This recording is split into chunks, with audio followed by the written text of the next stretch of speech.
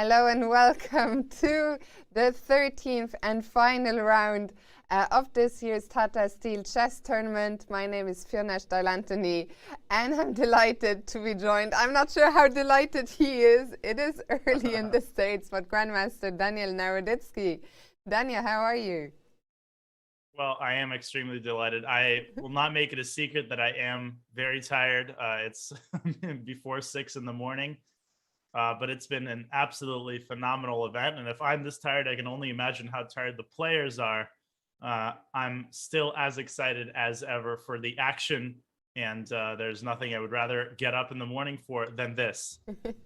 That's great to hear. Well, before we have a look at the results and the pairing and so on, congratulations once again to our two winners who won the event with a round to spare. First of all, Jorden van Foreest with a simply phenomenal performance in the Challengers tournament. And of course, congratulations to world champion Magnus Carlsen, who won an 8th title here in Wijk. Absolutely incredible. But we still have some other podium places to be decided. First of all, let's see, how did Magnus get there? What were the results yesterday? Yeah, I mean, it was an incredible day. Magnus defeating Fabiano Caruana with the black pieces down an exchange. And of course, that exchange wasn't lost. It was sacrificed in an exquisite positional effort. What a way for Magnus to end the tournament. And of course, Mamedyarov beating Vidit. That was a crazy piece blunder. Sam Shankland defeating Karyak in less than 30 moves. Of course, Magnus's performance, as amazing as it is, doesn't fully overshadow all of these other incredible performances that we saw yesterday. And even the draws were definitely very combative as well. Absolutely. And let's see what an action-packed day meant for the standings. So with one round to go, and remember that the reason Magnus has already won it is because he will not be playing today. We'll get to that in a second. But for second place, a few people still in contention. Shahriar Mamedyarov and Richard Rapport currently sharing second on 7.5, but Anish right behind. And there is actually a direct clash in that group. So let's get to the pairings. Indeed, let us review the pairings for the day. We have Van Foreest Shankland. We have Grandelius against JKD. Ooh, and we have Rapport Giri. That's going to be a big matchup in terms of determining who is atop the podium. Prague is playing Yasipenko. Another marquee matchup between two very exciting young players. Carlsen Dubov, of course, is not going to happen. That is a walkover win for Magnus. And Mamedyarov, Caruana, Fabi is definitely going to look for some sort of redemption in the last round. Karyakin facing off against Vidit. Both of those players, Fiona, are going to come in pretty darn angry. I feel like neither of them had a particularly restful night of sleep yesterday. Yeah, absolutely. And I'm very curious to see how both of them will have bounced back respectively. Really, I think watching Vidit yesterday after his blunder was one of the most painful moments of the tournament, where really that blunder, I mean, the way he felt shown through so clearly on camera. But those two games, very much looking forward. Also, of course, to the clash between Rapport and Anish Giri, as you said. The two players, direct competitors for the podium finish. And Dania, not just the players, but also our viewers at home can get involved. How do they do it?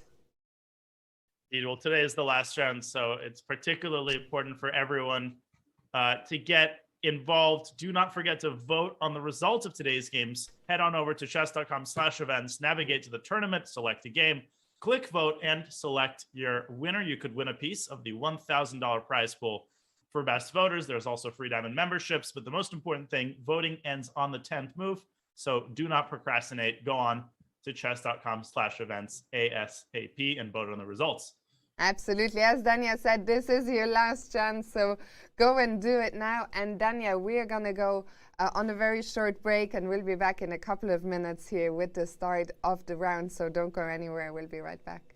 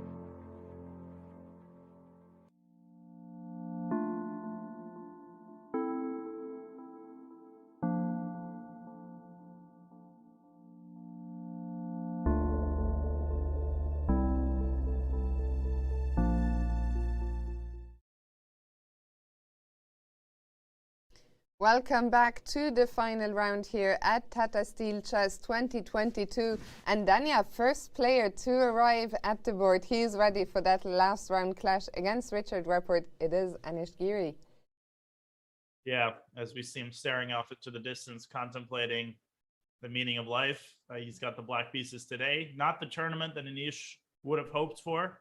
Sort of got off on the wrong foot of the loss to Magnus in round 2, but Magnus is a runaway train this tournament. He's really not the only one who got, hit and didn't know what hit him. You blink and Magnus has played the Catalan and destroyed you in 25 moves. So what to do? Such is life. Magnus, it was interesting to hear Magnus's thoughts on the Catalan yesterday. And yeah, I mean, he has every reason to be satisfied. For Vidit, on the other hand, who's just arriving there, he will be disappointed. He was one of the early leaders. He had such a great start to the event, and towards the end, it all came falling apart a little bit. Yesterday was in great shape up to the moment he allowed that F5 move against Mamedyarov. Yeah, I mean, the dominoes really fell in the wrong direction. First, he lost to Prague in a game that really he shouldn't have lost, in a game that he could have essentially achieved a risk-free position. But of course, all credit to Prague. That was an incredible effort. But yesterday, another very, very inspired opening. And then that blunder came absolutely out of nowhere. And, I saw him playing Blitz on Chess.com a couple of hours after the round. Very relatable moment. You're just so disgusted with yourself. You want to wipe the slate clean and convince yourself that you're still capable of playing some good chess. We'll see how that impacts his play today, but it probably won't impact it negatively, I think. Yeah, no, I think I absolutely am with you. It's so important to just shake that feeling that you have after the game, and we'll see. He's currently still waiting for Caruana to arrive. Elsewhere has place. No, play will start in a couple of minutes. I'm over eager, but there we see Prague arrive for his clash against Andrei Yasepenko. Daniel, what do you expect of this matchup between the two youngsters? Well, I think Andre playing black, he's not going to be going, crazy with the black pieces to produce winning chances. But Prague is a very solid player. So I would make the prediction that we're going to see at least 2 quick draws. And it's hard to say which games exactly we'll see them in. But I would anticipate that given that first place is not being contested, some of these players are probably going to come to the board with pretty peaceful intentions. And the people playing black today are not necessarily going to protest. But it's really hard to say, what mentality the players are coming into the board with, because some of them, such as Niels, for example, might also want to end the tournament on a very positive note. And Niels is a very fighting player. So one could absolutely imagine that he, for example, wants to seize the opportunity to play a full game against JKD. I could see it being one way or the other. For sure, and there we see Jorden van Foreest arrive for his clash against Sam, and exactly at 12 on the dot as Sam starts the clock. This game as well, I think we could have a fight here. Sam, he's made his feelings towards quick draws very clear. Yeah, he has. Although, obviously, once again, Sam has the black pieces, so he's not really going to protest if Jorden plays something relatively peaceful. And I think the clocks have been started. And so, as we see there, the bottom right corner, that board, no game will be played. That's where Magnus and Dubov would have been. I think everyone has arrived except for Sergei Karyakin. So we still see Vidit. Oh, and Jan-Krzysztof Duda. The 2 players are still missing. For Vidit, I'm curious to see what approach he takes today, because he will be playing in the first Grand Prix leg, which is starting in only 4 days. Yeah, I mean, he needs to hit the reset button because he's got a huge tournament coming up. And that's one of the hardest things to do, especially when you end a tournament like this. Your confidence level drops. You start doubting. You just start doubting yourself. And to reset completely, recuperate in 4 days, and then start a tournament in a completely new place setting is it's one of the necessities of professional chess, and yet it's one of the most difficult aspects of the life of a professional chess player that really isn't often talked about, but is tremendously difficult from not just an objective chess-wise point of view, but also from just an athletic, physical point of view. I mean, you're exhausted, and you just need to find a way to gather up the reserves of energy and pour them into the next tournament, because you're going to be playing people who haven't played in this tournament, and they're going to be very fresh. Yeah, I'm very much looking forward. The Grand Prix, of course, is going to decide the final 2 spots for the candidates tournament. As Sergei Karyakin, he doesn't need to worry about that. He has qualified already through the World Cup. He has arrived for his game, and he's just opening now with 1 E4. And I don't know, maybe we can go to the bird's eye view to get an impression of what these opening stages look like. Yeah, well, we're seeing a Queen's Gambit declined in Mamedyarov Caruana. That is a line which could potentially end in a quick draw. There's one of those famous, early repetitions that starts exactly as they've started. So we'll keep an eye on that. Now, again, I wouldn't be too surprised if Shakir just decides to end his good tournament on a solid note. But we see, for example, that Prague is repeating a line that has been a frequent guest this tournament, the Samish Nimzo Indian. He goes A3, and that signals his intentions as being anything but peaceful. Yeah, we definitely have a fight on our hands there. Kariakin just deciding what is it going to be, an Italian or a Ruy Lopez. I guess you're hoping for the Ruy Lopez again? Yeah, always. I'm a Ruy Lopez person, or maybe even something else like the Ponciani. Although that's wishful thinking, obviously. Oh, a Scotch. Maybe the four a little knights. Scotch would be nice. A little Scotch would be nice in both We see senses of the Grandelius word. against Duda. Yeah. Yeah. Grandelius against Duda, one of the rare open Sicilians we've had in this event. Truly. And I want to say we had a Rosalima yesterday in Fabiano against Carlsen, and a Rouser. That is a very infrequent guest at this level, and it's one of the most underrated openings, period. No qualifiers. One of the most underrated openings, period. People just don't think of the Rouser on the same level as the Najdorf, but it really is. Sorry, Fiona, go ahead. Do you want to start there and tell us why that is? Sure. So it's interesting, tracing the history and level of popularity. And I've talked about this throughout the tournament. A lot of subjective beliefs about openings are shaped by fashion rather than actual objective evaluation. And nobody has ever refuted the Rouser. It's always been a full-fledged weapon, really, since it gained prominence, several decades ago. And yet it's always been overshadowed by, the Najdorf and the Sveshnikov, and more recently the Taimanov. But there are players like Daniel Dubov who have really made a career playing the Rouser very, very successfully. And it's not exactly like the Najdorf. It's got similarities to the Scheveningen. It's got similarities to the Najdorf, sometimes to the Dragon, but it's its own opening.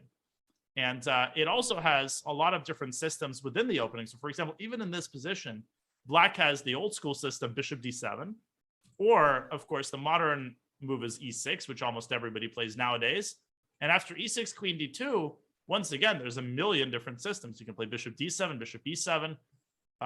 You could even play a6, and all of those are viable systems that have to be studied. So I'm a big fan of the Rouser, and I think the fact that Duda is playing it means that he's definitely playing for a win this game with the black pieces.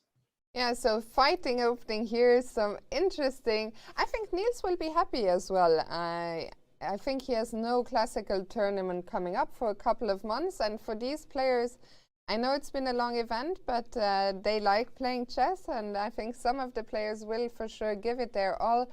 Let's go back to the bird's eye view, and Danya, I'll let you choose where to go to next.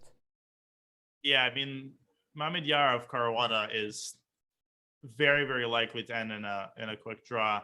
Let's keep an eye on that game for now. Let's see if Shakhriyar indeed goes for the repetition, or if he's playing this actually as just a full-fledged weapon.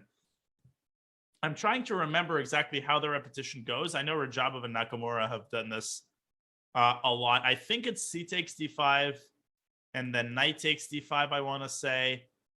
And then I want to say it's a3, knight c6, bishop d3. No, I can't quite put my finger, but there is some sort of a repetition within this line. I can guarantee that. It's also just a very peaceful and very positional line that often kind of fizzles out if black plays d4. But I guess we'll see. And I don't know what that look means by Shakhriyar. Does it mean that? Okay. End the tournament on a solid note. Maybe like you, he's trying to remember where exactly right. the repetition Where's the repetition is. Again? Right. How do I do this again? What do I play? I see that the most popular move is a3. But he has captured on d5, which lends even more credibility to your theory.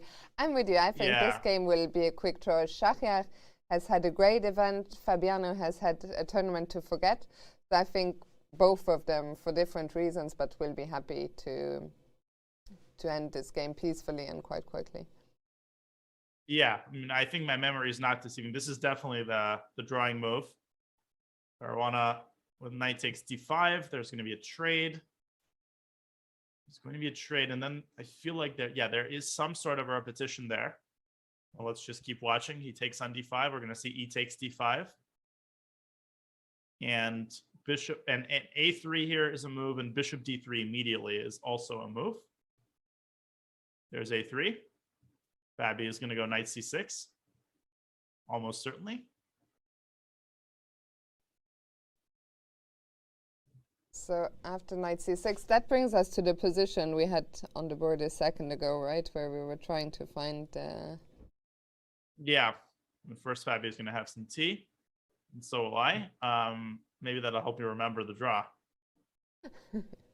Yeah, I was thinking, I was reading yesterday, we talked quite a bit about Fabiano's chamomile tea, and people in the chat were curious, aren't you supposed to drink chamomile tea before you go to sleep? But not the case for Fabi.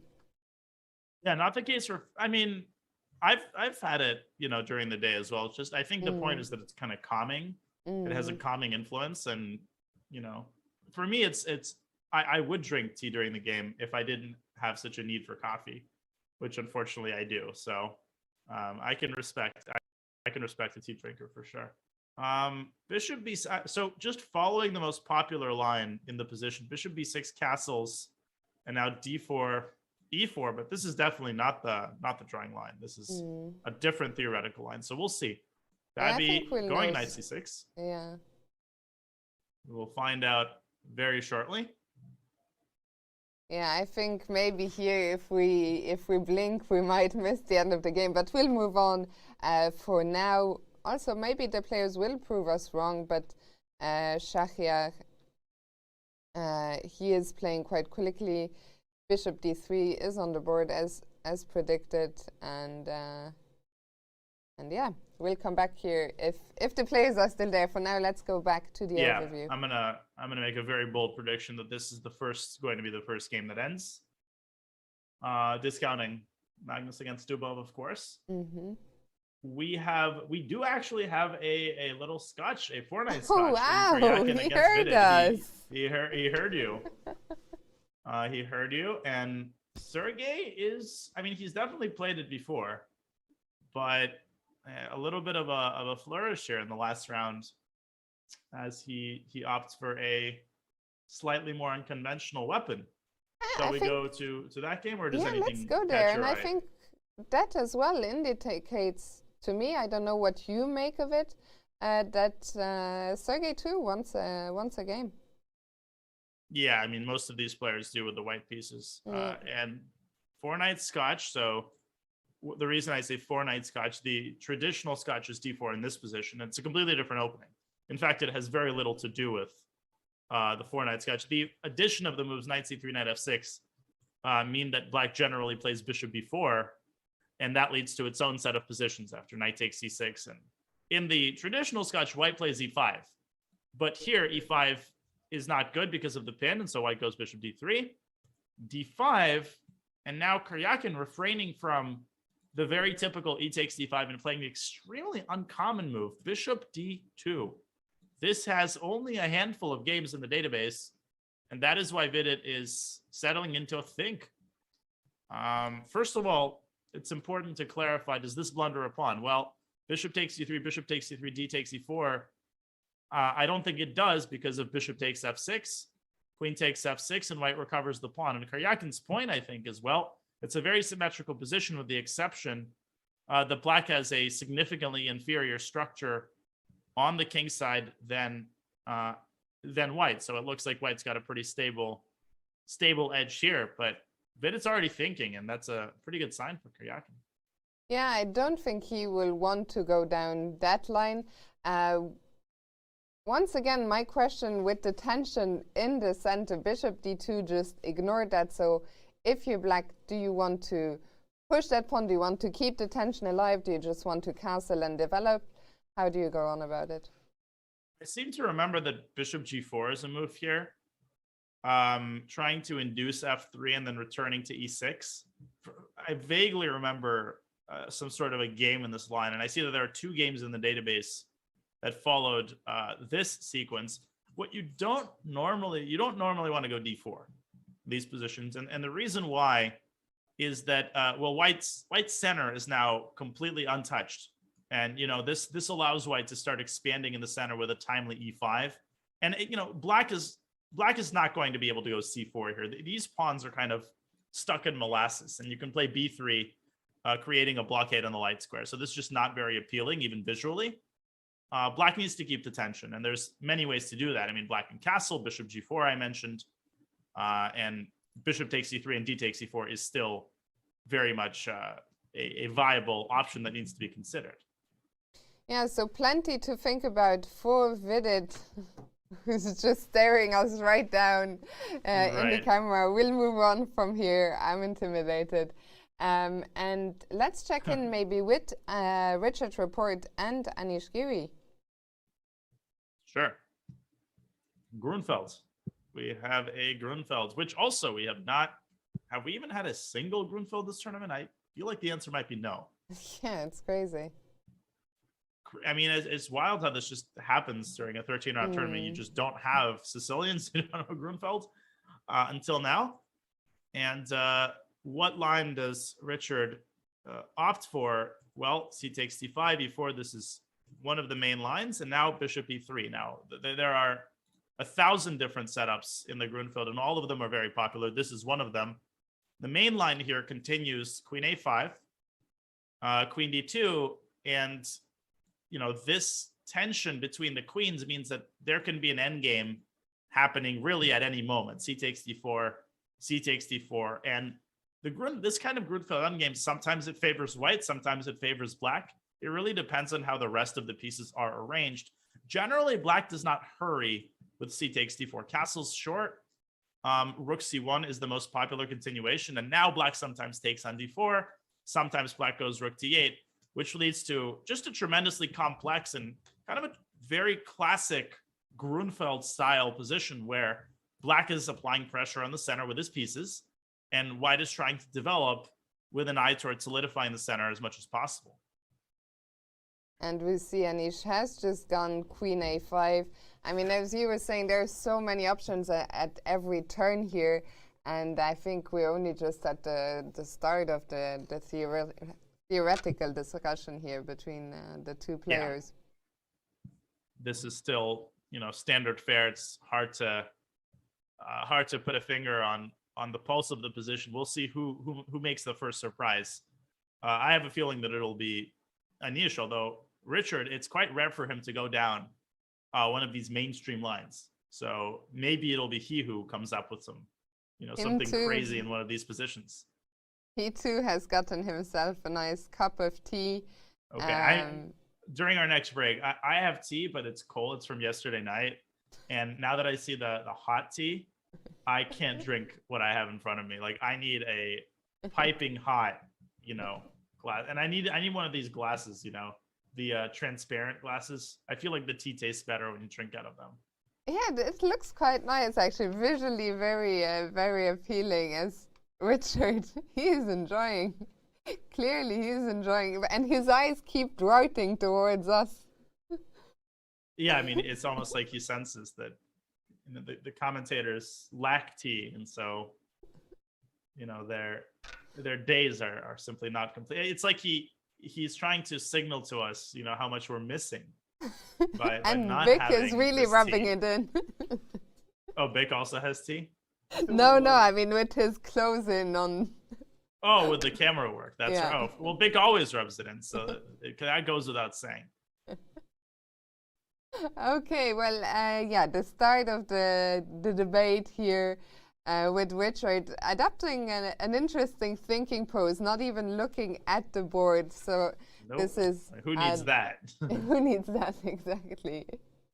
He's trying to remember what he looked at before. So we'll come back. What haven't we looked at yet?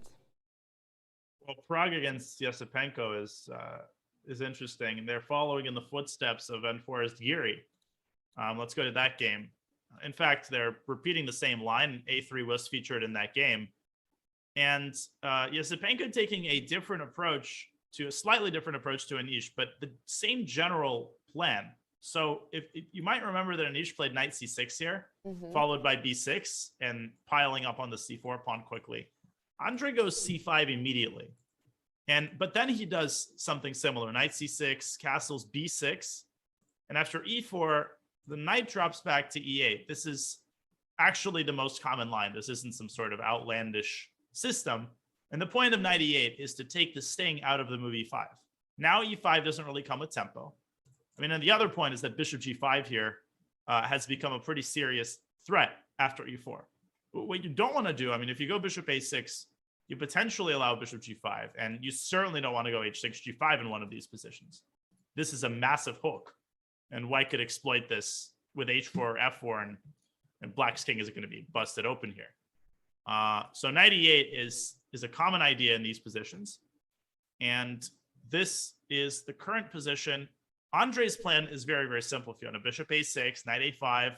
This knight sometimes comes in through d6. He wants to win the c4 pawn, and he doesn't just want to win it, period. He wants to win it and take that pawn with the bishop in order to disarm Prague's light squared bishop, which is, in the event of e5, going to be White's main attacker. Prague wants to get stuff going on the king side before he loses the pawn on c4. It's essentially a race. So how do you, as White, how do you initiate the race? How do you want to go on about your kingside attack? Well, you castle and then you just start, you just start running f4. And if black ignores, if black goes knight d6, I'm seeing here that the main line goes knight g3. So here's the pawn sacrifice. You actually give up c4. But the bottom line is after takes, whoop, you go f5. And you can kind of see how quickly White's pieces are coming into the king side. You don't really need the light squared bishop here because you already have all of the other pieces. And so it's very important for black not to allow this. And so for that reason, the main line is f5 in this position, trying to preempt White and slow down White's attack. I see that knight g3 is a move here, g6. I mean, just a very, very complicated position. And I've dabbled with this system with the white pieces, and I always end up losing this pawn and not having anything to show for it. But Prague has demonstrated some great opening preparation this tournament. I think that has not been his big problem. So we will see if he can manage to carry that forward to the last round. The opening prep hasn't been the problem, but he has... Oh, we have a result already. Wow. Richard Report I was and wrong. Anish Giri. Yeah, we just came from there, but a draw was agreed. Oh, they went. Oh, of course. I forgot about this line. This is a famous Grunfeld draw. Yes, of course. Of course. I should have predicted after queen a5, Richard going knight d2, which essentially leads to a forced repetition. Castles, knight b3 looks like a blunder, giving the c3 pawn away with check. But no, this is a line, bishop d2, queen b2, and the queen is perpetually pursued between c3 and b2. It has no other squares, and a draw is agreed. And understandable results, and a great tournament, Fiona, for Richard Report, who, again, people often sleep on when they think of top super GMs. Yeah, it really has been. Richard Report, he finishes on 8 out of 13. He lost the first round, but then from there on out, he got a lot of wins, a lot of decisive results as well. And he is walking away from Wijk aan Zee with a nice plus 10 ELO points gain. Wow. I mean, at that rating, that is a very, very nifty, nice number. And yeah, that is the first game to end.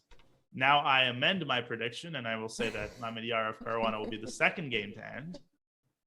Also, by the way, we can just say that also means if Schach draws, then I think the podium is decided. Report. Right. He is currently in second place on 8, Magnus winning, of course, with 9.5. So now it's all down to Schach's results. If he draws, he equalizes with Report. If he wins, he will get sole second place. Yeah, and I mean, again, judging by Schach's opening choice, he has a very vast repertoire. So if he wanted to play, full steam ahead, all guns blazing. I think he just offered a draw. Sorry, Daniel, to interrupt you. And Fabi's going to accept it. There it is. Okay, I wasn't too wrong. They basically ended at the same time. They Close basically but no cigar, Dania. We won't allow it. No. I hold myself to the highest standards. I was wrong.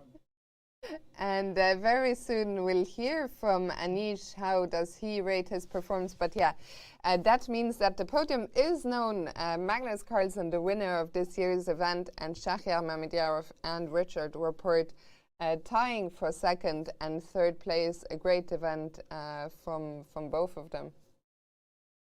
Indeed. And again, if you put yourself in their shoes, what you really don't want to do is go crazy, in the last round, take unnecessary risk and then lose. If you've had a good tournament, you would much rather, play it safe in the final round, make sure that you don't lose, and, take some rest before the next tournament. And speaking of which, look at Karyakin against Vidit. There's not too many pieces left there either. And there's 8 games in the database in the position they have, by the way. That's crazy, actually. And Black certainly needs to be careful. White has a tiny advantage because of the control over the B file.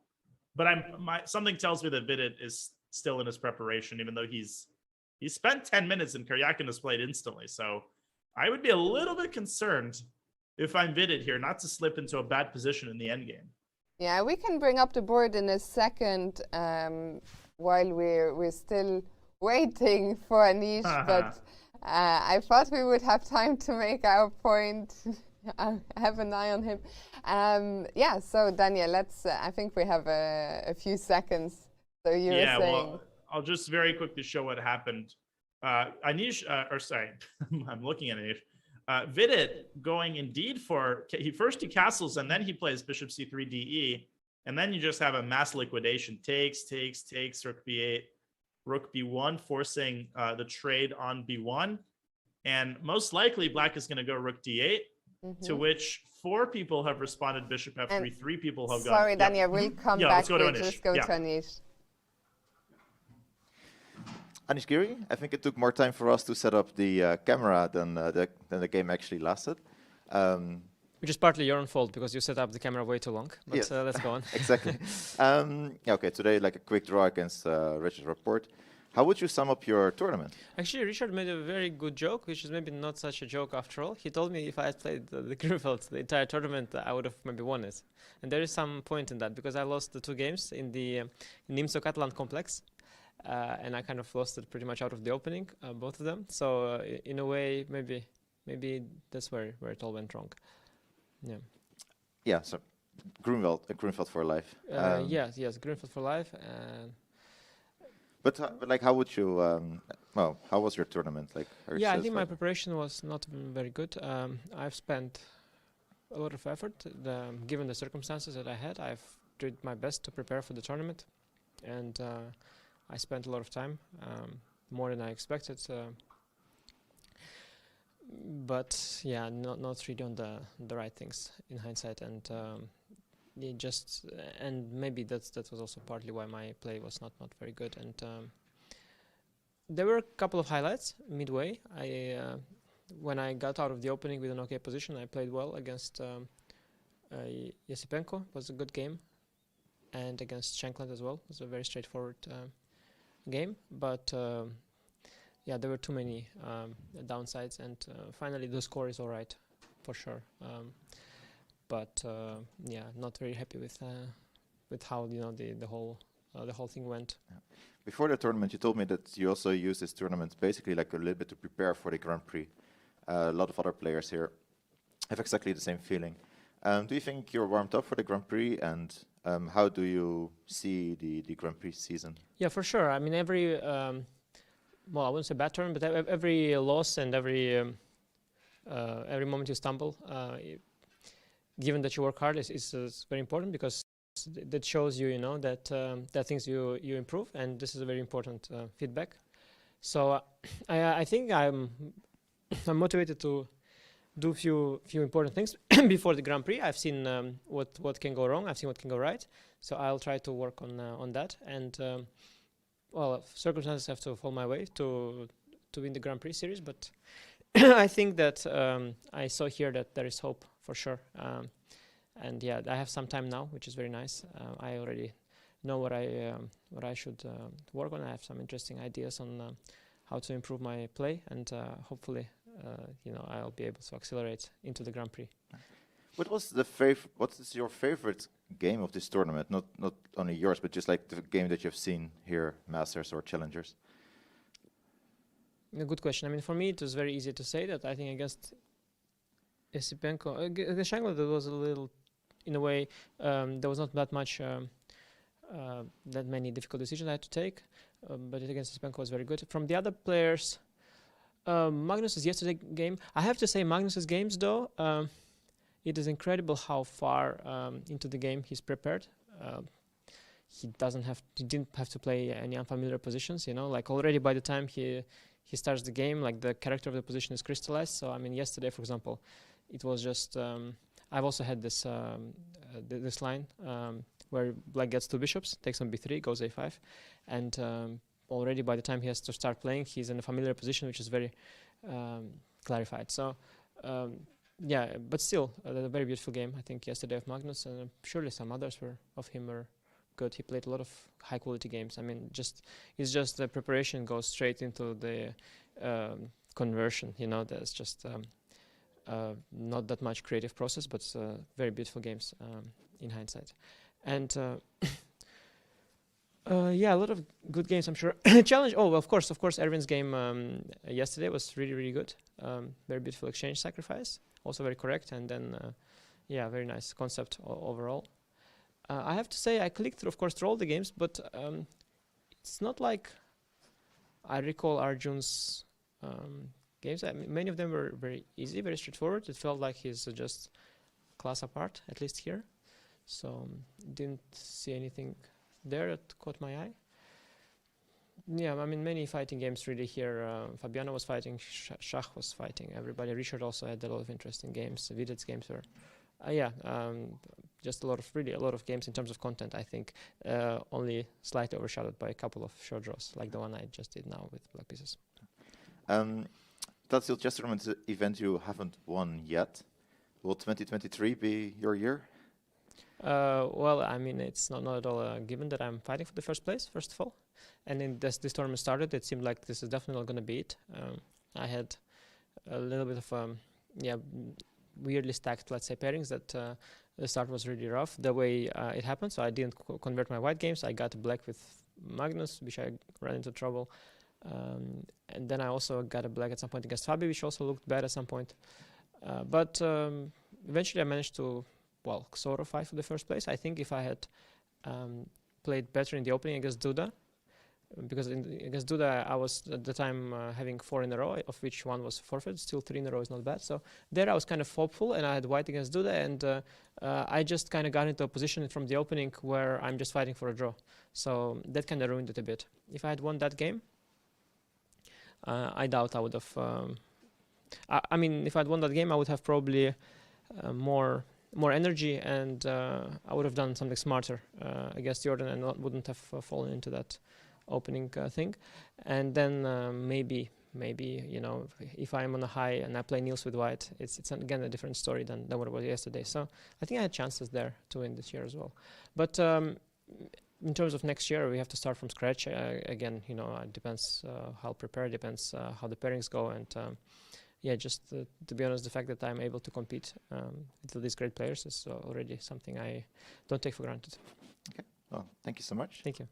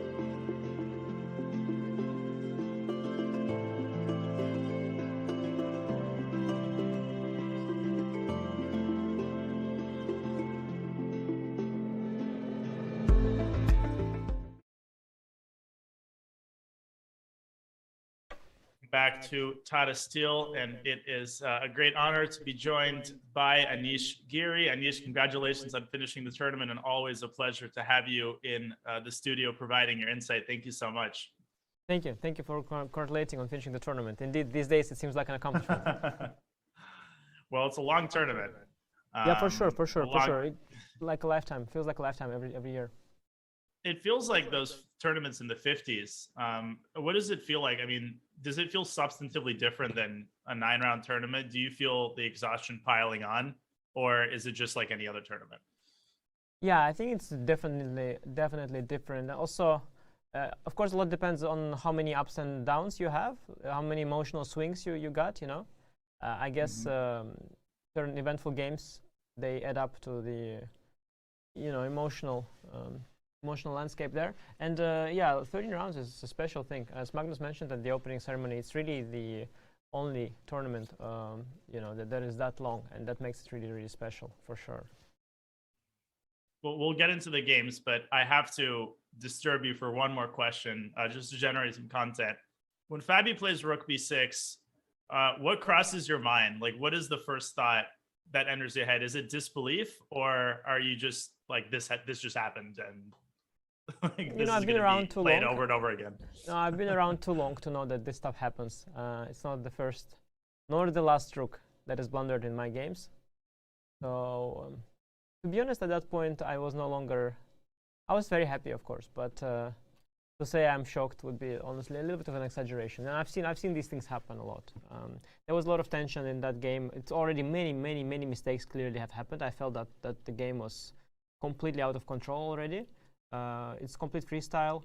We had very little time, so I expected a blunder, though frankly more from myself than him, but still blunder was expected. Yeah, that makes sense. You'd already lost the thread. Daniel, not everyone is like you, yeah? Playing 1,000 bullet games without a single tactical error. Not everybody is like you. Wait, who is like me? I mean, nobody is like you, because you are playing these 1,000 bullet games in a row without a single tactical error, without a single blunder. It's different for us mortals, you know? We blunder stuff. Unfortunately, when I sit down on the board for a classical tournament, I seem to lose the magic. No, I think you still don't blunder rooks. It's just that there's more to the game maybe than just rook blunders. Right. Unfortunately, that is true. Well, it's the last round, and we've already had 2 draws. It's funny, and we were joking that all of the games might be done by the time we came back to the broadcast, but a couple of them seem to be heading in a more combative direction. Yeah, Shall for we sure. have a quick look at all of the remaining games? Which one would you like to start with? Van Foreest Shanklin, maybe? We were discussing that during the break. Yeah, so clearly, let's say the game of Karyakin and Vidit is heading towards a draw as well. But Praggnanandhaa Esipenko is a fight. Grandelius Duda is definitely a fight, as is Jorden against Shankland, Sam Shankland. And okay, let's say some players, they've had their reasons, but some others they have no reasons to not fight today. And so we do have a few exciting games for sure. We can start with Jorden against Shankland. It's a pretty clear-cut position. Terrible position. Clear-cutedly bad for black. Yeah, clear-cut, not in a good way for black. I do like e5 in the sense that it is terrible, but at least you see how black can hold it, right? Like in the long term, like lots of suffering, but lots of trades, this terrible d5 pawn, and you just stand and maybe hold in the end. So I do like that transition at least. And I'll just show for the audience, if Sam had just developed a bishop d7 after bishop d3 followed by knight e5, it's a nightmare scenario, literally and figuratively for black, with absolutely no active play. And these positions can happen in the Caro-Kann exchange variation. So Sam sensing it's very the well urgency known. of the moment. It's very well known, exactly. When you've got this half-open e-file, and you've got this knight on f6, and you don't have knight e4, so the other option instead of e5 would be knight e4, as we spoke briefly before the game started, and then f5, bishop d3, f5. Then I feel black's position is very suspect, but at least you've got that e-file kind of blocked a little bit. The access to e5 square is blocked. Bishop b5, yeah, maybe it's good. Then you take knight e5 and f3, and it's going to be very ugly. But what, Yeah, what, and what take the already camera things out. have gone really wrong. Yeah, like we have to really go a few moves back. I think the mistake happened before. Yeah, like somewhere around here. Mhm. It's really You not. were It's surprised at really this not how move. you do that. CD ED. Maybe you can play knight h5 and get access to d6 square. That would make some sense. But you can't take in bishop d6. That's just not it. Yeah, mixing up ideas. It seems either bishop d6 straight away, or if you take the knight h5, and as a result, yeah, the dream setup. So e5 takes. Jorden is thinking here. In knight takes e5, I thought, and maybe knight a3. Yeah. Seems like one One option way and or the heading other, for d4. bringing the knight. Yeah, maybe via d2, f3 is a bit more normal, let's say. But via a3 as well is the same thing. You basically dump that knight on d4, and you start moving around. It could be doable for black if he goes bishop d7, let's say, and then brings rooks to the e file, gets some trades in. Stands very passive, very sad. Can hold these positions on a good day though. Yeah, well, there's no second weakness. That's a bit of an issue for white in terms of making progress. Yeah, just put the queen on d6 maybe. Not yet the second weakness, but as it is in these positions, they sometimes appear. Sometimes I go a4, a5 later on, or in endgame I go f3, g4, start pushing on in the endgame, obviously. Yeah, f3, g4 is not something you do with queens on. But yeah, you probably know very well how these things can still go really wrong for black. So yeah, definitely a great position for white. Also very easy to play, completely risk-free. So definitely good choice there in the opening. This is one of the things, Anish, that impresses me about you super GMs is I feel like I almost never win these positions against 2650 plus players, and for you guys it seems you make it look easy. And sorry, didn't mean to interrupt you. No, I'm not sure actually. It's I mean, I'm sure you're also very good at these things. It depends also, you know, on the game, how the opponent plays. I'm sure if it's still within black's power to defend this, if he does his utmost best. But it depends, you know, on his mood. Like Sam, what is his mood? What does he feel like? Is he motivated to hold and grind it out, all these defensive moves? Or is he tired of the whole tournament and already very frustrated with the fact that he got here in the first place? So it all depends on these little things. That's interesting. So let's have a look at some of the other positions as Sam kind of enters the suffering stage. What catches your eye next as we look at our of course, the Yesipenko game. As people might have realized, I'm not an expert on the Zem variation, but as far as I remember, this does look very, very similar to some theoretical position that's been debated. Like it looks similar to this Hikaru. Hikaru had 2 games here, I think, with Magnus, maybe even. I'm seeing Queen A4 listed. But not okay. I mean, maybe like the last few moves have been different. But this pawn structure where black has gone f5, ef happened, bc happened. Now, like of course, long term we see the bishops. Yeah, imagine it's an endgame. The white bishops are dead. But currently, black's is a little shaky. Like the knight on e8 is a bit passive. The f5 pawn is slightly hanging. The bishop on a6 is a bit loose. So maybe white can jump quickly with his pieces and do some damage. Yeah, from that perspective, Queen A4 seems to make sense, hitting the bishop straight away. And the game continued knight C7. To me, bishop B7 looks pretty natural, transitioning I was onto the thinking long as well diagonal. about bishop B7, bishop C6. Yeah, that's also the move I considered. Maybe rook B1 with the idea of bishop C6, queen A6, but then I guess knight C7 is possible. Yeah, it seems white has to really do something concrete, because if you just allow black to consolidate, maybe there are some tactical resources to rook B1, some queen C2, G6, yeah, you have, or queen D7 even. Instead of rook B1? Yeah, I'm not sure what did we have achieved. Okay, rook B1 first, probably better to include rook B1, bishop C6, queen C2, and now G6 or queen D7, yeah? Right. Yeah, let's say queen D7, maybe rook E1. I would have loved to bring my bishop from E3 to H4. That's the only place the bishop can ever be active. But it's not easy, because you need to remove the G3 knight first, which is a real pity. Right. This is where Nimzovich would play knight H1 and win in brilliant fashion against Tarrasch. Unfortunately, I'm sure Nimzovich would win with black well, in brilliant fashion. Oh, because of the square control. Yeah. No, I'm not sure about this queen A4 business, what we have achieved. Bishop on A6 was Not the best piece, maybe, anyway. Yeah, so how do we... Bishop takes f5 is not a thing. Ooh. Yeah, I assume. It's because of bishop takes, or because of knight takes f5. Queen d5. So let's say king h8, knight takes f5, and now is there a move? I'm not losing material immediately, though. There is bishop takes c4. Yeah, but that's then, probably okay, then not I too got rid of impressive my for bad black. pawns, and you got the knight on e8. Maybe this is the way to go. It's very similar to some kind of theory. Yeah. Bishop takes f5, knight f5, queen d5. Mm-hmm. Yeah, if you go bishop That's a c4, which is like the lazy way in the final position, I feel white could be slightly better after queen c4, rook f5, maybe some queen d3 or something like that. And maybe c4. Maybe c4 f5, and then the bishop on e3 suddenly gets a lot of scope, and the knight on e8 is very passive. This is like nice risk-free advantage for white. Yeah, this looks great. So Yeah, black it's a tactic can there in the search house. for alternatives here. You know, instead of knight e7, can you check if g6 is not played a lot, or? The chess.com, oh, g6, G6. 13 games, actually. Yeah, that's the line, g6. Correct. Mm-hmm.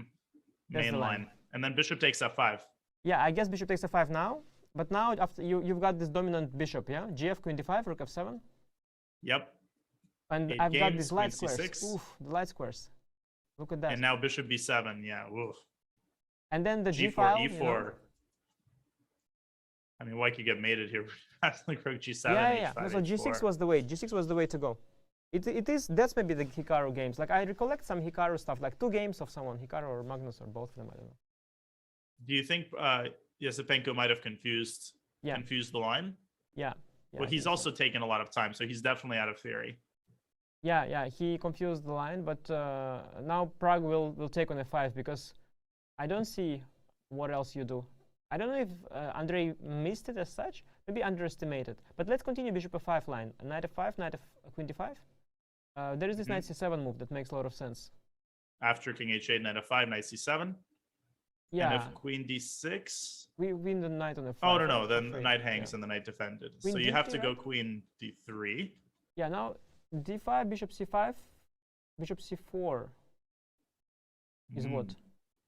It's continuous. Queen h3. So you have to. Queen c2, yeah. Queen h3. Queen Queen h3 c2 looks. may be better. Yeah. Bishop f1, bishop f8. So there I'm a pawn up. Or not really. No, queen Right. f8. Because Maybe also a3 falls for hangs black. at the end. Queen a3 in the end, yeah. And if king f1, g6, then you win f4. Yeah, so maybe it's still some sort of equality by force. Maybe knight e7 is just another way to play than g6. We'll see. But from that perspective, queen h3 might be a better idea because if we have the same line, there's knight g7 maybe in the end. Like after all of the captures. Wow. Is there knight Queen c5 g7 check here? though. Queen c5 check though. Oh. A little intermezzo there. Nice. Mm-hmm. Yeah, here maybe you have though something on the king side after queen a3. Maybe because I'm currently a little bit mispositioned. Queen on h3 is active. Maybe something active here, but I don't quite see what it is. Yeah, black should hold. Maybe probably, slide the king to h1 without your opponent noticing, and then you can take on g7.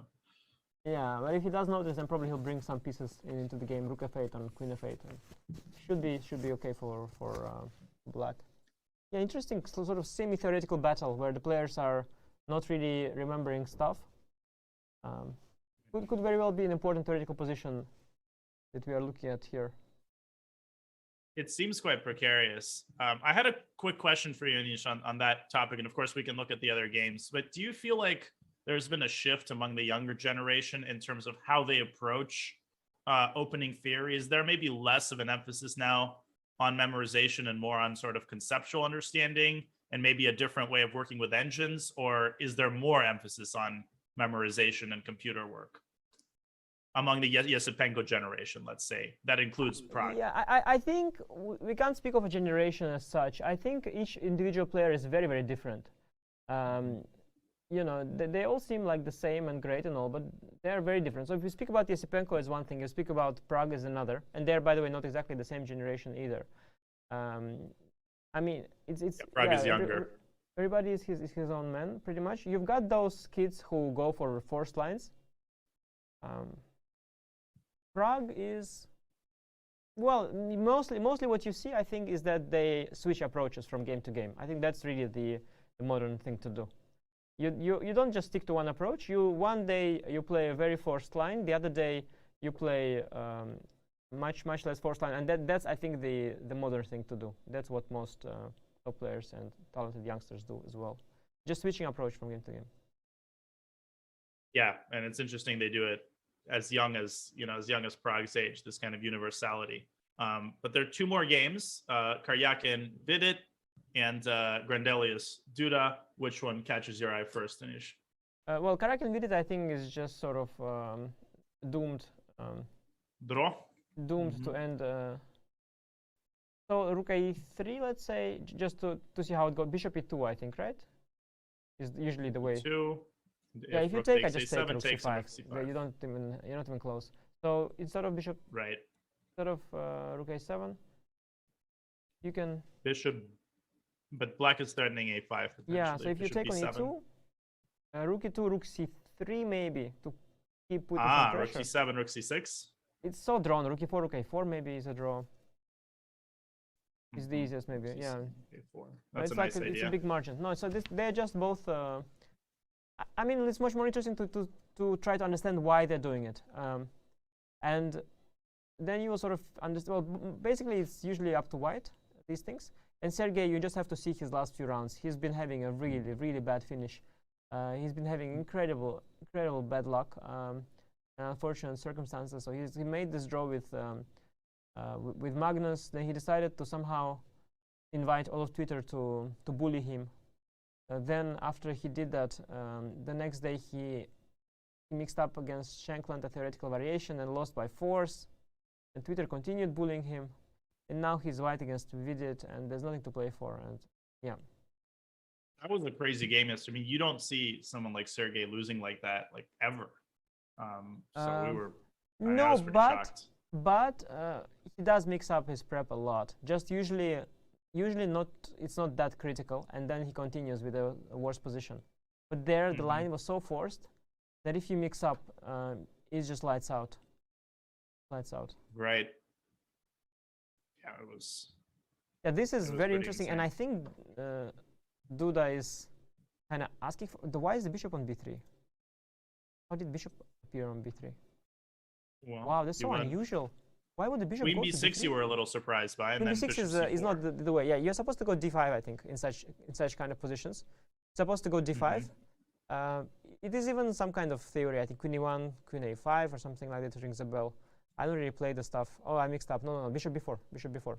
Yeah, here there's. Yeah, bishop b4.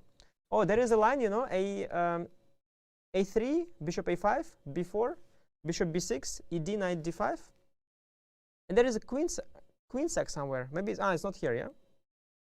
No, sorry. Sec on. No, not like that. Not like that. Can you go a few moves before? Probably I have. Before I have probably bishop c7. No. Is ed first? b4 is the second most common. Oh, ed bishop first. d2 is the most common. Ed first. No, ed first. Sorry, That's the way to go. Knight d5. b4, knight takes f4. That's the way to go. Rook Oh, d8, bishop d8. yep. Yeah.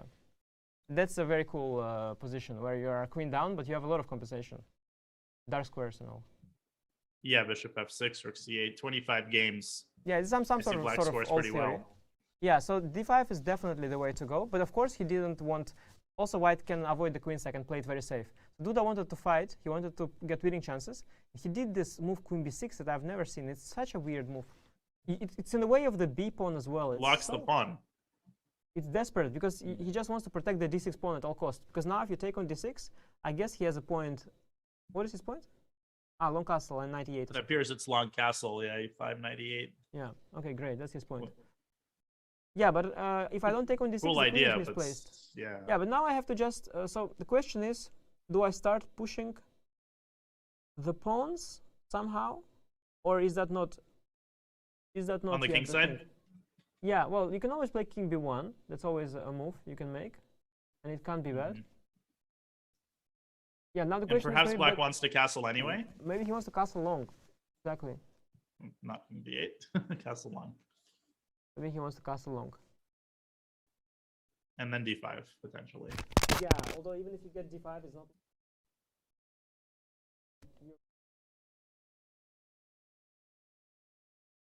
But okay, so king b1. What is punishment for probably not. So bishop c4 is actually the most popular move with 17 games, or over 17 games.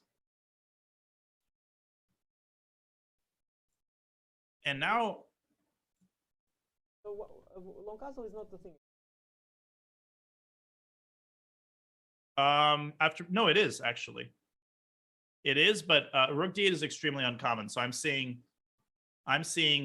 16 games long castle and only 3 games with rook d8. This database, by the way, that Chess.com has, is that of which games? Classical chess or?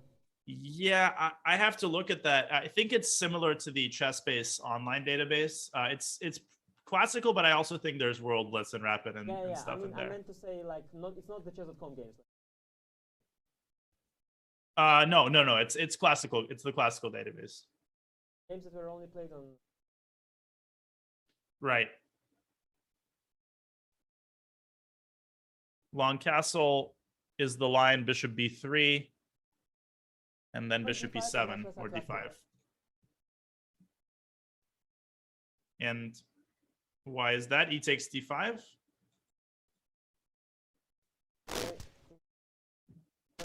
Correct. Why? Yeah. I didn't do that. It fell. It's not I fell. Mike fell. Why did I do that? Why did Mike do that? Okay, ed knight d5. Not. Yeah, e5 probably is not what you want.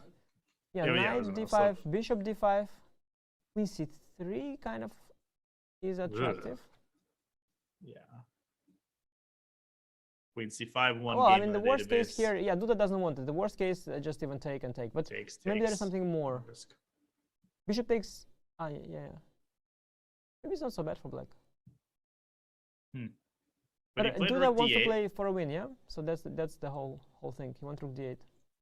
Rook d8, bishop b3, and bishop e7. Maybe now start. I mean, now it makes sense to start. The problem with g4, I love g4. But if you castle, then I go h4, g5. Of course, I crush. But the problem with g4 is that it does soften the f3 pawn. And in case of d5 and trades, it is actually misplaced. In case of an endgame, for example, it's going to be misplaced. So you have to time g4 very well. I feel it's a bit premature still. Would it make sense to start with h4 that would be if it's a little less weakening? For sure. What about some bishop e3, queen f2, or is that not a good thing? Bishop e3, queen c7. Some queen f2. And then if you go knight d7, now that d5 is off the table, then we start pushing the pawns. g4, h4. Even f4 is probably not out of the question here. Yeah, the moment the bishop is on b3, f4, f5 becomes a thing. Wow. So this is going to be a game of very unappetizing for black. Yeah, the most exciting game of the day here, definitely. You guys, by the way, also watching the games of challengers, or you're elitist here? We are. We keep an. What was that, Vic? We're definitely. Yeah, we can definitely throw it up in case of. In case of a lack of stimulation in the master section. Yeah, let's see if there's anything interesting. Just cool. Vic, could you help me with that? I'm doing my thing, man. Just talk how. And you're a magician. You're literally in 3 places at the same time. That's what they say. News is as stunning as ever.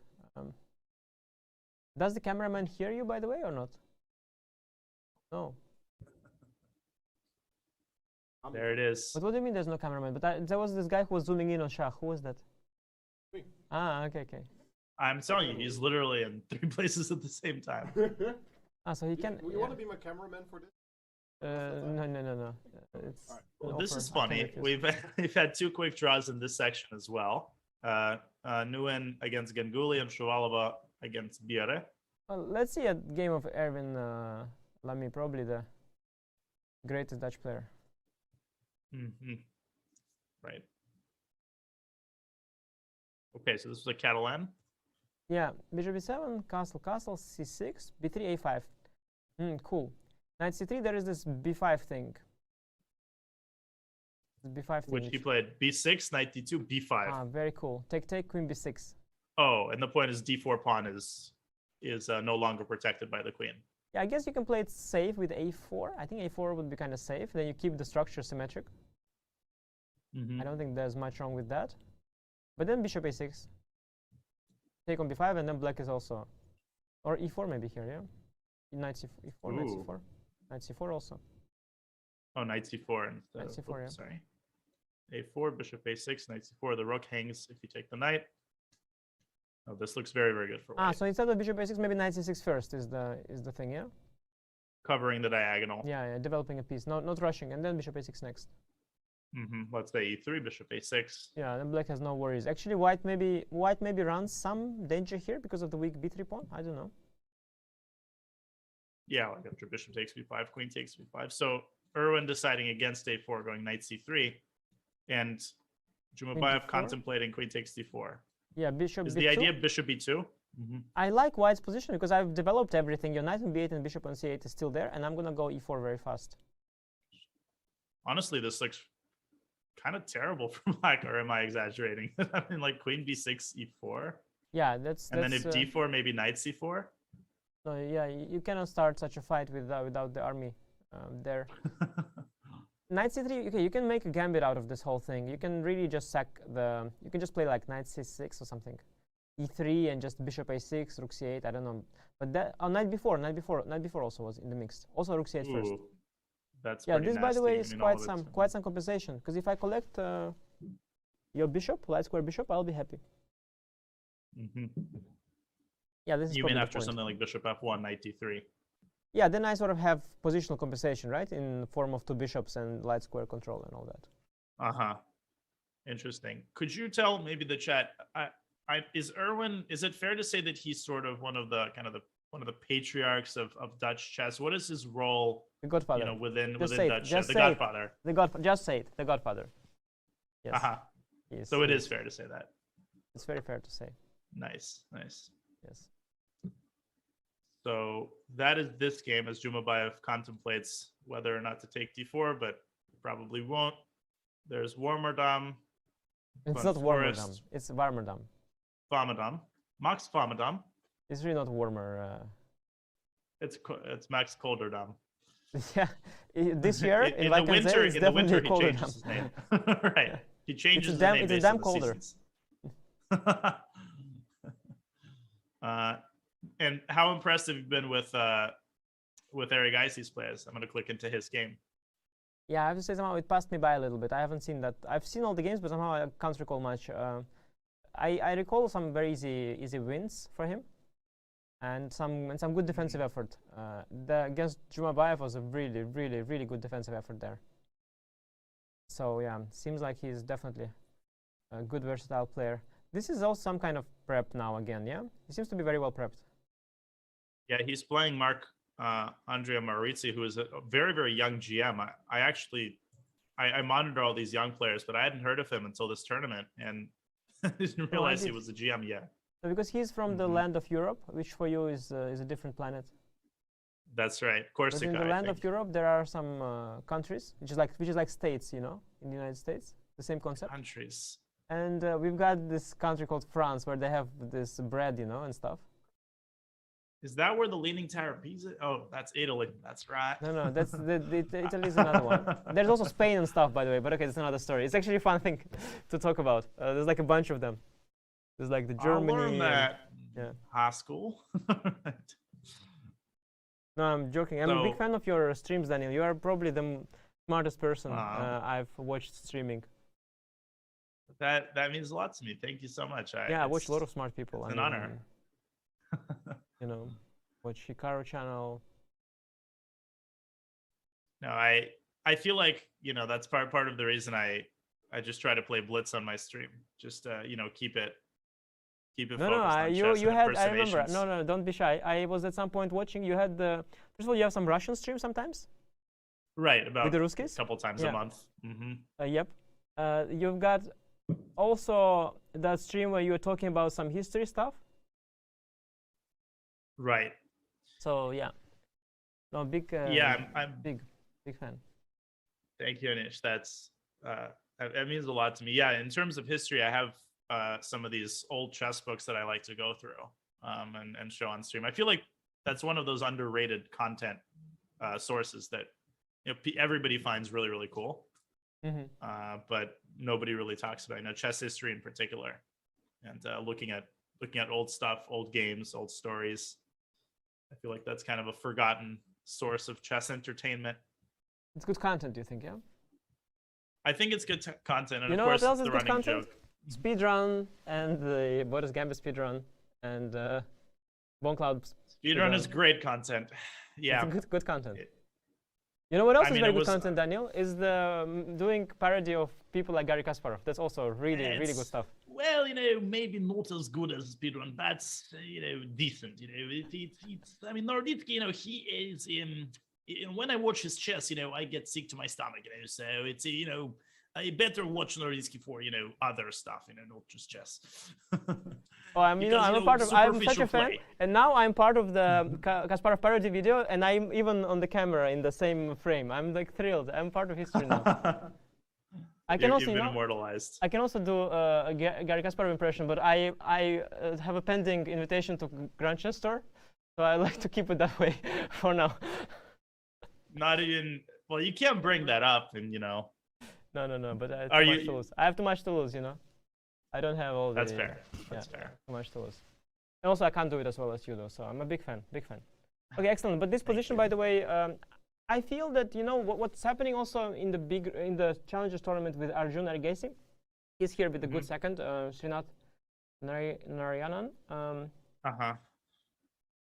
But it reminds me of my childhood. Like these guys, they're just going straight for what you prepare. Like they're just so naive. Like you expect what they're gonna do, you check it better than them, they fall for it. They can't even equalize with white sometimes. It's like so easy. It's When not you gonna say be the they, same you for mean me. players in the challenger section. Yeah, I mean they're just too naive, many of them, and they just head straight into his prep, just straight into what he looked at the day before, and it's just not the way to go at the highest level. And I think that in next year for Arjun it's going to be harder because top players, they are not, at least not always, as forthcoming. And you cannot predict what they're going to do. And just, because I see so many games of his, I walk by and he just bleeds everything out. And it's clear he just looked at this line and somehow this very line, somehow people they keep going for what they are doing and they just don't know it very well. And again, now we see some forced line where white is out of book way too early. And already it's double-edged. There's a cute move, bishop e5, but it probably doesn't do anything due to Wow. knight d7. Maybe bishop d4. Bishop I e5 was thinking is something he blundered, by the way. It's a very pretty move. Wow, I also would. And if knight d5, I think there's knight takes c4 potentially. No. Then knight c3, knight d7. But Wait, why? Knight c3, bishop c3? Knight d7? It's not the end of the line, right? yeah, it takes. H4? Very nice for white, no? It seemed the eval bar was indicating that we were missing something here. Yeah, but that's not knight c3. I think we're missing knight c6, maybe? Maybe knight d6. Knight c6. Yeah, knight c6 it is. Just getting the knight out, and white has to sack the exchange in an unfavorable version. So bishop e5, it was your improv, yeah? It was not like you're improvising. Yeah, no, just. it was. Nice. Yeah, completely improv. But after knight d5, white doesn't have to. Oh yeah, no, white does have to probably take on e4 because otherwise the knight gets into e3. So bishop e5 doesn't work, yeah? Pretty though, pretty. Yeah, it appears that way. So what are the normal moves? I can grab on e4, I can play h4, I can play e3, yeah? Knight c4 as well is an option. Yeah, knight c4, knight d6 potentially looks interesting. Very weird. Knight d5. Hard to wrap one's head around this Knight endgame. d5 though? Neither side is developed. Yeah, like you should take care. I mean, let's just stop this nonsense and think of our f1 bishop for a second there. The bishop on So f1 is just that would yeah, entail e3. yeah. Let's do that. But what if I go knight d5? Yeah, and I'll sack that. Rook b3 or something. I'll take And it. some. Yeah. Okay. Yeah. I don't know. It's not a problem for black for sure. You are at the very least fine. Yeah. Yeah, if take g2 is coming. Hmm. Yeah, this bishop is a big problem for white. It's buried right now. It surprises me that the eval bar is positive for white. I don't really see why white is better at all. The engine move is h4. Yeah, I thought about that, but what if I go g4? How does it help me? It's saying f takes e4, and then knight it c6. appears bishop. Yeah, knight c6. Oh, you've got the bishop f4. f4 e3 thing going. Oh, very nice. Very nice. Right, yeah. and you get the bishop out. Yeah, but it's a very long term thinking, you know, it's not so obvious. I'm not sure that Maurici is ready for it right now. It's very deep. And he hasn't been in the greatest form this tournament, to put it mildly. Yeah, I mean, he's one of the lower rated participants, I guess. It's just hard. You have so many strong players. Not easy. What was your first appearance? When did you first play in Tata Steel? And did you go straight to the top section? No, I really started from the bottom. Now I'm here kind of guy. I Wow. played first a qualifier through the C group, which was. Oh, I played in that too, the Cultural Village tournament. No, not that one. You've been or there? a different one. No, I've been on yeah, online I played qualifier. that twice. Online qualifier I've played. Wow. On ICC. Oh.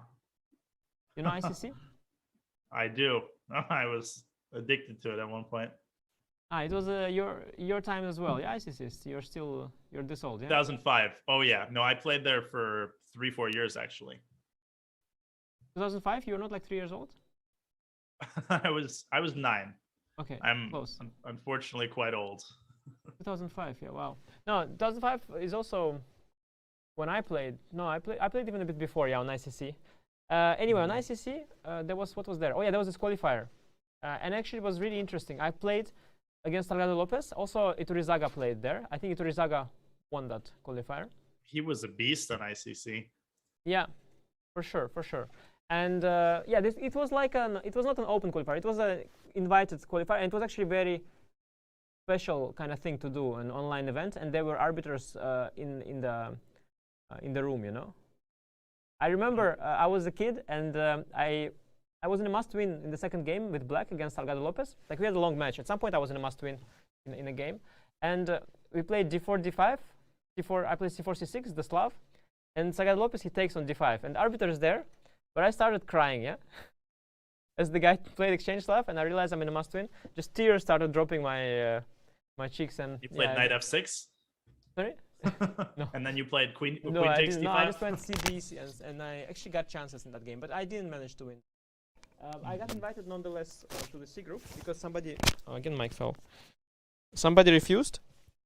So I got the spot in the C group anyway, and then I became a grandmaster there. Then I played the B group next year, and I won the B group. And then I played the A group ever since. So I've had like all the stages of grief and development, if I can say. That must be a good feeling, though. Just, you know, like the stepping stones. Yeah, although I mean, I didn't qualify. Like, I didn't actually qualify. So the online qualifier, I didn't qualify, and also the C group, I didn't actually win it. I became grandmaster, but I finished probably like 3rd or something. So I got kind of a spot into the B group next year because I just gained a lot of rating, not really by directly qualifying. Also, as a Dutchman, of course, you get some discounts. As you can see now, there are more Dutch participants. What was the transition like from B to A group? Was it? I assume you already had Super Tournament experience by then, or was your first A group experience one of your first Super Tournaments? It's a good question. I did play some top players. I have played Ivanchuk in this. There was a small close tournament in Hogeveen also. A little bit of an elite tournament, you could say. I also played some good players in some team competitions. But of course, A group would be a different challenge. I was very fortunate, though, that at the very start, in the second round, I beat Magnus with Black. Magnus was already world #1 at the time.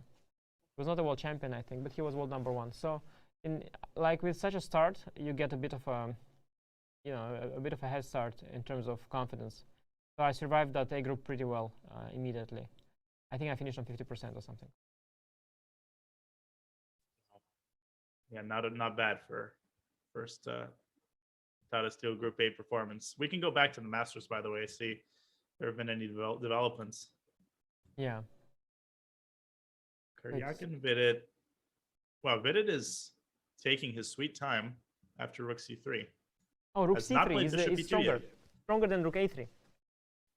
Because now Bishop E2 is not the same. Yeah, but now I take on C7. That's you can just take on E2. That's right. That's not fun.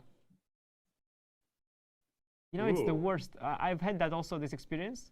That's why today, before the game, I've brushed up on all this nonsense. Because you don't want, when your opponent just wants to make a draw, and then you also want to make a draw, but then your position is you're black, yeah? So his position is slightly worse. Then you start drifting, Right. and you know, before you know it, if the guy gets a risk-free position and he has winning chances, you're gonna try, because why not? Yeah, I mean, this kind of happened in Carlsen's game against Vidit. It felt at one point like it was heading for a sure draw, and then all of a sudden Magnus was winning like 2 seconds later. Of course, that ended in a draw overall, but it seems that Magnus is one of the specialists in that regard. Yeah, and because Magnus, more than others, has that thought like, you know, maybe. And it's very hard for the defender, because there are basically two things you want to juggle between. Like, on one hand, you don't want to be thinking too long. You want to show confidence, right? You want to play fast. On the other hand, you don't want to play too fast and make an inaccurate move, because that will cost you your position. So you're trying to juggle between these two, and here we see that Vidit is kind of failing a little bit in that, because he's thinking a bit too long, giving Sergei that hope that he doesn't deserve. But yeah, he doesn't. He just didn't What find. does Mike do? He just doesn't find the solution, and it's not easy. I also don't see a direct solution. Just maybe he has to go bite the bullet, go c5 and passive Yeah, wow. defense. Then rook you've got e6. bishop d5, Oof, c4, rook oof. a5. Before you know Oh. it, you're kind of lost. Right. c4, He already rook made a5, it. you He lose already the made an c-pawn. inaccuracy. Correct. That's crazy. It looks so innocuous, like rook e5 activating the rook. I think he just missed rook c3. But you know what? I think bishop a6 already was not it. I think bishop f5 was the move, and it was actually very easy. Bishop f5. F5. I've actually looked at this. Rook b2, bishop c2, rook c7, bishop e4. I think it's a game of Matlakov. Rook a7, bishop f3, gf, and this is a very easy position to hold because you've got the double pawns. It's a game of So you Matlakov. just go I rook think. e1, rook a1, essentially? Yeah, or do you any- first any- play h5? Anything, yeah, because like the positions with 3 against 3, as you know, with the a pawn, they are holdable, but especially with this ruined pawn structure, it's just very comfortable for black. So it's very easy draw. Bishop a6 already a Yeah. bit inaccurate. Or maybe the next move was the Interesting. culprit. So bishop a6, he went what? Rook b3, e6, rook Yeah, maybe- e3. bishop, now bishop e2 maybe, or something again, or The immediate bishop. But what if bishop e2, rook b7? Can you The get rook and that games- 3 on? rook end games. I'm never scared, even if just takes and some c5. I'm just not afraid of rook end games. Rook e5, let's say. takes, Rook e5, rook takes. e5. Sorry, is immediate. Oh yeah, Yeah. whichever pawn you take, you go to the other file. a7, c5, c7, a5. Yeah, so in such position, I think the safest thing to do is to try to trade the bishops, because then even pawn down you'll hold. But bishop e2, of course, he was afraid of some other move, like bishop d5 or something. Right, and then maybe bishop d1, rook b7. Yeah, it can get a little uncomfortable. No, it for gets sure. bishop e2 is also not a pretty move, so let's go move back. Oh, maybe he already. Yeah, the maybe Evo bar inaccuracy. is showing zeros, but that's meaningless. It's Yeah, all bishop about e2 practical was so discomfort. Carlsen, yeah. Bishop e2 was so Carlsen move. That's here, right? Yep, I'm seeing one game. It's probably the one, and bishop takes e2 happened. But bishop d5. But it seems no? like bishop d5 is more testing. Yeah, the thing is that So didn't want to put any pressure in that game. Maybe bishop g4, bishop is but Vidit is worried, of course, that Sergei does. No, it's bishop f5 is more accurate than bishop a6 for sure. This is not pleasant. Yeah, no, this has gotten very uncomfortable. Anish, we're gonna go on a short break. It's we're here with Anish Giri in the studio, having a great time and watching the games. We hope you're enjoying. We're gonna go on a very quick break and be back with more action from the last round of the Tata Steel. Don't go anywhere. I used to read a lot of books. I even wrote once to play in the C group when I was like very, very young. So I guess I was around 13, 14, something like this. I think around that time I must have heard about it. But I finally got the opportunity in 2018. I was already 2700 back then. And I played the B group. I was the top seed, which I managed to win and then play in the A group. I came here first as a second of Anish, not as a player. And then, of course, winning the B group was very, very special. That is something which was kind of a breakthrough to get elite level tournaments invitation.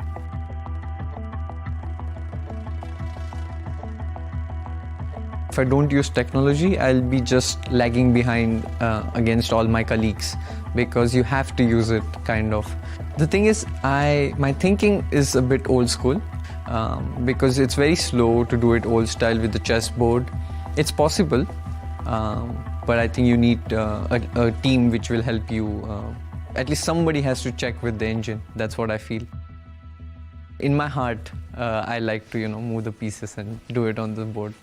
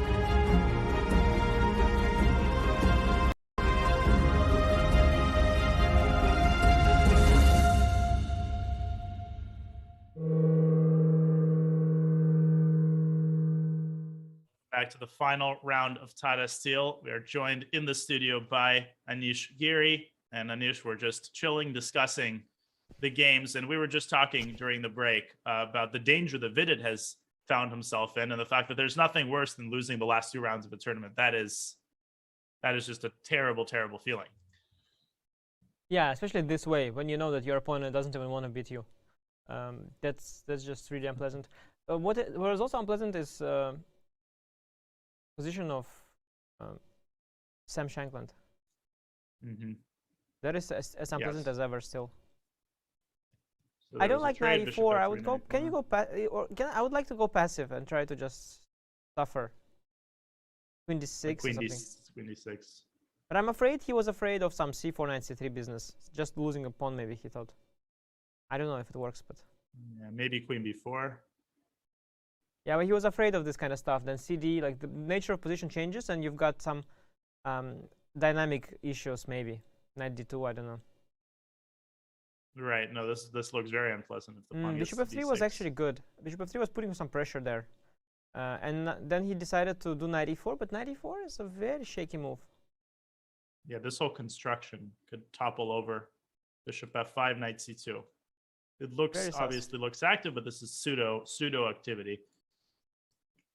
Yeah, exactly. And there are also some concrete issues with this whole construction. Yeah, there's some kind of potential for some c4 at some point after some queen d4 or knight e3. Like the d5 pawn is very shaky. What I would wanted to do is you have the knight on f6, have bishop on e6, be super passive, and just defend that d5 pawn. You know, because I am worried that I'm just might lose it at some point. That's my main worry.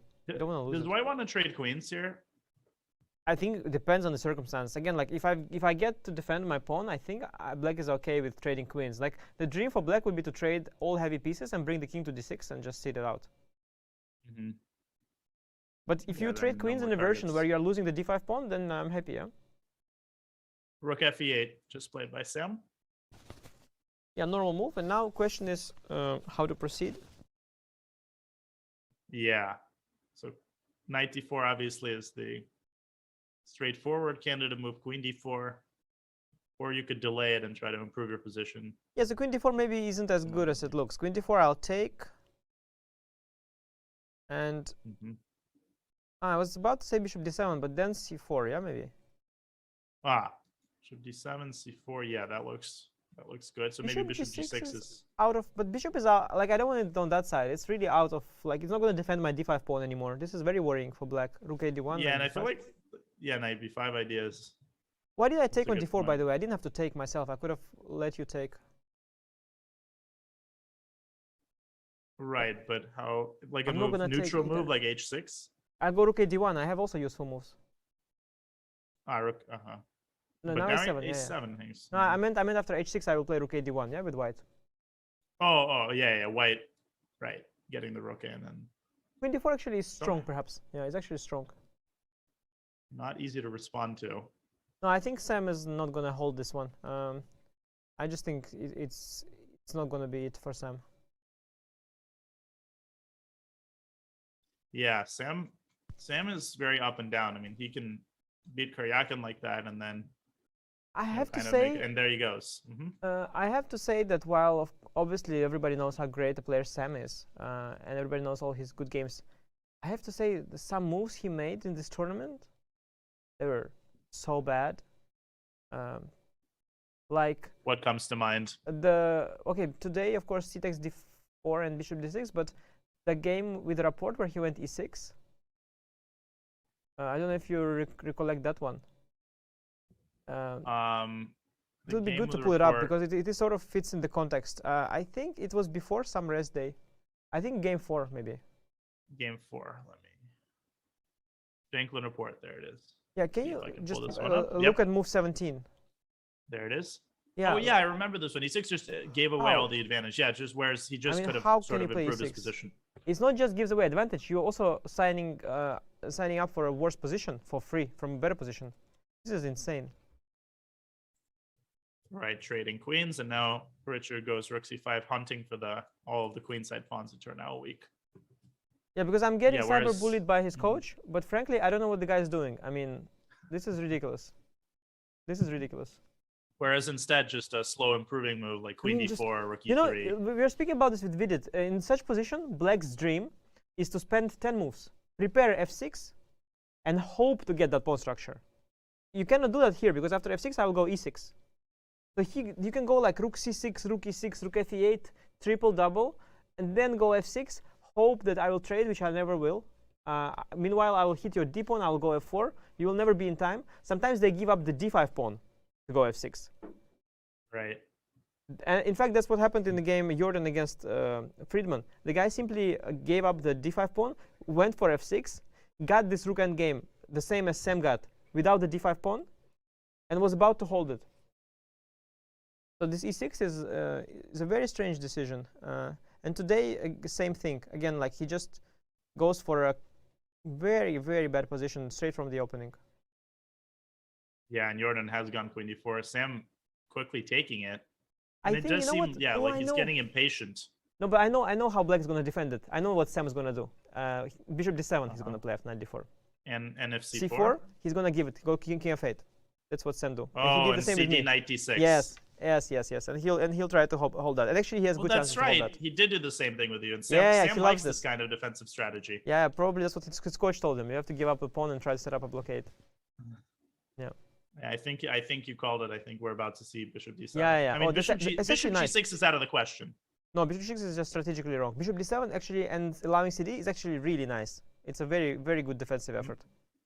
Maybe white shouldn't play c4, then maybe rook a1. Is there something to be said for that? But then you might have even less if I go knight f6. I do think a pawn is a pawn. So you should probably grab it. I mean, it's not like after cd knight d6, white is still has huge winning chances. Right. I was just thinking maybe even rook e8 and then knight c2, knight e3. But yeah, you can adopt the defensive posture you indicated previously with like bishop e6, rook Yes. d8. Such beautiful English. Adopt a defensive posture. I would never come up with that. Beautiful. Well, that's, rather than training chess, I was spending my time in English classes at Stanford. That's a trade-off. Yeah, no, it's it's a thing they do there in Stanford. Oh, for sure. My only problem is with the substance of what I say. I know how to craft it, but a bit of a substance issue sometimes. Actually, Sam has done a great thing there. I think the draw is a favorite now after this. It's a very good defensive idea. It really is. Allowing c4 and cd, Beautiful. it's just not Beautiful. intuitive at all. Yeah. And then you said king, like a neutral, well, a move like king f8. No, but I told you, yes, Sam is just a fantastic player. So many great decisions in this event. And a couple really, really bad decisions. But Yeah. But okay, jokes aside, of course, you're suffering here. You're still suffering, and there is no way to end it quickly. It reminds me of a game I saw in Candidates between Wang Hao and Maxim Achilla-Graf. It's extremely similar. and here he goes, bishop d7. I wonder if Jorden sees it, or is Yeah, he it dawns just? on He him now. seems a Look little at- surprised. He seems quite surprised. So now, but it dawns on him now. He's completely annoyed. I No, think but it's there. Maybe here like h3 and then get the king around. And the question: does Black want to trade Yeah. both pairs of rooks? Probably he does. Yeah. Oh, maybe just one a rook c8 and counterplay Rook on the c8. queen side. a5, a4, rook c4. Mm-hmm. Yeah, it's a bit of a bummer for Jorden there. I think he was hoping for more than this. Yeah, and bishop g4 doesn't help, obviously. Let's zoom in nicely on Takes his right ear. rooks. Correct. Wow. It's not very red yet, but it's turning redder by the second. As he's realizing. Wait Yeah, a it's not minute easy. now. Something. Wait a second. Something. Oh no! It's Black to move. I thought that Duda blundered in exchange, but it's Black to move in this position. Okay. Yeah. So you called it. He played queen f2, queen b8, and bishop b6. Oh, not knight d7. Knight d7 is like the go-to move. Duda is Right. being very creative, trying to avoid the natural course of action and just trying to confuse Niels. Bishop b6 is nice. Rook c8, I guess. Mm-hmm. I think it's okay to go g4 now. I don't think it's necessary to wait any longer. And I mean, still, knight d7 kind of asks to be played in these positions, but I guess then bishop d4. Yeah, I did allow that option of e5, but I'm not worried with the bishop on b3 opening up.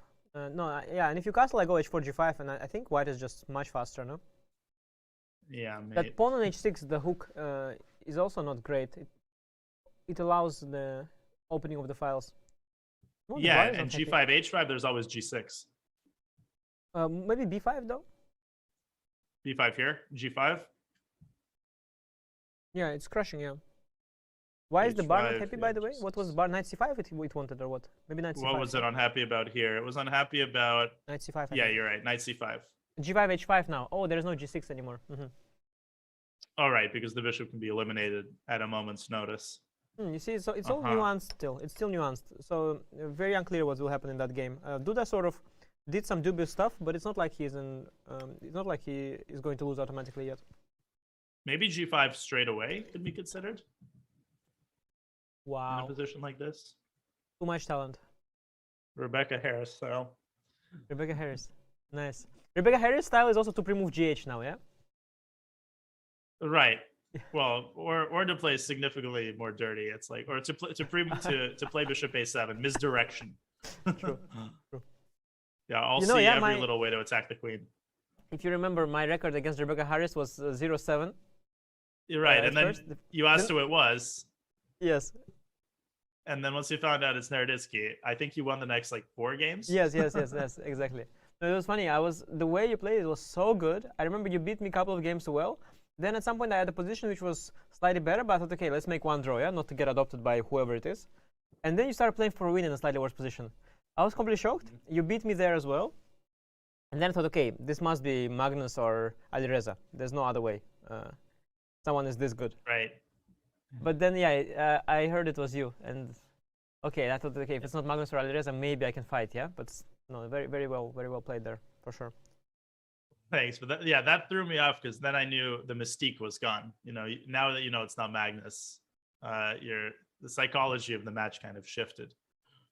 Yeah, no, but one day we should play some 100 games and then see how badly I lose. Oh, I'm always down for that. So, Rook c8 g4 has happened. Or wait, has it? Yes, it has. It has. You know, the good This thing seems about to be right up Niels' alley, by the way, too. For sure. The good thing about us sort of predicting moves is that we predict bad moves, but they are also happening because the other participants are also looking at the bad moves. So it's in a way the commentators, they do have rights to exist, yeah. Us. So this is going on with g4. We'll keep an eye on it. We were seeing Van Foreest Shankland, and of course there's also. What happened with Karyakin. Yesipenko? We forgot about Yesipenko for Oh, a yeah. bit. Let's check in onto that game. Oh, he This rerouted position the is on the bishop board. actually. I was saying it's not easy, but he actually got the bishop to h4. How is that happening? He managed. How did that happen? So knight g3, knight e7. Here we stopped. Queen f3. Knight Oh, c7 gets the. Wait, knight d1. c7. Knight c7 is really not like a natural move or something. Yeah, it's knight might very well go to f6 as well. So maybe queen d7, Right. queen a8 is a problem. Okay. Slight issue. So he prepares queen d7. He plays it. No, but I don't like Rook knight e1. on c7. I'm sorry. It's a terrible knight. Yeah, What is the it is point? no prospects. No, it's a huge. I think it's a huge mistake there. This knight c7 move. So you It's a think huge after queen tempo. f3 he should have Let's think. perhaps. Well, queen c8. I mean, you want to prepare bishop b7. One would think, but maybe not. Is rook b8 a possibility? Rook b8. Could we revert back to? Oh, yeah, that thing again. Okay, I forgot about that. But maybe it's not that impressive here anymore. Like first of all, knight f5 or bishop f, probably knight f5. Yeah, I guess do the knight. Takes, queen d5. Trade bishop f5. Yeah, we again have the I mean, same maybe thing. this is the lesser evil. Still quite evil though. But Right. could we avoid? Could we not blunder knight f5 and not go knight c7? Is that possible? King h8 maybe, yeah, or something. Just things to at once. first, let's not blunder the pawn. King h8. So let's say rook a b1 is kind of the default, it would seem. Oh, also was g6 an option by the way, right away, or it's not a good move? On move 16 right here. Yeah. Yeah, no, it's definitely always. Yeah, because now. So I you think will you're try to right. do Knight this- c7. Yeah. No, it's a very wrong direction. Knight should go to f6, I guess.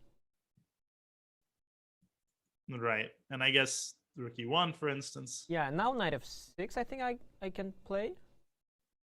Yeah, and then I go queen d7, and then I'm now also the moment the g3 knight leaves, I will go bishop b7 and knight e4. Uh-huh. The knight Right, on so c7 like- is just very far. It has to go back to e8 at some point, because on e6 is still bad. Right. No, And on because of e6 that- it can also be targeted by a queen on e2 and a skewer potentially. Yeah, and it just has no Whoa. it has no future on e6. Mm-hmm. And that's why he's in Rook trouble. A8 Now has been Prague played. rerouted the knight on e3, and look, there is nobody on e4. There's no knight on e4 that black has. Could Prague consider something drastic like g4 already, or is it For sure. premature to even calculate it? For sure. The question is, what if fg? Right, knight g4 and c4 And bishop hangs, of c4. course. No, bishop c4, I've got some tricks with takes 10, rook e8. Queen e8. Ooh, but even there, like rook b7 at the end of that line, Okay, but and then one there's rook question is- takes. Uh-huh. True, true. But what if not g4? That's another question. What if I prepare it first with some bishop h4 or h3? Bishop h4 maybe. Right, complete the rerouting. What is your next move? d5, is that an attempt? d5. Okay, the eval Okay. hates it. The eval bar for some reason hates it, but I think the eval bar Well, it hates the hates position. everything I propose. Right. I think it just hates the position, to be honest. I don't think it's you. Yeah, I mean, no, the position's. I don't see, by the way, Very why depressing. it would shoot so high. Do you see what's the problem? d5 looks like a good counterplay move. Well, there is knight takes d5, but Oh, then knight takes takes. bishop d3 and queen takes d5. I didn't think that was that No, terrible. that's all right. That's all right for sure. Hmm. I mean, there is not any tactic anywhere. I don't think so. Yeah, no knight takes f5 stuff. Queen g. The black looks to be reasonably protected everywhere. I don't know. But let me flip need on help. the Silicon Fiend. Rook bd1. Just like that. And if d4? All But I thought, Yeah, I didn't d4 think it was is- clear. d4, cd? cd, cd, and now And? bishop c2. That's so clear? Cold-blooded. That is not obvious, I think. Wow, queen d6, c5. Queen c5, bishop b3. Even that is not King. obvious. Oh my god. King King g7, knight c2. With the idea Oh, d3 bishop f2. check, bishop D3, f2. bishop f2. Oh, the bishop reroutes. The Wow. position opens up and your king is in trouble. Okay, but this is a very, very difficult line, I think. Right. I mean, Possible, of course. Possible, but the sequence rook d1, bishop c2 is not obvious to me. Okay, let's say he will not go bishop h4 because of that. What are his other moves? What if he there's prevents... h3. h3 still allows d5 and then still rook... Oh, and then rook d1 is easier. Yeah, maybe h3 actually is possible. Now rook d1 is more obvious because Right. bishop on f2 is actually right there. Supporting the knight, and it wants to be there anyway. Yeah, d4 is no longer a problem you take. And their knight c2 is pretty obvious. Yeah, yeah. Or even this bishop c2 move is stronger there because the Right. bishop on f2 is better. Yeah, actually Yep, d5 that simply makes sense. simply d5 is not an issue. Not an issue. So is queen a4 an issue? It's very, very risky, of course. Ooh. I mean, I would be contemplating knight takes f5, but takes.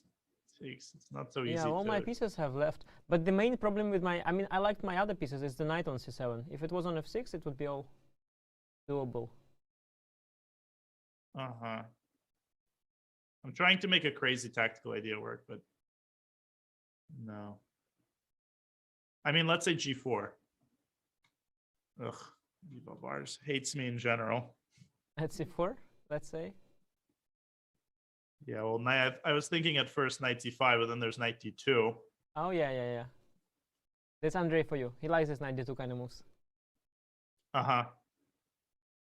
Okay, what if I just try to break, like, what is... I don't feel like calculating. No, but already g knight takes d2. f5. But already knight, no, I think you already That's a threat. ruined it quite a bit.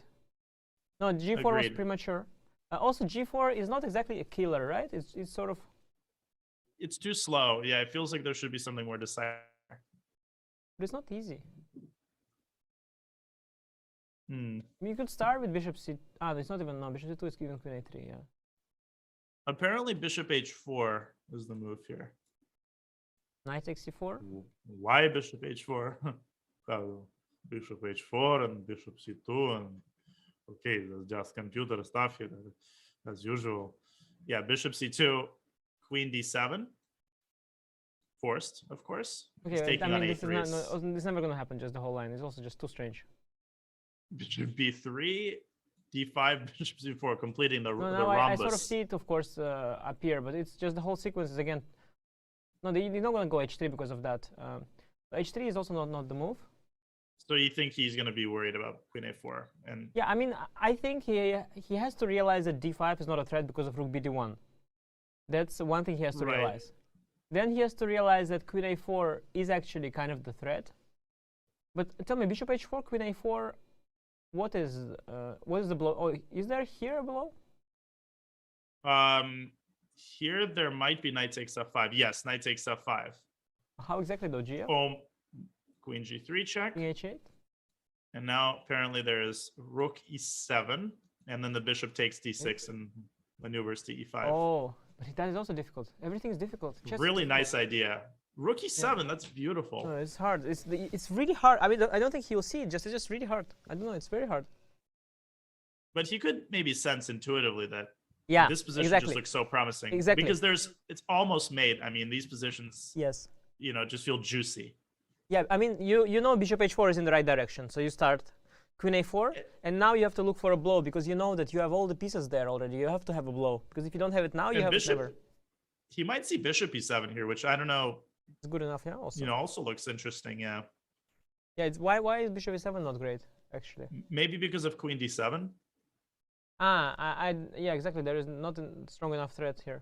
And queen g5 though. Yeah, here queen g5. No, it's not queen d7. Queen g5 knight e6 also continues. Wow, bishop f6 check. But in the starting position we have now, bishop h4 is probably the strongest move, right? According to the engine, it was saying h3. No, yeah, now it's saying bishop h4. Yep. Yeah, bishop h4 is the strongest move. Not an easy move to figure Well, out. I mean, it's the strength first move of. that comes to mind. It's just that you have to refute d5 and you have to refute queen a4. But also, queen a4 Right. you cannot stop anyway, so you might as well just, you have to anyway, let's say, start the attack and then see what happens. The bishop h4 is a big favorite, I think, to happen. But he must. I mean, you could try to prevent queen a4 with bishop c2, but now of course you drop c4 potentially. But you know, the Although, moment you start preventing counterplay, you only allow more of it, right? right, cases. in a different direction. I was thinking this, like taking a page out of that idea, True, but true. That's this actually is- nice for white still. Then just take and rook d1. But bishop Yeah. c2, black gets time to breathe a little bit, yeah? Yeah, this isn't exactly, breathe fear into black's heart. And black can maybe double on the e file, for example, make some surface level improvements. Rook f7. The computer was proposing. Interesting, but very promising position for Prague, and definitely that knight c7 move changed the course of the game. I mean, before that, I really liked black's position. Now, no longer so. White got his dream. I mean, I told you that I would love the bishop to be on h4 back then, but back then I told you it was not possible, and now he just made it happen. So everything's very good. In today's world, anything is possible.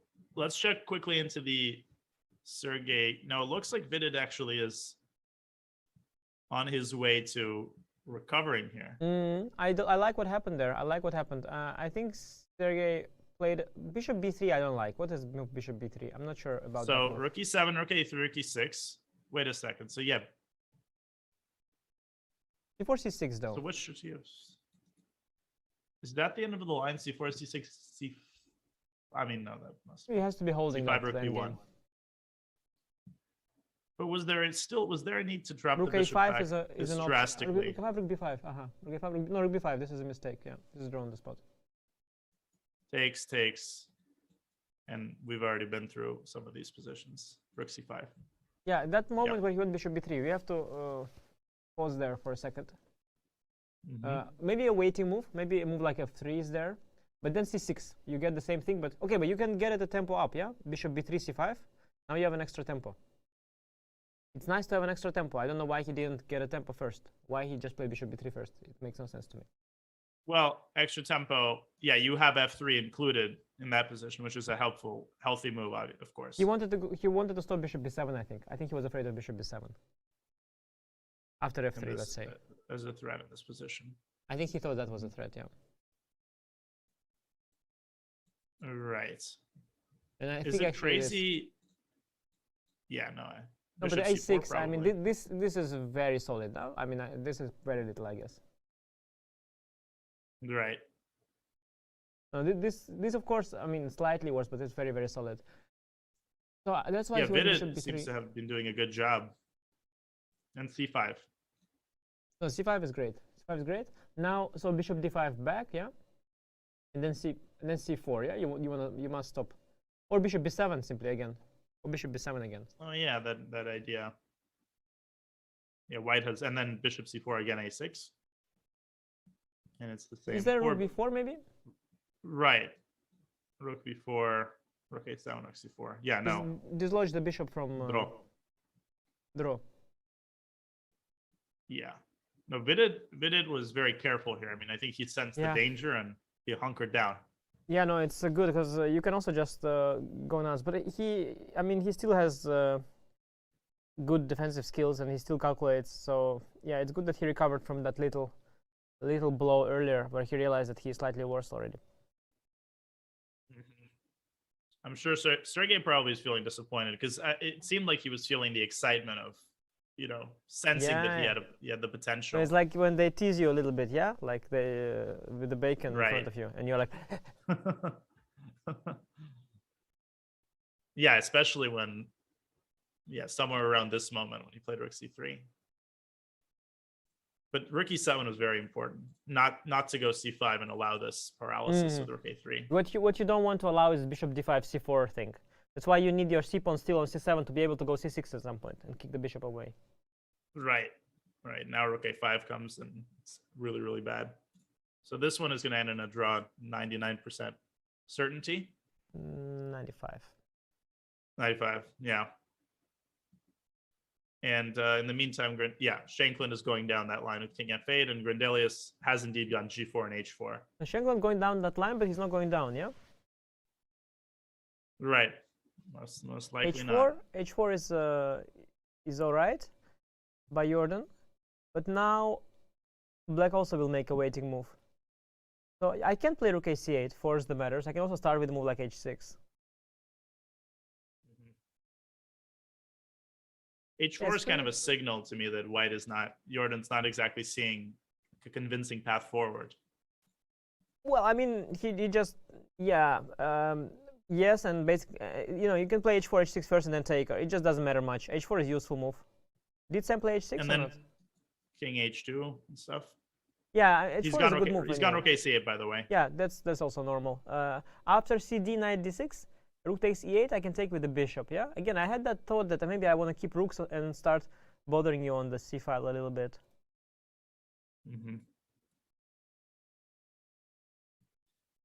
Yeah, it seems like White's only real plan is maybe king h2. I don't know, I was F4. thinking to bring the king maybe more towards the center, like towards like d3, e3 area, and put pawn on, let's say, b3 to prevent knight c4.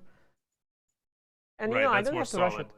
I don't have to rush it. I mean, I'm pawn up, so I will slowly try to go maybe g4, g5 at some point. On one Yeah, I hand, mean, White's kind of enjoying life. yeah, White is enjoying life, and on one hand, you don't have any breakthrough anytime soon with White, but at the same time with Black also, I don't see how you ever can force a draw. So you kind of are doomed to a long game, some suffering. Right. Maybe does Black want to put the king on f6, or is that asking for trouble related to g4 ideas? I don't really know. It's a good question. Yeah, king on f6 is of course more active. Maybe it's okay. Yeah. I'm not envious of Sam's situation. A lot of micro decisions to make here. Yeah, but to be terms of honest, preserving the it could fortress. be worse. I mean, it's not the worst position to defend because you don't have the ugly bishop. You have pretty pieces. And Yeah, this knight looks amazing. Jorden always tells me that if you blunder something, you get always something in return. And in this case, yeah, Sam definitely got something in return for the d5 pawn. Like he's got a better bishop now. Got a nice blockader on d6. So I don't think it's the ugliest endgame. It is slightly worse still, but it's not very ugly. So that's nice. Especially given where he came from. the Yeah. position that he had previously was a lot more depressing, I think. Yeah, I would comparatively. estimate this at like 80-20 in terms of like draw-win ratio. Draw is a Right. favorite here, given where this game came from also. That makes sense. Why is Jordan thinking he can play a move like he? By the way, can just ignore. He can play b3 or something. He can keep ignoring it forever. Actually, that's actually annoying. Right, And then- and you have a standoff because black can never move the knight, really. yes. Ooh. But how is White Bishop gonna c6 maybe. tweak? I don't know. I'm just trying to now, but it's very dubious. Yeah. It feels like C1, rook a c1 maybe. Probably gonna lose that pawn after all. In a war circle. No, okay. Bishop 6 is too risky. Let's try to maintain status quo. But it's hard, yeah. It's actually h6. Yeah. Now rook a d1. There is knight c3 probably. And what if White tries something like rook Rook e3. e3? Correct. Rook e3. I mean, Oh, black that's actually very really does unpleasant. not want to play f5. The f5 you're gonna take on d5 and you get the e6 But square. f5 you just created the weakness, yeah. No, actually, I didn't Right. realize that white has b3, yeah. So now I like his prospects again. Wow. I mean, I can lose a lot Yeah, of so- time and force you. Like I can play knight f6, but then after rook e8, rook e8 cd, the knight is misplaced on f6, and it will have to be rerouted again to d6. I'm not sure I'm in time. Now knight e4 back, And then White is playing knight e4 d6 back. I may be in eventually. time still to come back. Knight d6. Not sure rook Oh, c1 rook was c7, necessary. Bishop c8. Is there's knight e6 check? Oh, actually exactly, here also. exactly. Yeah, that's the kind of thing I was concerned about. Still, I will try to hang on. Bishop takes e6, bishop e4, bishop d7, and then bring the king to d6. But you get d6 at some point, and Alright. bishop b7. Again, yeah, keep clearing stuff off of that diagonal. Yeah, no, Jordan has to. I really think he should go b3, practically speaking, and keep that. Maybe I go a5, a4 or something. Yeah, let's just go a5, After, a4. in Let's not panic. response to b3. Let's not panic. So let's say trade I stuff. go A4? rook e3 again. a4. At least I trade a pawn. That's nice. AB, AB. Yes, and now what? Hmm. Yeah, it's still unpleasant. What does White want? White wants bishop e4, I assume. Yes. This Also, version. in no rush. I mean, I can start with g3, let's say, if I want to. But I want to pick up the pawn like that, and then it's definitely a pawn. Can black consider stupid? I was thinking b5, but that looks I too think about it drastic as well, for but I many will take on reasons. b5. With Well, both are nice, but maybe pawn is even more ambitious. yeah, I was gonna go rook b8. You're suffering even if I take on e4. You're suffering, but maybe there is something more like bishop. Yeah, e2 or that's the something. worst. That's the worst part about it. Like, this Yeah. is such a cool idea. Like not taking. I mean, Mhm. not taking on d5. You know, holding yourself down, resisting the temptation, because black cannot force c takes d5. Yeah, didn't know I resisting can't force white temptations. to take the pawn. Yeah, didn't really know resisting temptations is one of the things Jordan was good at, but looks like he might be. Yeah, he senses the importance of the moment. He hasn't taken on d5 yet, which is a good I sign. like rook e5, the look of rook e5, rook c8 somehow. rook e5 here. Yeah. Oh, sorry, CD. No, CD. The blocker Again, CD. this knight is bishop e4 knight e6. Ooh, Yeah, yeah. CD, rook e8, bishop e4, rook e4, 96. Yeah. No, this is just bad. that's really cool. Hmm. So maybe rook e7 instead. Let's try that. No, CD, I've got knight d6. Yeah, So rook cd e3? knight d6. So rook e3 Mhm. is what you want. And now, yeah. So I can play rook c8. You could also go knight. No, maybe not knight f6. I can go knight f6. Yeah, I can go knight f6 and then knight e8 to make a circle all the way to. Actually, yeah, it's fine. Yeah, I Right, think I back can to do that. d6. Yeah, take CD knight e8, Wow. and No I made d6 it. because knight takes d6. And I made it. Full circle. Yeah, this is by the way decent. Right.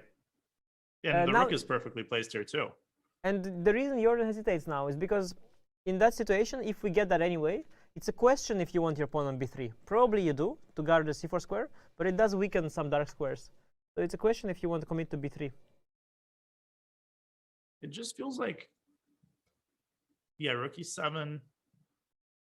So black actually has a positional threat of knight f6. Yeah, you could say so. I'm just looking. G4 a bit too much, yeah? Yeah, I was thinking exactly the same direction. But Possible. I mean, I guess you can afford that. Why not? wow. But probably h6 or something, yeah? Just not clear you achieve anything. Yeah, and I weaken more, I make more kingside weaknesses. Yeah, very, very tremendous complexity arising out of this central tension. Anish, we're going to take another quick break. You're watching the final round of Tata Steel Chess. We've got some really interesting games going on, and we have Anish Giri in the studio. Don't go anywhere. We'll be back in just a few minutes. Bobby, Yeah, Robert? can you read Dvoretsky's endgame manual to us one more time? Yeah. No, we gotta get up. it was you like I was gonna do it, but then you said, yeah. I would be like, yeah, please, Dvoretsky one more time. You ready? Let's put that away. That's what I said! I told you! Let's do it. All right. Woo! You know what they say though? What happens in Salt Lake stays in Salt Lake. Yeah, that's That's exactly not what they say. Cheers to my Super GM friends. It's been good, the World Championship on Chess.com.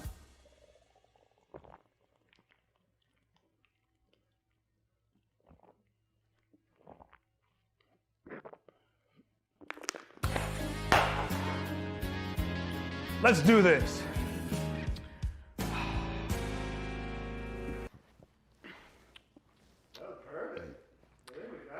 Let's chug that whole beer. That was impressive. Whew. Yeah, I was. Yeah, I'm great. Round two. Bobby, Yes, Robert? can you read Dvoretsky's endgame manual to us one more time? Yeah. You guys have to go with it. I can't do it. Do that. Okay. I just actually didn't expect you to do it that time, which made it funnier. Like I thought it was a one-time I want thing. to be like, yeah, please. Okay. I'm just trying to ad lib with what feels natural. Yeah, no, of course it feels natural. Wait, so we should expect that next Yeah. time, right? Yeah. Okay, just so I'm mentally prepared. Yeah. Okay.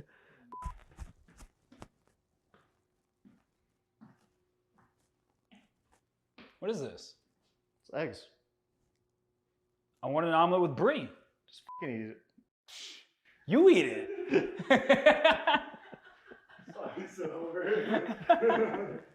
Wasn't expecting that. That wasn't either. I was like, what? We could turn a little bit on the shoulder there. The faster card and unibrow. I just want to thank my sponsors very much for all they do to promote chess. Sounds like a great future credit card, but faster card. Yeah. Wasn't it faster hard? Wait, what did it say? No. It said card. Y'all are respecting the wood a little too much.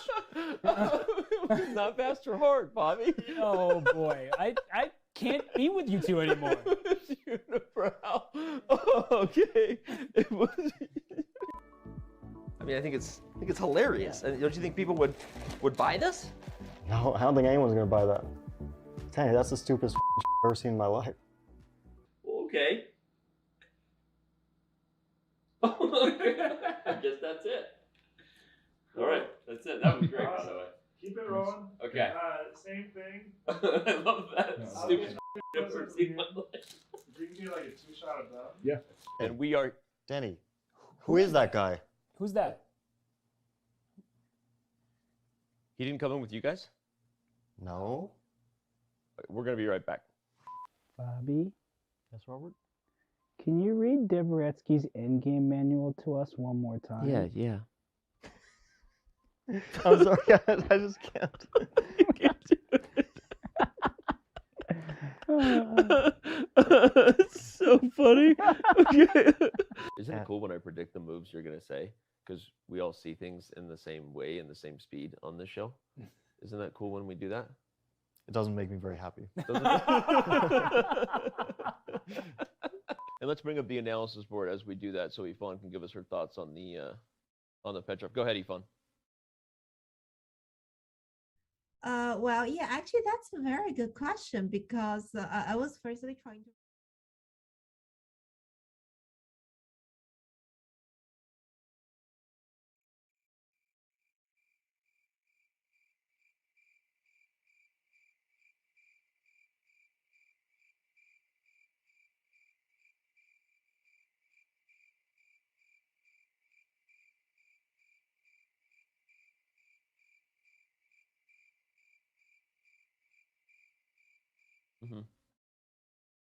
Fabi?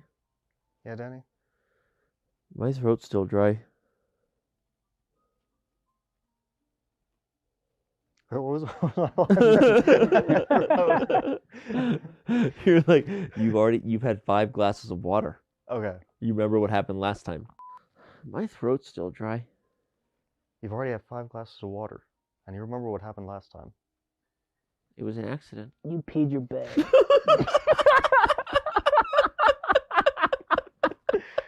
You're looking fresh, man.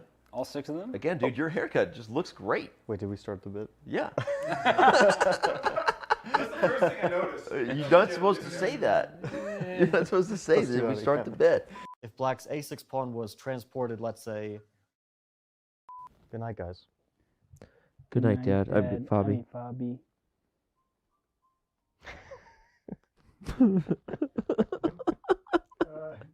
You know, one more time. Maybe just one of you guys say the good night, Dad. That's what I said. I said it. Should I not said it? I heard both of you say it. I think it's funny if we both say good night, Dad. I mean, Fabi. But we need to be in sync. That's the hard thing.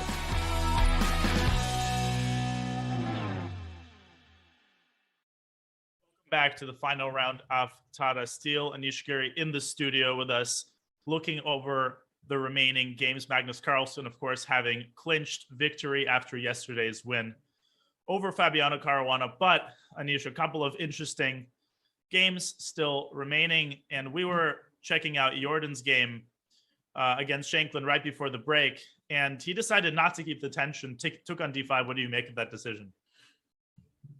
You know, probably he saw either rook e7 or something else that bugged him there anyway. So probably objectively it doesn't matter. And probably Sam as well, so what he was supposed to do. But still, it's a small relief for Black. Not that you get that thing you wanted to get sort of on the board. So yeah, the position clarified after knight d6.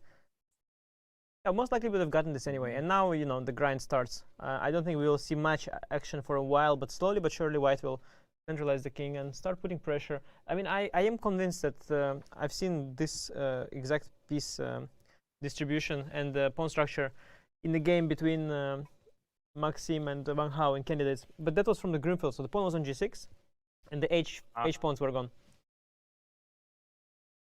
Which probably makes Black's job a little bit easier. Yes and no. I mean, on one hand, you're happy to have the h pawns gone. On the other hand, you don't want it stuck on g6 because it's the color of your bishop. I'm not sure. I think I like Sam's version a bit more. Maybe I can play h6. Pawns on the dark squares, I don't mind them at all. Yeah, it's hard to say like if it's a draw or such. I think Maxim held it, but it was not easy at some point. He was on the verge of losing. And now too, long term, I'm not sure. I'm not sure. The thing is, you can never win the d5 pawn, so you just have to defend passively. Just wait. Right. Yeah, and again, for White, the big choice is where to bring the king. You were suggesting bringing it toward the center, solidifying the knight. That makes a lot of sense. Yeah, h2, g3, f4 is a bit of a shorter route, but I think you are heading towards e3, no? You're not heading towards e5. So I expect the king to... I think it's a bit more flexible on like e2, around e2 area. Mm-hmm. Yeah, king f1 is definitely possibly to be expected. He's played rook d1. Yeah, it's just a matter of what you start with. I guess eventually you get all your moves in anyway. Black probably has to wait. I'm wondering, you know, with Black, first of all, I think I do want to get bishop d7, h6, g5 in. And I'm wondering, is White going to play h5 after h6? Because he creates sort of a pawn weakness for himself. At the same time, he does keep the g pawn on g7 for a while. So I don't know what to make of this h5 move, if it's something I like or not.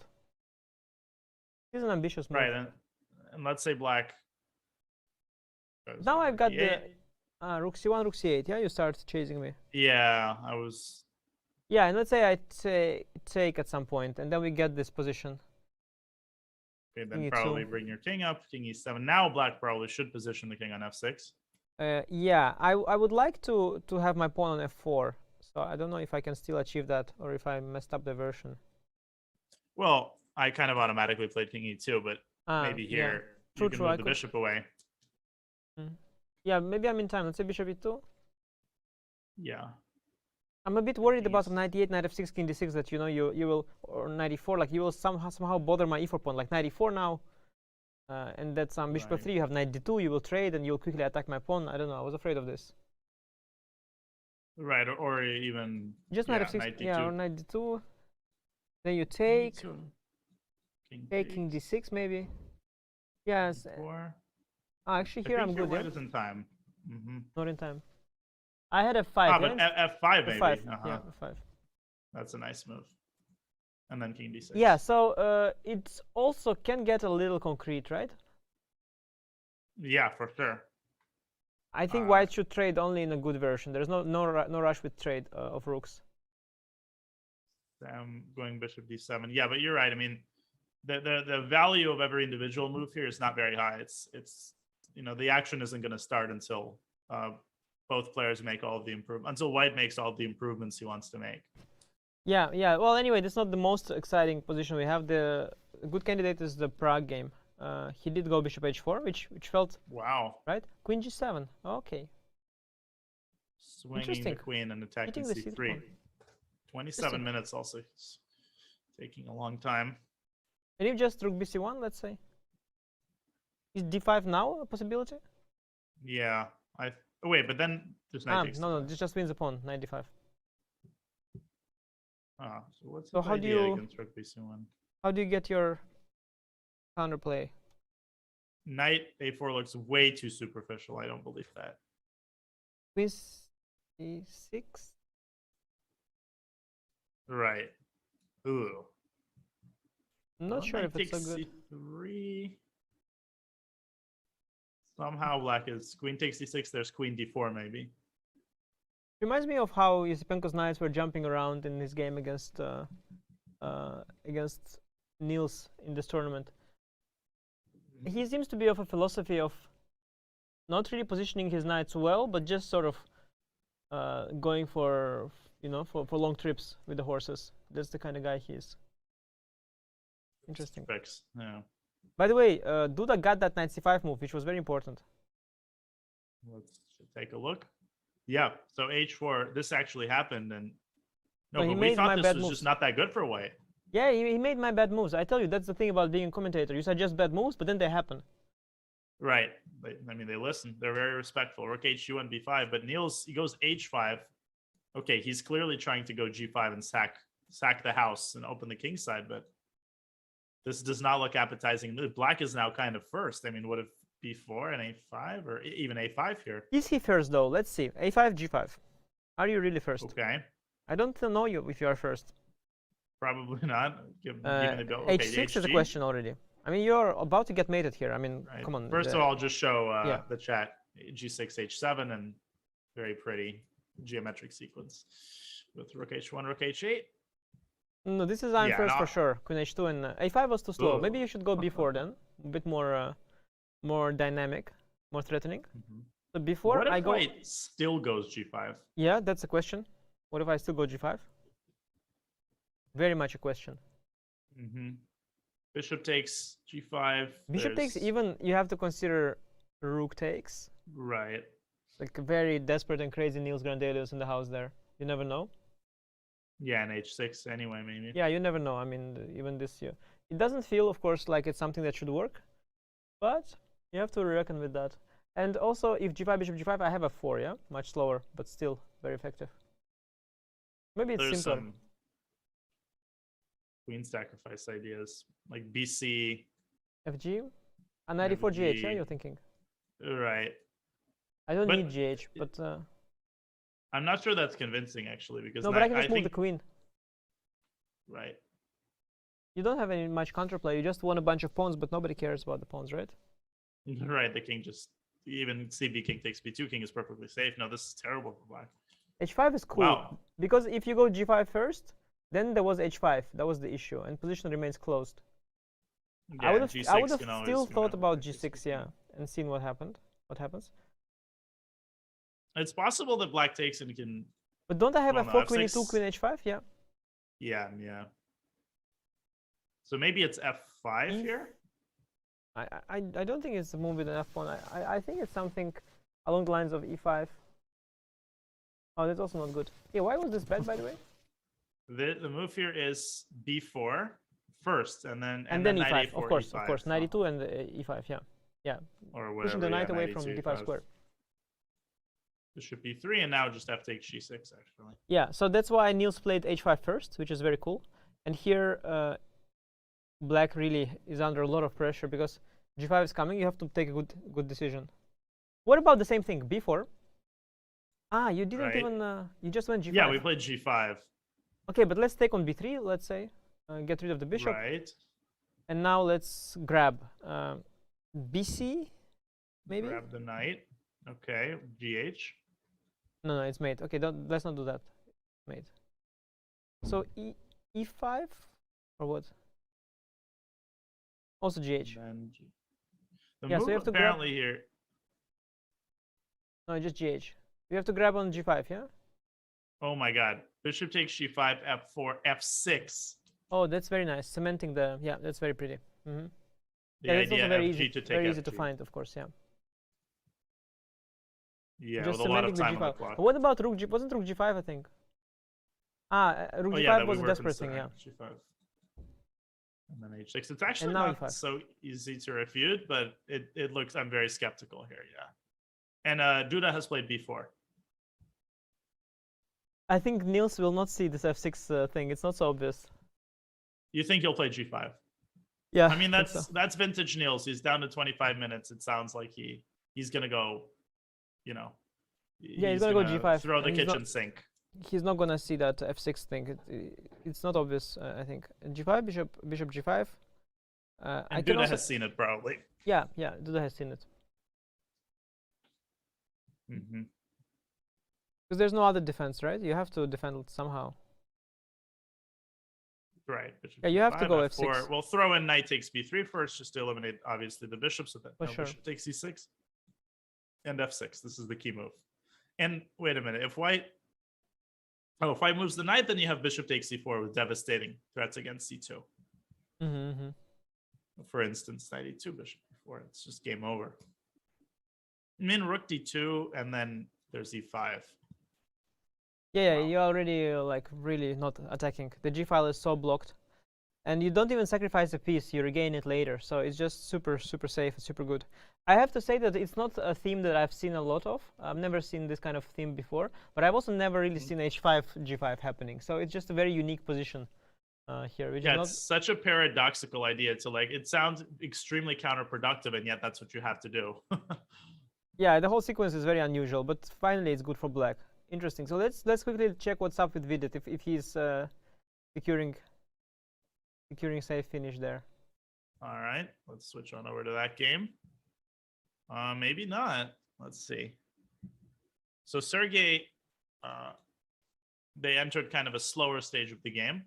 So bishop b3, c5, rook a4, Yeah, stopping so c4. What if? Sorry. Can we go? If bishop b5. If bishop b5. Yeah. Trying to solve problems by force, then you take on a7, I guess. c4, bishop a4, yeah? Right. And then if I take, I play rook b2, I have to suffer for a long time, yeah? Yeah. And also Yeah, you this get is- even h5 kind of things. I don't know, g4, h5. Not a good version even of things. Yeah, the c pawn also is nasty. Okay, so this is nasty. He didn't want that. Understandable. So he went g6, You go Sergey f3, and rook d6. Yeah, now if king f2, then bishop b5. Now in the same line, I will regain stuff. So rook a7. Yeah, and c4. Yeah, now I bishop a4. I take and go bishop d2 check, rook d2 check. So you shouldn't go king f2. You can go king h2 maybe instead. And then we'll activate via g3. Right. The question is And what next for both. Wait a minute. What, players. is there? Rook crazy? d4. Rook C4? d4. Rook d4. Bishop b3 back. No, bishop b3 back. Oh, yeah, bishop b3. Nice. Yeah, you know, actually, Vidit is still suffering. He was not able to he stabilized something. He stabilized himself a bit, but he doesn't have a forced draw here, and he's suffering. Very tilting that you're like so close, but you can't quite, just one little half tempo away, and you can't do anything about it. You just got to suffer. Yeah, it's yeah. In chess, sometimes you make one inaccuracy, and then you have to suffer for hours. It's, life is unfair, brutal. yeah, as they say. And you're in a bad mood, after yesterday's game. That was, did you find that to be, do you think that's a product of fatigue, or was it, Yeah. is it just another Yeah. thing that just happens from time to time? No, in case of exacerbated. Vidit is a product of fatigue, because Vidit is someone who calculates pretty well. It's a combination of fatigue and of course the time pressure. So these two factors combined. He was definitely tired. It's a lot of rounds. Everybody's tired, and especially when time pressure adds, you start missing things. The hope is that what you miss is not so big, though. But if you miss a full, like a piece, then it's really bad. Well, the kinds of positions that it goes for, the cost of a mistake is extremely high. So, I mean, normal. You basically fight. You are exhausted. Your opponent is exhausted, and you just hope that he will be the one who makes a mistake. But sometimes, you. King h2 is high class. I expect that move from Sergey. Yeah, that's a Sergey move. Just again, King f2 walks into tactics along the second rank and allows Bishop b5 first, right? It was, I think. Oh, sorry, Bishop b5 first. Yeah, and then rook a7, c4 with a check on d2 later after the trade of bishops. And oh yeah, this position is on the board. He seemed to be about to make a move. What move he made? He played c4. What? Whoa. I thought about this move at some point, but I was shy to propose it because I thought if it's bad, I look really stupid. Well, just like the bishop on b3, I will look. I mean, but he has a threat now. Rook a5, rook c6, bishop a4. Yeah, the thing is, when I wanted to propose it, it didn't work because king was coming to d6. But now it's not. Defending the pawn. Tempo for tempo, this works out. So I just want to show, like, king e7, rook a5 is the idea. Rook c6. For white. Rook is overextended. It's bad for black, sorry. It's just very strong what he did. He's just winning a pawn, no? Wow. Oh, this is so Is bad. there nothing that black can do here? I don't see it. Rook, you just tied head to toe. No, there's nothing to do. You cannot move a piece. Oh, it's so nasty. It's such a strong move. This is such a depressing. Why now is you're the gonna bar go so down low, pawn. though? Why is the bar so low? Maybe the bar needs to go to the bar. King e7, rook a5, rook c6. Yeah, bishop a4. Rook b6. Takes. And now rook b4. Oh, and bishop b3, king d6, rook a5, bishop c4. It's still horrible, but okay. King c6, but rook d4. I mean, with these pawns as weak as they like, and now bishop c8, bishop b6, now very I important stabilize. maneuver. A5 is coming. Wait, I was thinking rook a5 instead of rook d5 check, by the way. No, move earlier even, before you have king b6. Okay. So in this position. But I didn't realize I didn't realize my h pawn is hanging. Ooh. Because I thought I'd take on a7 and now h pawn is hanging. Okay, wow, it's a long line. The Vidit will see out of desperation. It's completely forced. But then, wait, this is a dead draw, right? Like if white plays rook a7 and rook f7. It's too little. No, this rook is a4 is clinical here, by the way. Take king e6. Very nice. Not rook a2, you lose the pawn, but first you bring the king in. A2 cannot be defended. It's a dead draw. Pawn's on the same side of the board. Yeah, it's a draw, chat. No, I think he should go earlier, something different. Sergey, of course, missed the whole thing with rook b4 and so on. It's a very long line. You think he kind of intuitively, he just saw this rook a5, bishop c4 idea and went for it. Vidit actually looks pretty calm. I think he sees it. He looks pretty calm. Yeah, I he think has he to sees the whole start with line. king e7. Yeah, it's also normal. You have improved your king. There's not much else you can do, so that Yeah. kind of helps. Yeah, no, you're either lost or you have this line. So you have this line. Very nice. Instead of c4, by the way, king h2. How much was that instead? King h2 was, let me see, it was comparable, 0.5. Now it's going between 0.6 and 0.4. But it's saying bishop e2 here. Yeah, so it's still within within the draw. It's still within the draw, yeah. Yeah, so But this is a really difficult idea. C4 and rook d2. Yeah, but on the other hand, it is forced. So if you see it, it's now you have this drawn rook endgame. The drawn rook endgame is always nice. This rook c7, take on c4 and take on a4, and it's just easy hold. Even bishop b1 apparently. Mm-hmm. A3 rook d3 just draws by force. But even if you had to take on a4, it would still be an easy draw, I think. With Uh-huh. the rook And so this active, is an easy h5. draw. Yeah.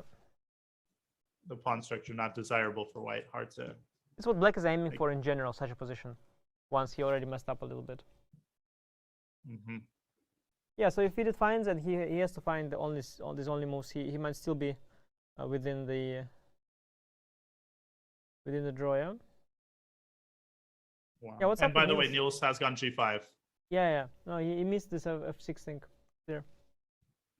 So we're gonna see knight b3, bishop g5, f4, f6. I have to say, Duda really just just took him to a bar fight and had the bar swing his way. Incredible. Right. Yeah, all sorts of risks in the rouser. And Huge risks. playing Huge risks. He played rouser completely cluelessly, got hit by something, and then just improvised his way out of this. Wow. Yeah, I mean, Duda originally was a Nighter player when he first became a GM, but I've never seen him play the rouser before. Yeah, but rouser is something people do when they're very desperately playing for a win. Right. Yeah, I mean, other than Dubov, is there any regular proponent of the rouser? At the top level? At some point, Alireza was playing it a lot. Also, that's his Iranian colleague Farham Maksudlu played it a lot. At some point, Grishuk was into it a little bit. Karyakin was into it for a bit as well. Shankland was into it. He did a course on Chessable. And Magnus had a game with it too, at one point. So a lot of love for rouser. And Fabi also played it for a win once or twice.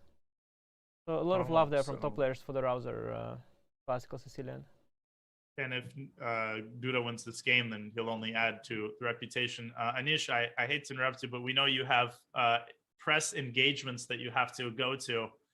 And I just wanted to say how much I appreciate you spending time with us. This was so much fun.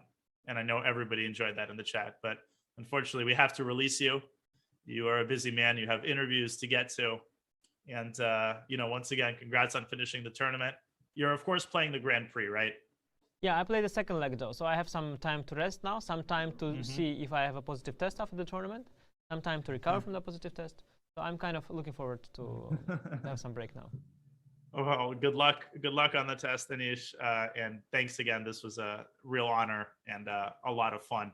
We will let you go. Likewise. We will go on a short break. Thank you. Thank you, Anish. You're watching the Tata Steel final round. We'll be back in just a few minutes.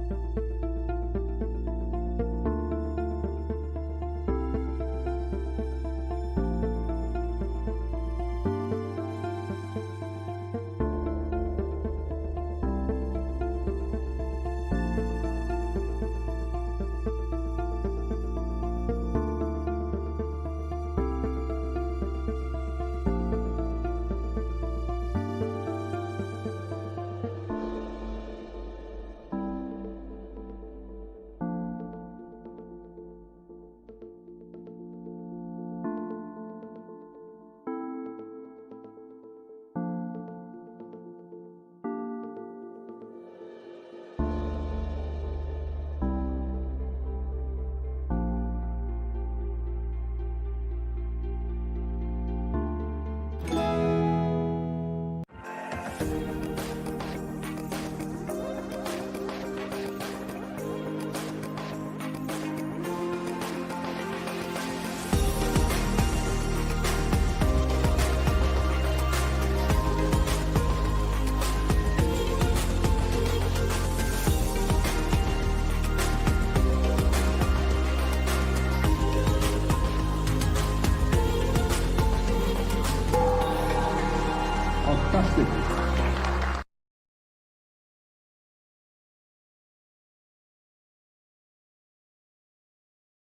Hello and welcome back to the final round here of this Tata Steel Chess Tournament 2022.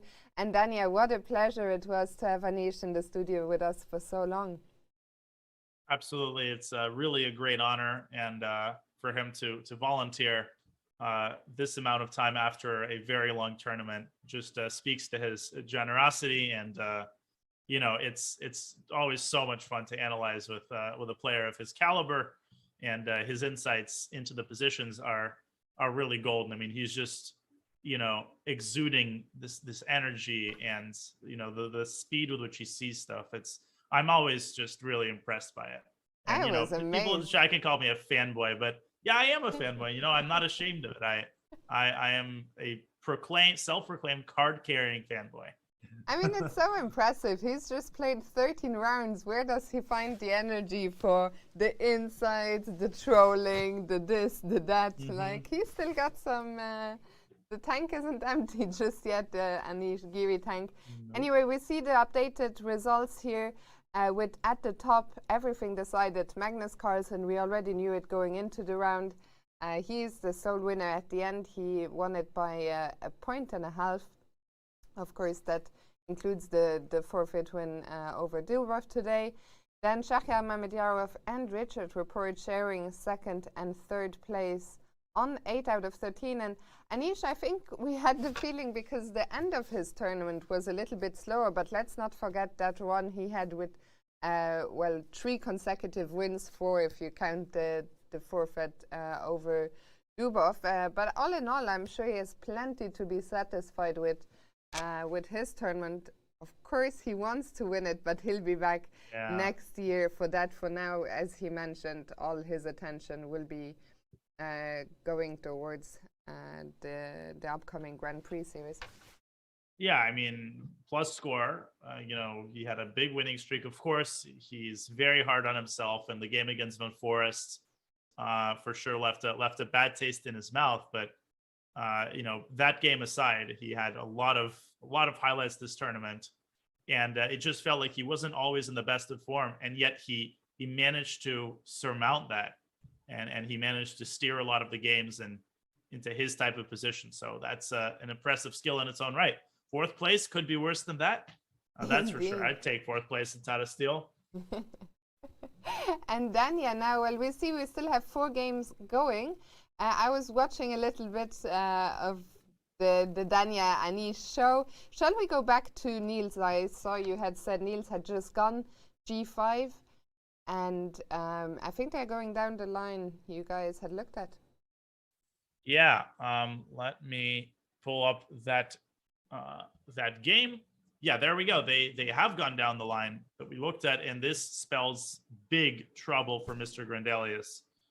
This move F6, right? And this is such an, Anish mentioned, this is such an unorthodox and uncommon, amazing defensive construction, really. So, I mean, if Niels moves his knight, yes, the bishop is trapped, but unfortunately it doesn't matter, because after bishop takes c4, the pressure on c2 grows unbearable. And therefore you...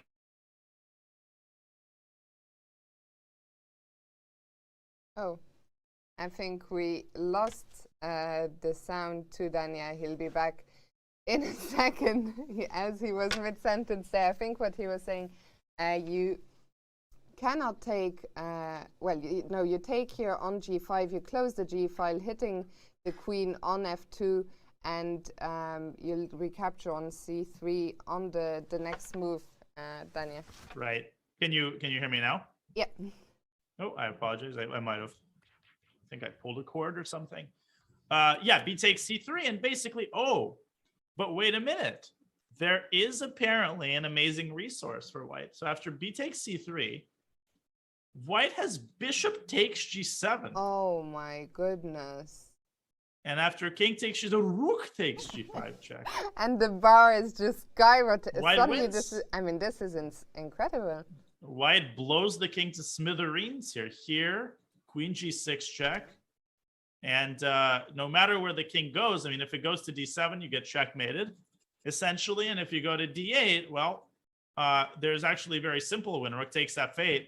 Rook takes c8. You simplify, and the h-pawn is completely unstoppable in spite of black's extra bishop, which is totally useless.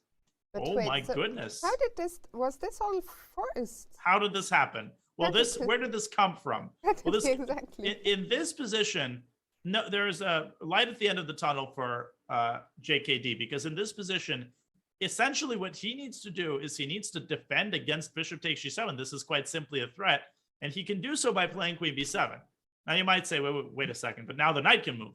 But again, remember this c2 pawn is a huge, huge weakness. So if white goes knight e2, bishop takes e4, rook d2, black actually just traps white's queen with rook f3. Oh. And if white tries to, I mean, a better idea is probably to go knight a4, but black can throw in the move e5, further, forcing awkwardness among white's pieces. And I mean, if you just look at this position, maybe black doesn't have anything concrete, and the EOL bar is giving around -2, but I mean, black's got a bunch of pawns, the idea of going d5, d4, white's pieces are scattered all across the board. So if Duda finds queen b7 in this critical position, I think he's going to be very much in the driver's seat. I think we're going to see this on the board. I think Niels is very, very likely to take on g5. He's this right now. I can guarantee you he's deciding between knight e2 and f takes g5, and Niels is absolutely capable of spotting the bishop takes g7 idea. But so is Duda. If you're in Duda's shoes, how easy do you think it is to see this bishop g7? I mean, once the position is reached, I think it's quite easy because, you're already primed to look at sacrifice. It's not like, this comes all of a sudden. I mean, your king is under attack. You're looking at sacrifices. And the only thing that Duda has to be careful about is the temptation to start playing quickly in Niels's time pressure. But I don't think he's too experienced for that. He's not going to, he's not going to do that. Yeah.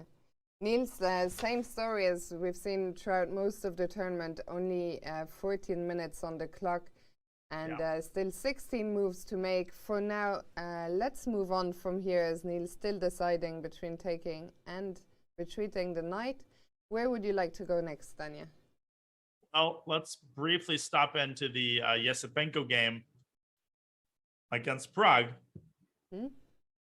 because this is also entering a very disquieting time pressure stage for Mr. Yesipenko, who's got 14 minutes for 16 moves. This is, I mean, Anish I think, hit the nail right on the head in mentioning that the C7 knight is complete. I mean, look at this knight. It's completely out of the game. There's no squares. It is no squares. And this black cannot afford to play such a position essentially without a piece. And so for that reason, the pressure on black's position is immense. Prague has just played the move A4, Fiona. This is a very impressive move. Knight takes A4. I think the point is that the knight no longer controls D5, and now I can swoop into D5. Okay, well, why is this dangerous? Well, because if you play rook takes E1, rook takes E1, knight takes D5, white simply takes back and then takes on D6 and crashes through. So tactically, it doesn't work. It's funny because from a distance you think, why knight d5? Why would I exchange my opponent's worst piece? Right. But yeah, some very, very concrete and convincing reasons here. Yeah, I mean, you just transform your advantage. And let's not forget, black's king ultimately is very, very weak. You know, once you play the move f5, you know, I guess white has played f4, but it's not equivalent. White's got all these pieces amassed on the king side. And if black doesn't take on a4, then of course Prague wants to push this pawn up to a5, and then he still wants to occupy d5 with his knight. Probably Andre should go rook fe8. And after a5, knight d7 walks into the very nasty move queen c6. I mean, with 12 minutes on the clock, this is incredibly concerning. This is incredibly concerning for Yesipenko. Yeah, would you say that Prague is a favorite to win this game at the moment? I'd probably give it a 50-50. I mean, because the position is so complex, and Prague, again, I want to reiterate that his opening preparation and his early middle game play has been great.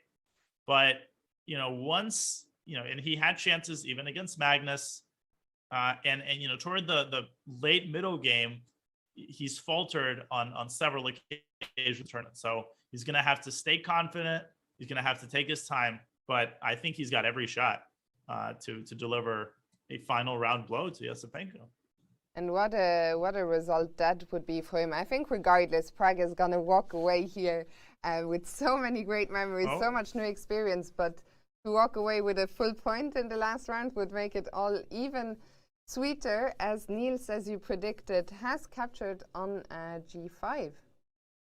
And it occurred to me that the only other enticing move, I mean, assuming that Duda sees bishop takes G7, and if he misses it, that would be crazy. Yeah. He can also play E5 in this position, by the way. But the reason this is not as good is because White has bishop A7, queen B7, and then the knight comes into D5.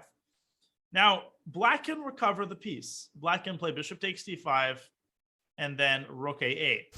And the bishop is trapped, but White can give this bishop up on his own terms. White can play bishop c5 and say, okay, I'll give you my bishop, but in return, you have to ruin your own pawn structure and give me a big passed pawn in the center. Even though White is down a couple pawns, the fact that there's a passer here, the fact that Black has these weaknesses, actually give White enough play to equalize. So a big moment here for Jan Kristoff, who has to be very accurate. Queen b7 is the critical move he has to find if he wants to preserve a big advantage. If you see bishop g7, we've just looked at oh my god! Oh my goodness, he's taken on c3. Oh my god! Oh my god!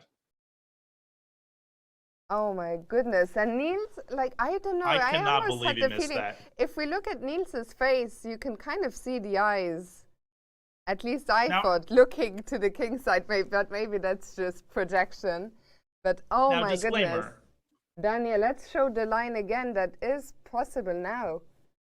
Disclaimer, I don't know exactly what the evaluation, the eval bar is swinging hither and thither. It's saying White is winning, then it's saying it's equal, then it's saying White's slightly better. It's very, very clear that after bishop takes g7, if Niels finds this, this is clearly a blunder by Duda. Now, it's a separate question of, what is the damage? Can Black somehow manage to get that into a decent situation? But bishop takes g7, a brilliant tactical idea. Well, what's the point? You just crash through on the king side. You sack the rook on g5. I can bet a silver dollar that Niels is going to find this. And the point is that White only needs two pieces, Fiona, in order to get to this king, because the king is just wide open.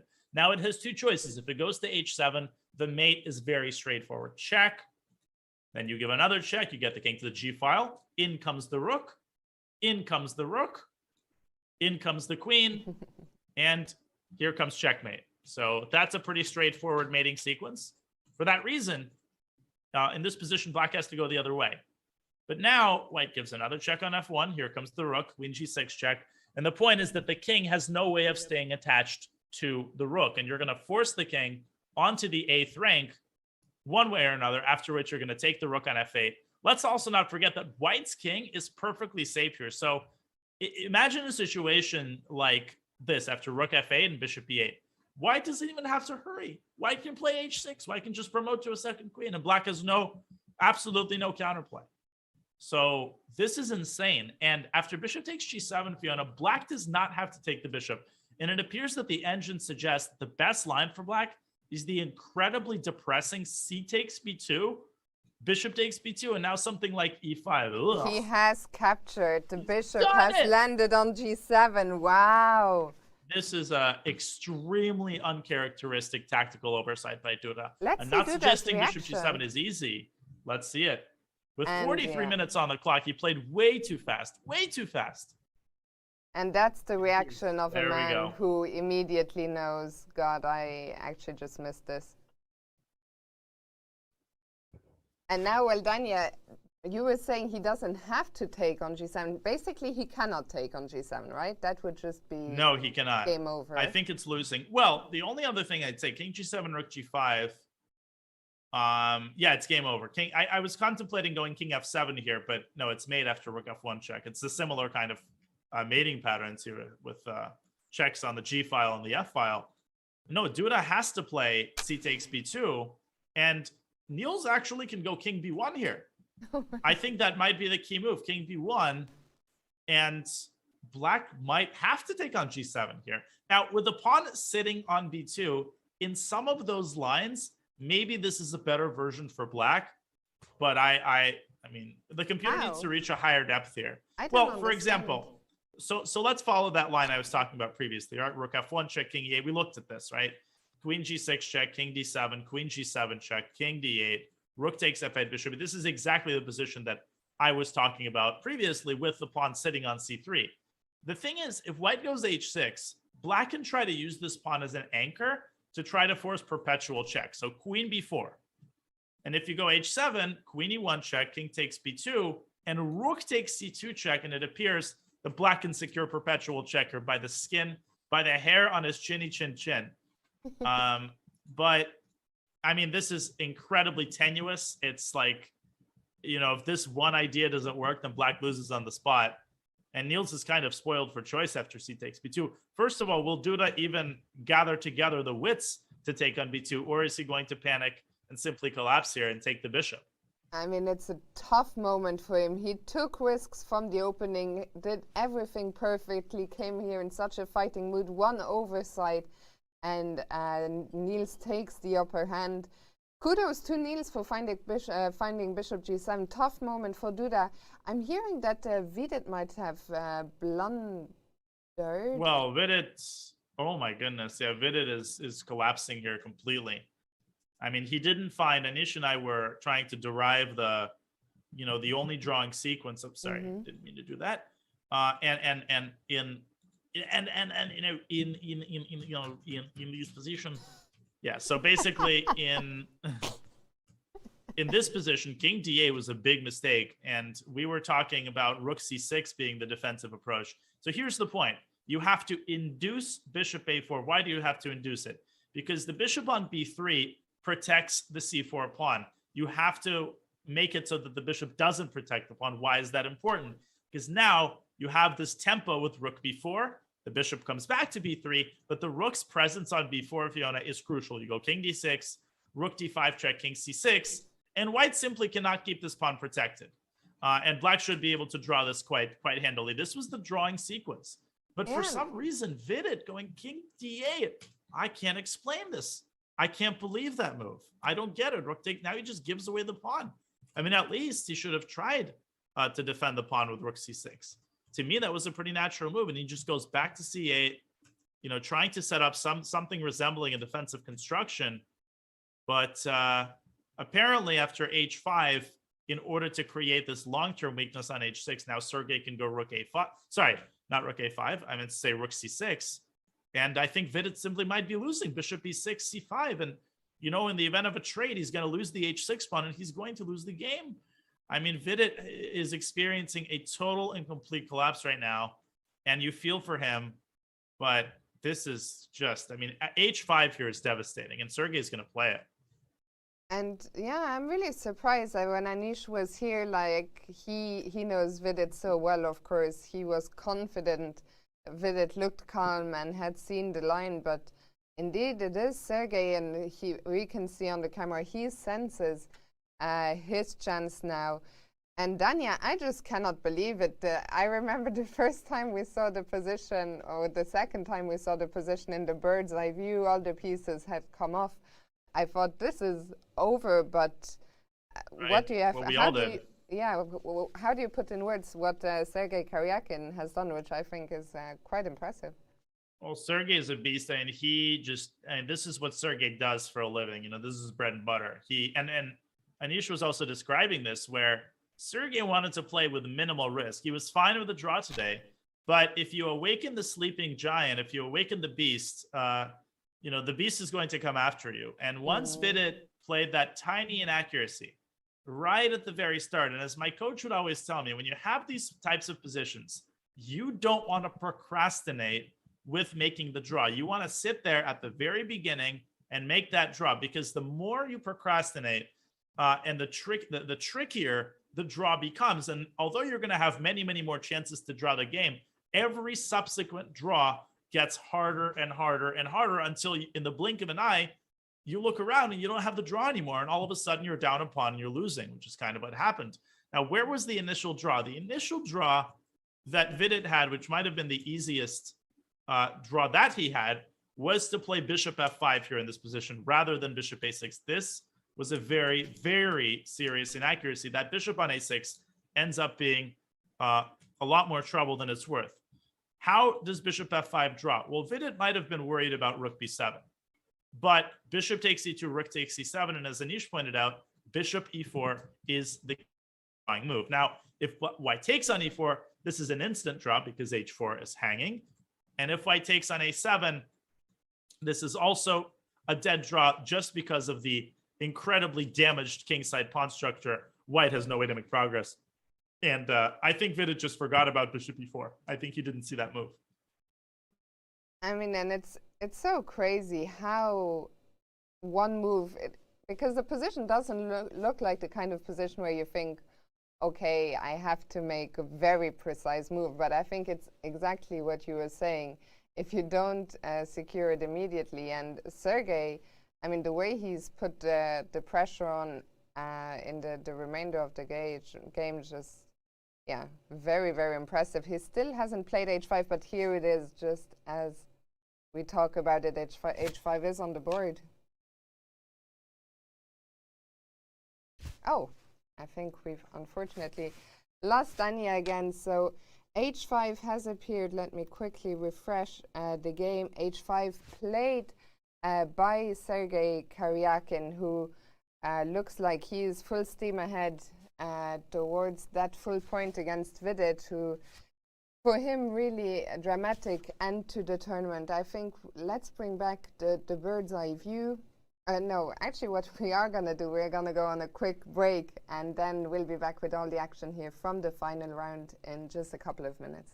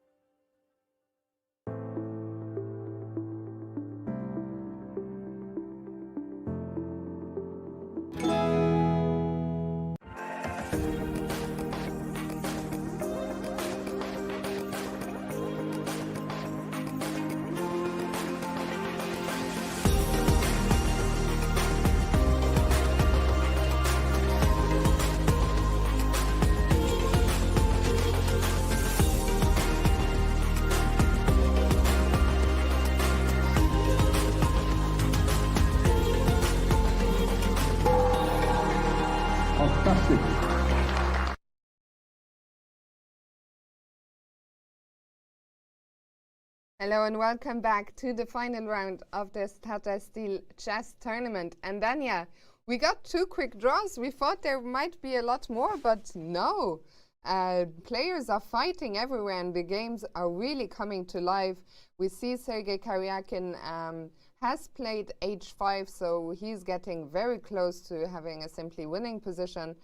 And in the Duda game, Duda has taken on B2. Correct. B2. Yeah, which was required. Where do you want to start? Yeah, let's start with the Duda game, which it may actually end up being a draw if Duda is tremendously accurate. Now, we're getting some feedback here, some very, very interesting variations shared to us. And I want to share one of those variations. Let me just give me a second to pull it up. Yeah, I want to share basically why C takes B2 is so important. So there's a deep point. C takes B2. Basically, Fiona, we analyzed King B1, and I explained how the pawn on B2 could be used as a decoy.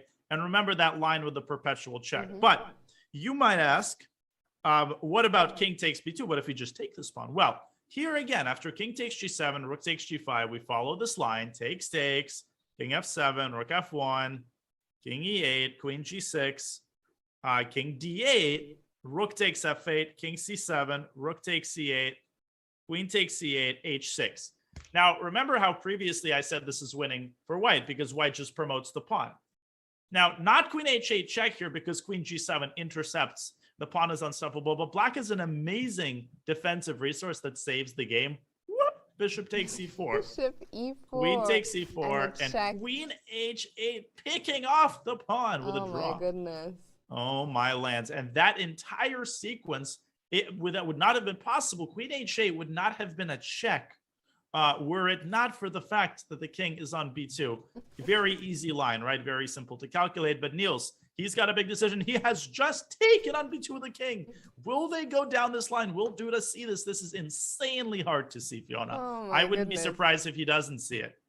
Yeah, I mean, it's very scary, of course, to capture on g7. The problem is, what is your alternative? What if you don't take? None. Well, now you isn't have white to take. just winning? Yeah, you have to take, right? No, and that's honestly very often what helps the cause when you're defending a position like this is the fact that your moves are absolutely forced, and you don't even have to care whether you're winning or you're losing or you're drawing. It doesn't matter because you just have to follow the line. You have no other choice. And well, if we go down the line again, I just wanted to see until like the whole line is basically forced, right? If Duda goes down that line, yes, then he will find bishop e4. Okay, shall we? Yeah, go? well, sorry. Yeah, we'll keep an eye on. We'll keep an eye on that. We'll return to this game when Duda makes a decision in this position. So where do we go back to? There's been a couple of moves in the Pragnananda game. We could also check in with Jorden. What's your pick? Well, Prague has a huge initiative. I mean, Andre is in mortal danger of losing this game. Let's check into that game first, and then from there, we could go and check also on Sam Shanklin's game, which we haven't looked at for a while, as you said. Now look at this position. Andre, who's got 3 minutes, by the way, for 15 moves, just by the way, deciding on knight takes a4. And as we discussed, Prague slamming this knight into d5, bishop b7, rook takes c6, and now, oh wait, the time just updated. It said he had 3 minutes, but now he has 15. Maybe we can zoom in on the cam, because I also thought that he was much lower. Can we zoom in on the camera and find out? We'll try and find out. Yeah, because this is actually a game changer. Oh no, now it says he has 3 minutes again.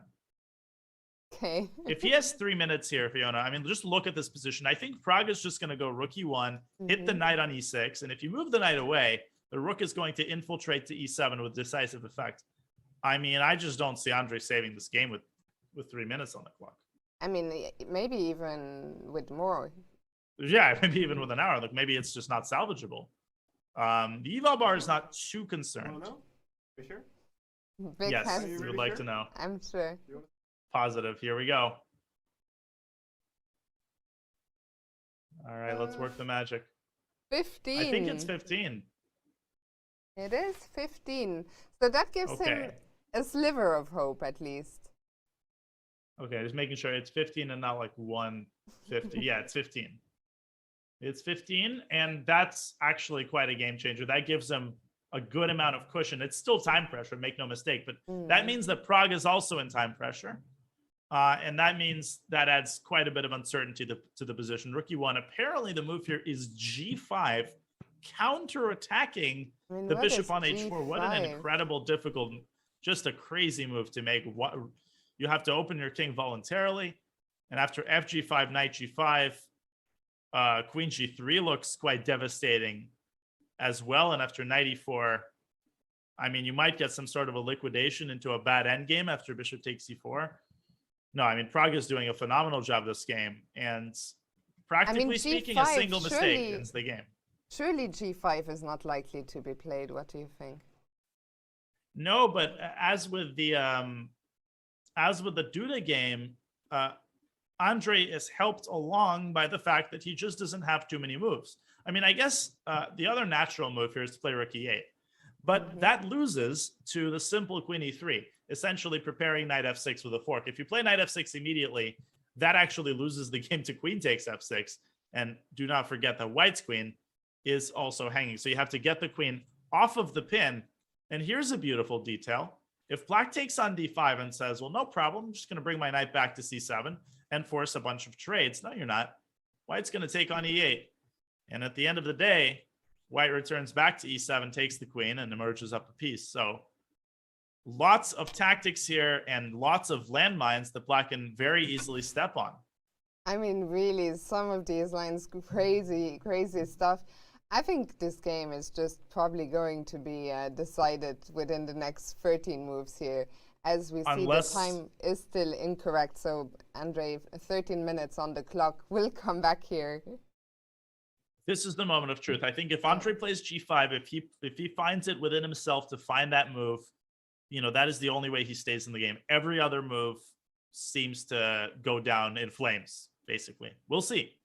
He's probably going to invest actually quite a bit of his remaining 13 minutes to try and find. Right. I saw on the camera that the move was made. Was that this game? Queen And D7. Andre, he didn't find G5. He played Queen to D7. Oh, but now he just goes down. I don't understand. 97 check. And I guess King H8 and just Queen G3 with a completely overwhelming attack. I mean, Knight takes G6 is a potential sacrifice. Just look at all the squares surrounding Black's king.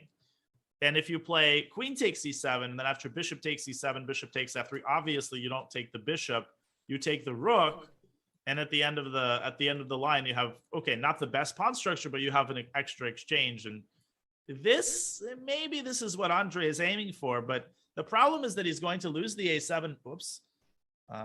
He's going to lose the A7 pawn. Let me just, sorry about that. Let me repeat that line one more time. Knight E7, Queen E7, Bishop E7, Bishop F3, Bishop F8, Knight F8, GF. He is going to lose A7. And, he's probably also going to lose D6. This is unsalvageable in the context of a practical game. I think Knight E7 check should win Prague the game. He can also step away from the pin with Queen F2, preparing Knight E7 as well as Knight F6. No, this is very bad for Andre. And look at that poor knight on A4, completely out of the game, while all the white pieces are participating actively in what's going on in the center on the board and on the king side. And crunch time now for Prague. Will he play Knight E7? What do you think, Dania? I think that he will. I vote Knight E7.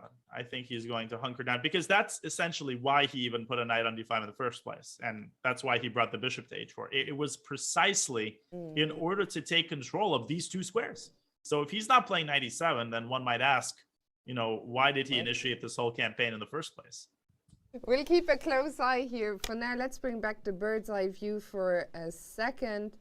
As I don't know if you want to update the Karyakin Vidit or if we should just go to Jorden against Sam. Well, let's take a look at the Jorden game because that game is kind of heating up, and I think Sam has done Sam has performed unimpeachably in this pawn down endgame, where it did appear, as Anish and I were discussing, that Jorden has essentially free pressure for the rest of the game and Sam is going to suffer. But Sam has found a way, really in the span of 10 moves, of less than 10 moves, I think, to balance out the game. And I think Sam shouldn't lose the game now. Let's come back to where you guys left it off and see how did Sam do that. So basically it was around this moment. Okay, Jorden goes rook d1. And, I think Jorden probably played a little over ambitiously here. He goes g4. He tries to occupy as much space as possible. This is an idea that we did discuss. And then after h6, he goes h5, slightly weird move. I mean, he puts his pawns on the same color as his bishops. He saddles himself with weaknesses, and he also creates dark square weaknesses on g5 and e5. King f6, king g3. Sam activating his rook with rook c4, king f4. Sam dropping the rook back to c5. And at this point, Sam is already cooking up the idea that I think is going to save him the game. Rook d2. Now he goes g5 check, posing white with an unenviable dilemma. Either you bring your king back and allow Black's king to swoop into e5, or, this is what Jorden did, simplify the position, and the more pawns are traded, the easier Black's task is. Rook d1, Jorden not really seeing what he can do here, and Sam pouncing on the opportunity. Rook a5, hitting the pawn. And now in comes the knight, knight c4, moving away from its blockading post, but doing so for the greater good, hitting the pawn on b2. And if Jorden has to play a move like rook b1, Fiona, then that means Sam is already not worse. He can play rook a4 and x-ray the knight. If anybody has to be careful in one of these types of positions, it might be Wijk. Wijk can very easily lose a piece here. Yeah, I was looking down at that square on d2, that knight suddenly looking very, very tricky. As you say, Jorden might have to be careful, but if not rook b1, then how do we deal with the defense of the pawn on b2? Well, I mean, I guess knight b3 is the engine recommendation, but that is a very strange move. It seems to fail to the move rook b5. And the point here is that white has this brilliant idea, actually, knight d2. Okay, well, what the heck is the point of this? Well, the point is that if black takes on d2, then the rook captures and white defends everything. If black plays knight takes b2, then the knight activates itself through e4. And then after rook d4, white has this weird kind of domination all of a sudden over black's knight on b2, which can't really re-enter society through c4. And of course, white has this very strong pass pawn on d5. And now that the pawn is not blockaded, this is now a force to be reckoned with. But I don't know if Jordan's going to find this. I mean, knight b3 is far from obvious, as we see Jordan deep in front, 17 minutes on the clock.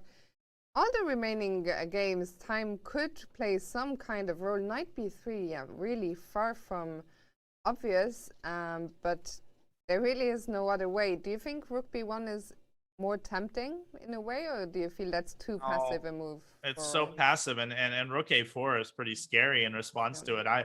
If I had to guess, I would hypothesize that a draw offer might be on the cards here for Jordan. I mean, I would start getting a little bit concerned if I'm white. Everything seems to be hanging. And that was my next question. Is there any way, if Jordan wants to bail out, there's not even any clear bailout options, or are there? Well, I guess he could play a move like rook h1 maybe. Although, no, this gets sharp again. I mean, knight takes b2. I was going to propose rook takes h6. But instead of grabbing on a3 immediately, black could throw in the move knight d3, getting the king out of the way. And now rook takes a3 is quite scary because, again, there's this third rank pressure. Black's got connected passers. No, you're right. I don't actually see a clear simplificational kind of bailout for white. Maybe d6. Yeah, maybe this is... No, but again, knight takes b2. And again, everything seems to be falling. I mean, I wonder, you were talking about a draw from Jordan. I wonder if it's already too late for that, if Sam suddenly feels like he is in control. We should go back to Niels. Yes, they're playing through that line. Here we go. Buckle your seatbelts, ladies and gentlemen. Queen g6 check is about to happen. It would be so incredible if we go down this whole line with bishop e4 in the end. Queen h8. Oh, he sees it. He, of course, sees that line, no question about it. Now, here's the very interesting thing. After rook takes f8, king c7, which has just appeared on the board, Niels does not need to rush rook takes c8. That is not the only move, and he's recognized that. He doesn't have a lot of time. He can throw in queen g7 check. In fact, this is a much more testing move. He can throw in queen g7 check, which is a lot more testing. Now, if bishop d7, now and only now, you can take and go h6 and win the game. Of course, black is not going to go bishop d7. Black is going to go king b6. At the very minimum, white has queen d4 check. And if you go back to c7, then after rook f7 check, the attack rages on. Bishop d7, e5 looks very scary. This is right up Niels's alley. And so for that reason, the king should go back to b7 rather than c7 in order to be able to cover a check on f7 with rook c7. But the engine suggests a very simple idea. Why don't we take on c8 now? And why don't we go h6 now? Now, what's the difference? Bishop takes e4, queen takes e4, queen h8. Well, there is a difference. Where's that king? It's on b7. And this is now a check. This is what it all comes down to. This level of nuance is what is required to play this position accurately. It's insane, but it's also hard to... How do you, in your experience, if you see this position from a distance, you are a full piece down, but the fact that the pawn is so far advanced, do you immediately, instinctively feel like I'm fine here? Yeah, I really do. Draw? Because you have a corner pawn, and because you just sort of see that you're threatening h7. It's not like you're going for anything long-term, although I guess it's a tiny bit scary after something like e5. But as long as you have such a monster, by the way, bishop takes e4, queen b4 check is the point. As long as you have such a monster on h6, and also let's not forget that Niels was basically losing. So for him, he's not even necessarily expecting to be winning. Everything that he can do here to complicate the game is already exciting. It's a win-win for him, right? Even if he draws, he's not going to be too broken up about it. And he's not coming at this from the perspective of, oh, I only need to find something that's super convincing. He's already happy just to find a way to complicate the game, given where he came from. I don't know if that makes sense, but it's all about the sort of psychology of which position you came from. And sometimes that can really help you be more objective. If you had a bad position and now you were able to complicate it, you're more satisfied with that than, for example, if you were previously winning and now you screwed it up. Well, then you don't just want a complicated position. You want something more clear cut. I think that makes a lot of sense. I think what Niels is going to do, if he has seen the line, and maybe we can just show it one more time with that bishop takes e4. So if Niels takes on c8 here, oh, Right. sorry, yeah. And then goes h6. Yeah. And then bishop takes, queen takes, and queen h1, which we showed earlier. I think if Niels sees this quite quickly, this line, then he can evaluate if he wants to try and look for something better.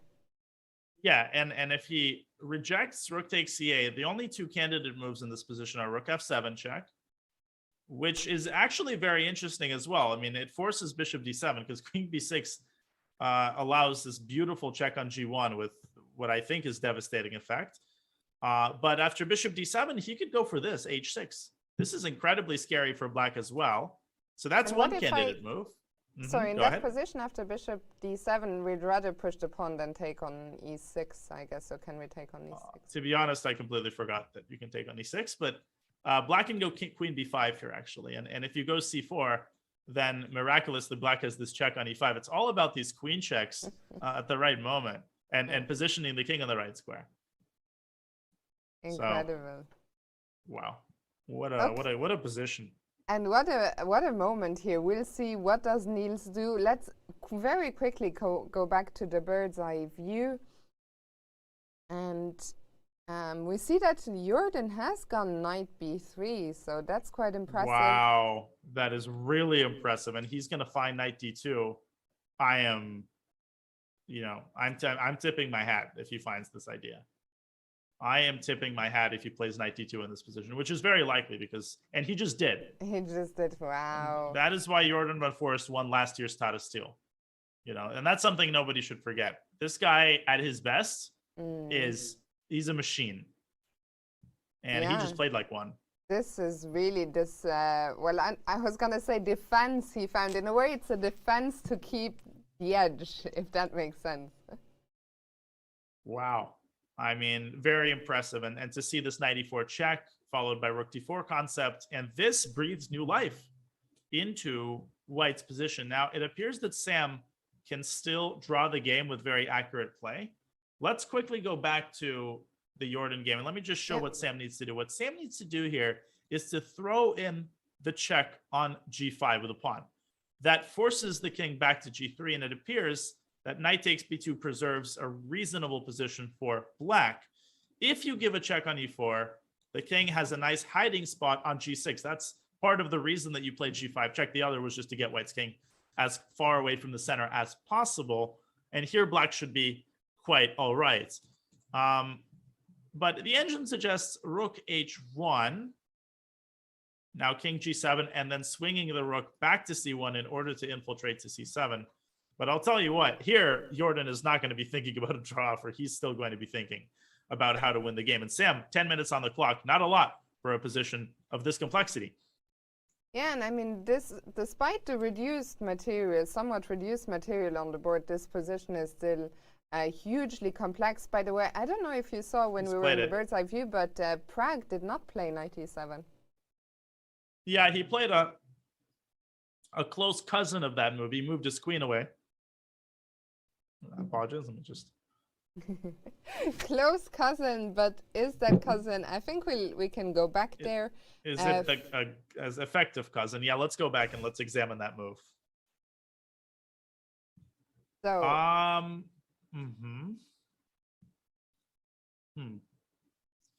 You know, it gives black an extra opportunity, I think. And this time, Andre actually down to 5 minutes, Fiona. This time, it's not a lie. This time, he actually has 5 minutes. He has to apparently take on d5 with the bishop. And let me tell you, you have to go for this position voluntarily and realize that after queen c8, it's not so clear how white follows up. I mean, the engine's recommendation is just to play c4, which is an encouraging sign for black. That means that white doesn't have anything super concrete. Man, I mean, if Andre goes for this, that would be incredible. But even here, of course, white is much better. White has massive pressure together with an attack. And the weakness of the pawn on d6 also makes a lot of endgames bad for black. I'm still very pessimistic about Andre's chances. Yeah. What if instead of c4 in that line? Yeah, so takes. What if I try and bring the queen immediately? So after rook e7? Sorry, rook e7. He, by the way, has not played bishop takes d5. What was your idea, just out of curiosity? Just, I was wondering if I'm not in time to bring the queen, queen g5, how are you gonna meet my checkmating attempt? No, I think this is also very effective because rook f7 can always be met with rook e8. But Andre, he has played the move rook f7 instead. Oh, and knight f6 check. What? No, but this is just, I think he sees it, he sacrificed it. He wants to take and go queen f7. But here, I think he just blundered bishop takes f5, which ends the game on the spot. Bishop f5 with the knight dropping on e6 on the next move, and yeah, that's just over. that. Knight f6 check ends the game. Pragg might score a brilliant final round victory. Vic is ready with the camera. He's expecting that knight to land on f6 momentarily. And, well, I'm actually also curious as to what Pragg's face, if he gives anything away. I expect him to be deeply focused. Is he not at the board? Maybe there's someone in front of the camera, but Yesipenko, he's still looking very, very calm, but it could dawn on him any moment that he has overlooked bishop takes f5 at the end of the line. That's definitely what he overlooked. I mean, obviously he didn't miss knight f6. There's no way he missed knight f6. But bishop takes f5 is easy to miss because when you look at the move queen f7 from a distance, you think, okay, I'm attacking the bishop on f6. And it's easy to forget that bishop takes f5 creates a much stronger threat against the knight on e6. Pragg sees it. Yeah, I think Pragg has seen it already. He's just double checking now, but we don't see him so often leaning, you know, over the board, but this is the last game. And there was the look towards Yesipenko. Okay, is he gonna give anything away? Like, but no, I expect knight f6 to appear very, very soon. Yeah, he's got 7.5 minutes, plenty of time to calculate this relatively simple line and, you know, triple check it. We're going to see knight f6 check, and this quite possibly will be our next result of the round. Although Niels, let's swing back to that game, has just taken on c8. So I think that he has decided to go for that drawing line with take c8 and h6. And I mean, I don't think we can blame him. The other line, we didn't find anything too convincing. We found some ways to keep the game alive, but nothing much more than that. So I think we can't blame Niels too harshly. As they are going down this line here, so now what we expect to happen is h6, which has just been played. I mean, I hope Duda sees bishop takes c4. I mean, I'm sure he does, but, you know, there's always... Yeah. Especially, I think your confidence is a little bit shaken when you've already missed something in the game, like bishop takes g7. Yeah, it really is. And the point is, after bishop e4, queen h8, nominally black will be up a pawn, but that is merely nominally, because after queen takes h6, queen c4 check, white has perpetual based on the fact that black cannot abandon both of these, you know, pawns. Essentially, white keeps targeting them with these checks. So 99% certainty that the game is going to end precisely with this kind of perpetual. Yeah, and I know Vic was ready for the moment, but I think maybe Jan Krzysztof will, I was going to say maybe it'll take a while, but the hand is itching, I think, and there he is. Bishop takes Did e4. Niels miss this? Hmm? I wonder if Niels might have missed this.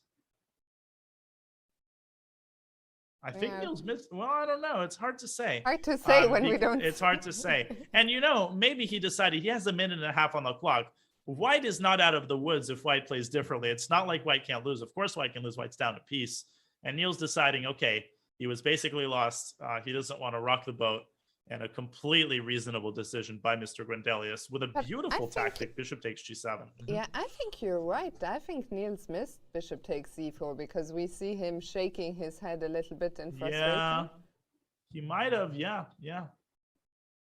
And he's thinking here because and if he was planning all of this, he would have probably played a little bit faster. But who knows? But King he A2, has this is also going to seen happen. the draw now. I don't know if you saw, but King A2 was accompanied by that look at directed at Duda of like, okay, draw. I think he might even have offered or maybe just looked at him again. But of course, these players see that this is just a perpetual now, and we'll see a handshake within seconds. Yes, we will, and this will be our next result. Not the Prague game. Prague is still thinking about going knight f6, and he's overthinking it. That's crazy. Let's wait here for 1 second because I think Yeah, of course. There will be a result in a second. We'll see the handshake with Duda just having no shelter for his king with the queen too far away on the other side of the board. And there is the handshake, a draw agreed between Niels Grandelius and Jan-Krzysztof Duda, but that game had lots of interesting moments, lots of ups and downs, Dania. What an incredibly rich game. And Duda with a crazy opening gamble, playing the rouser, which he really has never played before, and playing it in a very unique fashion. You know, he made this move queen b6 early in the opening, blocking his own b-pawn. So he plays it in a unique style, burns all his bridges, but it pays off, and he tricks Niels with this beautiful bishop sorry g5 f6 to interrupt idea. you, Dania, but just as we switched cameras, Prague finally played knight gone for it. f6. And what we were saying, if you're just joining us now, maybe Andre had relied on. Oh, he goes king f7. That was his idea. Well, queen h4 probably is the winning move here. Yeah, queen h4. Let's have a look. Queen h4, hitting the pawn on h7. Well, you have to play h5. And you know, there's even bishop h8 here, paving the way for the queen to come into f6. That's very pretty, actually. Yeah, but there's queen d8, and you know, these endgames can be, they're winning, but a lot of technique is sometimes required. Your bishop is also stranded, believe it or not, on h8. It cannot be won, because if the black king drops back, then the bishop can escape to f6, but that can be quite disquieting. So I wonder how Prague is going to try to convert this in the most clinical fashion. If not queen h4, what if we simply drop the bishop back? Yeah, you could play bishop h4, but then knight takes c3, I think.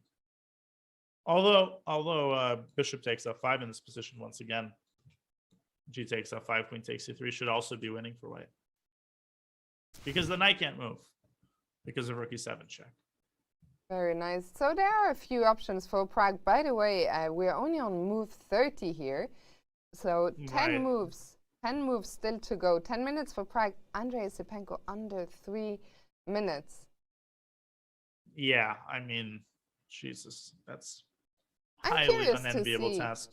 What Prague goes for. I don't think he'll go for that line we saw with the bishop h8, which I thought looked cute, but the more I looked at it, and the bishop not being able to come back into the game is not really what I would want. Of course, it might still be winning, but I think Prague will look for something else. And he's about to make a move, and he just looked up at Esipenko like, is this all you've got? All right, well, queen h4 is essentially forced. I don't see what else is. Well, bishop h4 is also a move, as you mentioned, but I don't know. I feel like queen h4 is just like a better version of it, because you're threatening the pawn on h7, essentially. And there he goes. There he goes with queen h4. h5 is going to be played instantly, I think. I mean, nothing is really played instantly in this game. What if I drop my king back? Yeah, so here I think there's bishop e7. This is actually quite important. And then after, okay, let's say knight takes c3, there's queen f6 swooping in. Knight e4, bishop b4, and here a very instructive moment. You can just overextend black by playing rook e1. Now you might ask, well, where's the rook going? It's going to a7. Takes, queen takes c6, and this is actually a very pretty mating sequence. Queen f6 check. If the king drops back, then queen f8 is made, and if king h6, then check here and checkmate. So that's just one of many ways that the game could end. Andre is thinking, so maybe he is considering king g8. But he needs to make a move. He still has 10 Yeah, to go, he but does. now h5. And now we're back in this moment, Dania. In the end, I wasn't too happy with bishop h8. So what alternatives can you offer me? Well, there's bishop g5, and basically you want to take on f5 here. This is the ideal scenario. Unfortunately, you can't do it immediately because you're going to blunder the bishop on f6. So the alternative to bishop h8, this is the top engine move, and my guess is just probably the best line, is bishop g5. And again, the point is after knight takes e3, now you can play bishop takes f5. Now that you've preserved the dark squared bishop, you can go for this line. And calculating this is very prosaic. Queen g6 check, knight g7, and rook e7 with devastating effect. White wins the queen. I think Prague sees it, and yeah, he has gone bishop g5. Yep, I mean, this is just merciless. He did that really quickly too. I think Andre is going to go queen c6 most likely, threatening checkmate. But now I can kill two birds with one stone. I can play queen h3. And not only does this defend his mate, this also reinforces and makes even stronger the threat of bishop takes f5 because the queen is going to recapture on f5. No, Prague is one or two moves away from winning this game, essentially. Yeah, it looks like Andrei Sipenko suddenly has a bit more time on the clock again. Yeah, it's been jumping a little bit all over the place, but he still has 9 moves to make.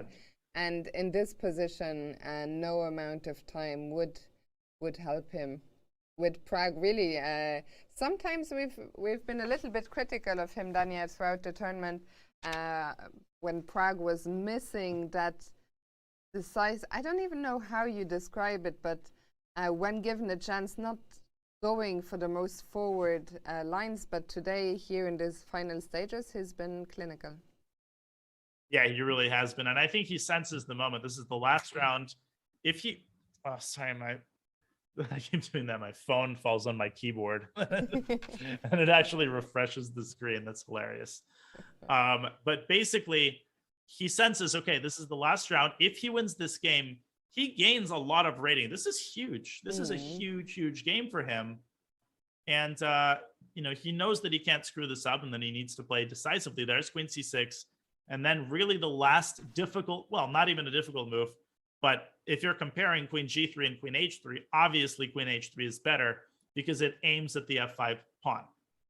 And sorry, just look at Prague, like he senses, but it's so rare to see him so animated. Like I think he's excited. Not even doing it on purpose. It's just, yeah, the nerves and the excitement. And there it is, queen h3. I mean, he smells blood and you can just tell. He is not letting this game go. He knows exactly how to win this game. He knows what to do and how to do it. The game is over. Yeah, Prague cat jamming away. Cat jam, that's right. I mean, you got to be happy for... go ahead. Bigfoot was just wondering if instead of queen h3, we could have also played bishop f1, defending the mate that way, and keep the queen looking down at f6. And here there was a really pretty move, bishop d8, kind of the same idea as bishop h8, but much stronger, because now queen f6 as well as queen e7 are both totally unstoppable. And this was also essentially winning on the spot. And but yeah, the answer is yes. For Yesipenko now, do you think he'll... I mean, how do you deal with the threat of bishop f5? Is there anything at all? You don't. You resign. I mean, you can take the bishop on g5, but that doesn't actually help the cause. And we see Andre, I think he will, there he goes. He has just captured on g5. I think he's going to go queen d7 after fg, and but still bishop takes f5. Sorry, Fiona. Go ahead. Yeah, and maybe we can look at that actually. So after Prague recaptures, queen d7 would defend the pawn on f5. But still bishop f5. And if queen f5, rook f1 pins the queen. And if gf, then obviously queen h5 is just totally crushing. I mean, you win everything in this mate. So maybe bishop c8 here is an attempt. But now there's a very pretty move g4 just breaking through on the king side. I mean, once you understand the general idea, this move is pretty obvious. Here, like you just got to do anything. But of bishop b7 back and along the diagonal? Yeah, but just g takes f5. It's just one check. It's one check and then it's over. And Andre has indeed gone bishop c8, so we might see this on the board. G4 Prague is the kind of guy to play g4. Yeah, it would be such a flashy, spectacular way to end the game. I'm kind of rooting for Prague to go g4 and end the game in style.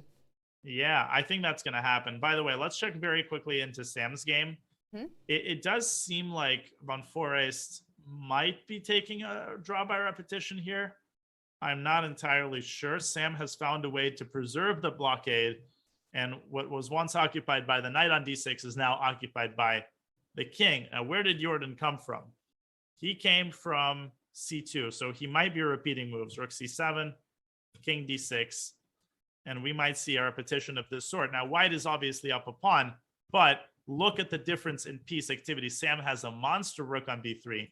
He's got a great bishop on d7 that is pressuring the pawn on g4, and I really don't see a way for white to make long-term progress here without giving up at least one of his pawns. My guess is that the likeliest outcome for this game is a draw, but we'll see. Just wanted to quickly update everybody on Sam's game. They're about to make move 40, so this game is gonna drag on for a while.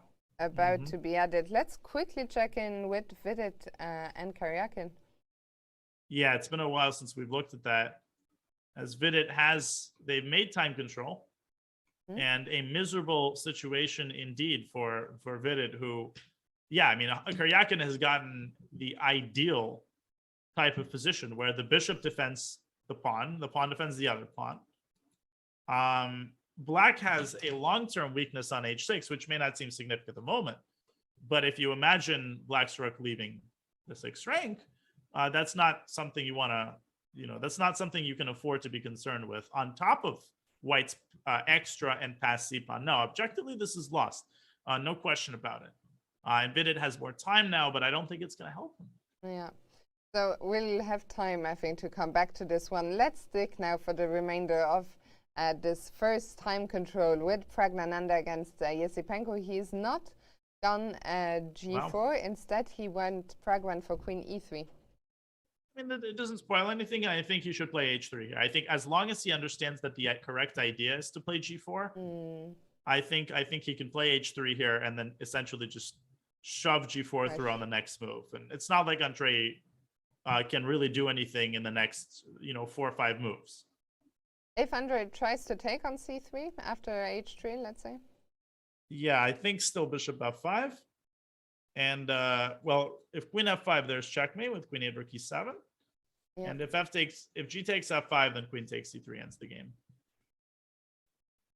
Yeah, so that is not an option. h3 would be it's a funny move in that it's such a quiet move. It looks like you want to just crash through it, but you just make a little preparing move and you say to Black, what are you going to do with that extra, a little bit of extra time? And there just isn't anything. And those are the biggest power moves, because you make a move that doesn't hide your intentions at all. In fact, it's a move that makes it nakedly obvious what it is you want to do. And there's absolutely nothing your opponent can do to stop it. It's a very satisfying feeling that you're just preparing something and you're going to execute it. But Prague, he's taking his time here. He has to find this last touch, right? He can't let this hang on the precipice and let Andre, bring his knight back to b6 and bring his bishop up to b7, because that's exactly how you complicate the technical task. You need to act while Andre is still not consolidated, if that makes sense. And in a way, it makes sense because your rook and your queen are perfectly placed on the e-file. You don't really want to move any of those pieces. The bishop is also perfectly placed, looking down that diagonal f5, g6. So I think h3 is actually a logical move. Yes, it is. And Prague down to 5.5 minutes, but And he does have 5 moves to make. yeah, I was just gonna repeat that. So 5 moves indeed for Prague, who is jamming away again. Yeah, but I think I'd be more confident in his cat jamming if he plays h3. This is a very important moment, actually. If he doesn't play h3, then he lets Black into the game just a little bit. Yeah, this is important. This is important. I still keep looking at the game, and I wonder if not h3, what could he possibly play? Could he move the bit? Like, it's hard to. I'm literally struggling to see any other moves. Maybe bishop c2 or something, but I'm not sure what I'm accomplishing. Yeah, but that kind of helps the knight go where it wants to go anyway. I mean, it's possible to go bishop e2 and try to reroute the bishop to f3. This idea occurred to me just now, but it's just not. I mean, when you compare this to how effective it is to open up the king side, which essentially ends the game on the spot, Yeah. I don't understand what But else he's could be that reaching for the enticing. He's bishop. not doing it. He's going to go bishop e2, isn't he? Or is he going to make your move, bishop c2? No, I hope not. I think bishop c2 does absolutely nothing. I think if he moves the bishop, most likely he'll go to e2. Daniel, You're let's such a have bad another- influence on Prague. I He's going know. to play bishop c2 because you suggested it. What were you saying? What has he played? Queen We e2. need to. He wants bishop takes f5. Oh, that's very smart, actually. He wants bishop takes f5. And the idea being, if g takes f5, this is already familiar to us, this idea of queen takes h5, essentially the same concept that would have happened after g4 earlier. And if queen takes f5, there's always a skewer, or a Yeah. pin, rather. And black still cannot take on c3. I guess then you go queen b2. Ooh, and f6 square is going to be accessed by white's queen decisively. No, I mean, queen e2 is actually a nice move. We didn't have it on our radar, but once again, the idea is the same, to chip away at that pawn formation. Once he finds a breakthrough, the game will be over. For Andre, we don't see, apparently, the clock times. I don't know what his clock time is. He still has 5 moves to make. I don't know what exactly is going on. I mean, he probably has in the neighborhood of like a minute. I mean, I can't imagine him having more than 1 or 2 minutes. I know. I mean, it feels like an hour ago when we thought he had 3 minutes. Right. No, it's I don't understand how he's I'm bending worried. time. His pieces are in the way. Maybe he just can move his knight out. I think it's It one looks like something. 1 minute, right? 1. Well, let's wait. Will it get to 0? I guess we just have to wait and see. Or is it 10 minutes? Oh, So it's 1 he's minute. just dropped under a minute. Queen d8. And now queen a2. Queen a2 is the key. This is, I think, the reason why Prague played queen e2. The other reason. Now a7 is undefended, and white can access black's position through the other side of the board. Queen a2, and then they're going to take on a7 and start putting the finishing touches on the game. And I think Prague's going to do that quite quickly. Shall we have a look at what happens when the queen lands on a7? Yeah, I mean, first of all, if black tries to restrain white with bishop d7, then bishop c2 ends the game. I mean, the knight has to move now, and, well, after knight c3, queen a7, white doesn't even have to rush. First of all, this knight on c3 is now stranded, and the queen can even come back to a1 and trap the knight. And also, white can somehow get the bishop maybe to b5 here. And queen a2 has been played. Indeed, and Prague, well, I was hoping for g4, so he hasn't always played the move that we were expecting, but he's never let go of his winning advantage, and now Queen A2 coming in with near decisive force. Andre, really difficult. What do you do? There isn't much hope, and it's so tough. You got to feel for Andre, who losing the last round game is one of the most brutal feelings. He had a very decent tournament, but so often, Dania, the taste of the last round result is the one that sticks around in your mouth the longest. Yeah, I mean, I think there's a term in psychology called the recency effect, which basically says that you I mean, it's kind of common sense, but you remember most vividly experiences that happen toward the end of a general set of experiences. The same goes with with let's say a university class. If the last couple of lectures were really, really bad and the professor started kind of phoning it in, which I had in some of my classes, you would really remember that as a bad class, even if the first couple of classes were really interesting. And the same with the tournament. Like Andre, I don't know if he's gaining rating or losing rating, but it really doesn't matter. Even if he's gaining rating, you just always associate a tournament based on the last round results. And furthermore, I've had some absolutely disastrous tournaments where I managed to win a nice game in the last round. And it almost feels deceptively like you had a good tournament. It's this weird sensation. Like, yeah, because you won a single game.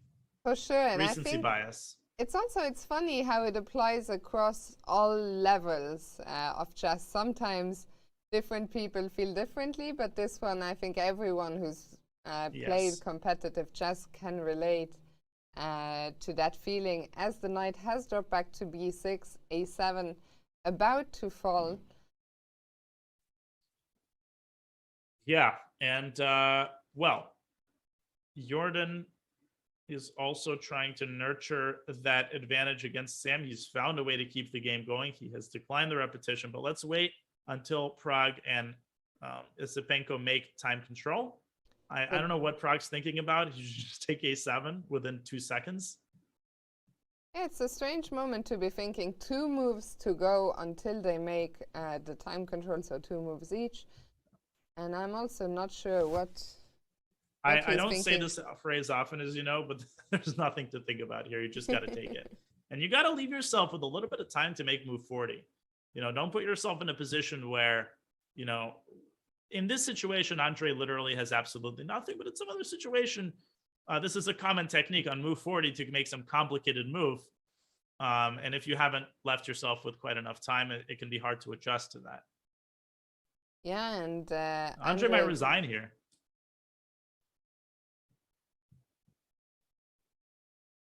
I agree with. I mean, it's just, once again, if we look at the position for Black, what do? You have to probably move the knight, and yeah, he has actually dropped the knight back to c8.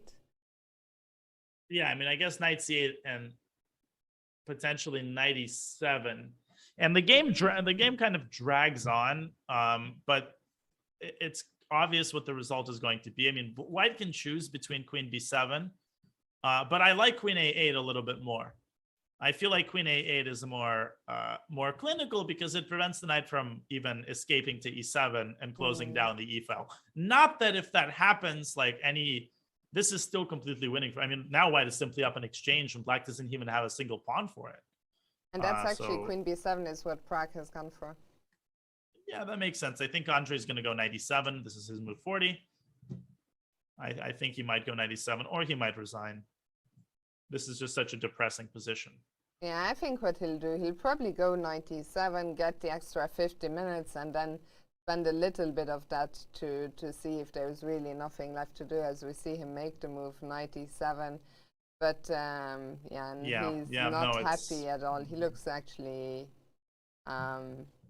devastated. Yeah, I mean, really devastated.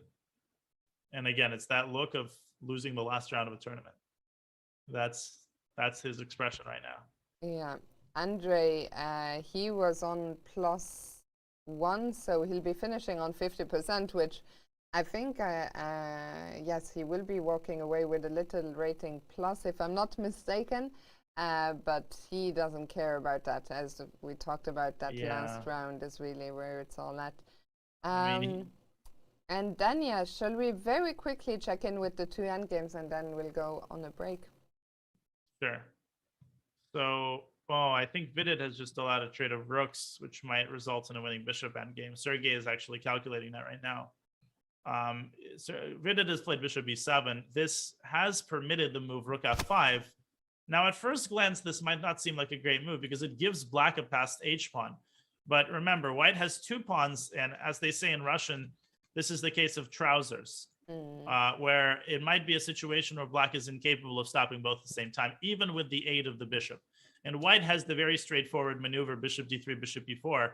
Now, because of the trouser situation, any pawn endgame is losing for black because, you know, the king will just be unable to handle both pawns by himself. So black has to keep bishops on the board, but that might also be very hard to do, and that might not help. So let's kind of develop an impression of what might happen here. Let's see, king e7, bishop d3, king f6, c5, h5, bishop e4. Now, this is the critical moment, right? Black obviously cannot trade bishops. Black has to go bishop c8. And, okay, c6. You know, let's say h4. Let's imagine that white plays king f2 just to be able to always stop the pawn. After king e5, I think the simplest winning approach is to get this king around to g4. And then to play something like a3, and this is Zugzwang. Because if the king walks out to e5, there's king takes g5. And h3, f6, h2. No, the pawns promote at the same time, but white is winning because of the abundance of extra pawns. This was not that easy. I mean, I know I played these moves very, very quickly, but I'm just trying to show I'm trying to get a general impression of how easy it is to win the bishop endgame. I can guarantee you that Sergey is going to probably spend maybe even 30, 40 minutes, possibly, calculating rook f5. I wouldn't rule that out.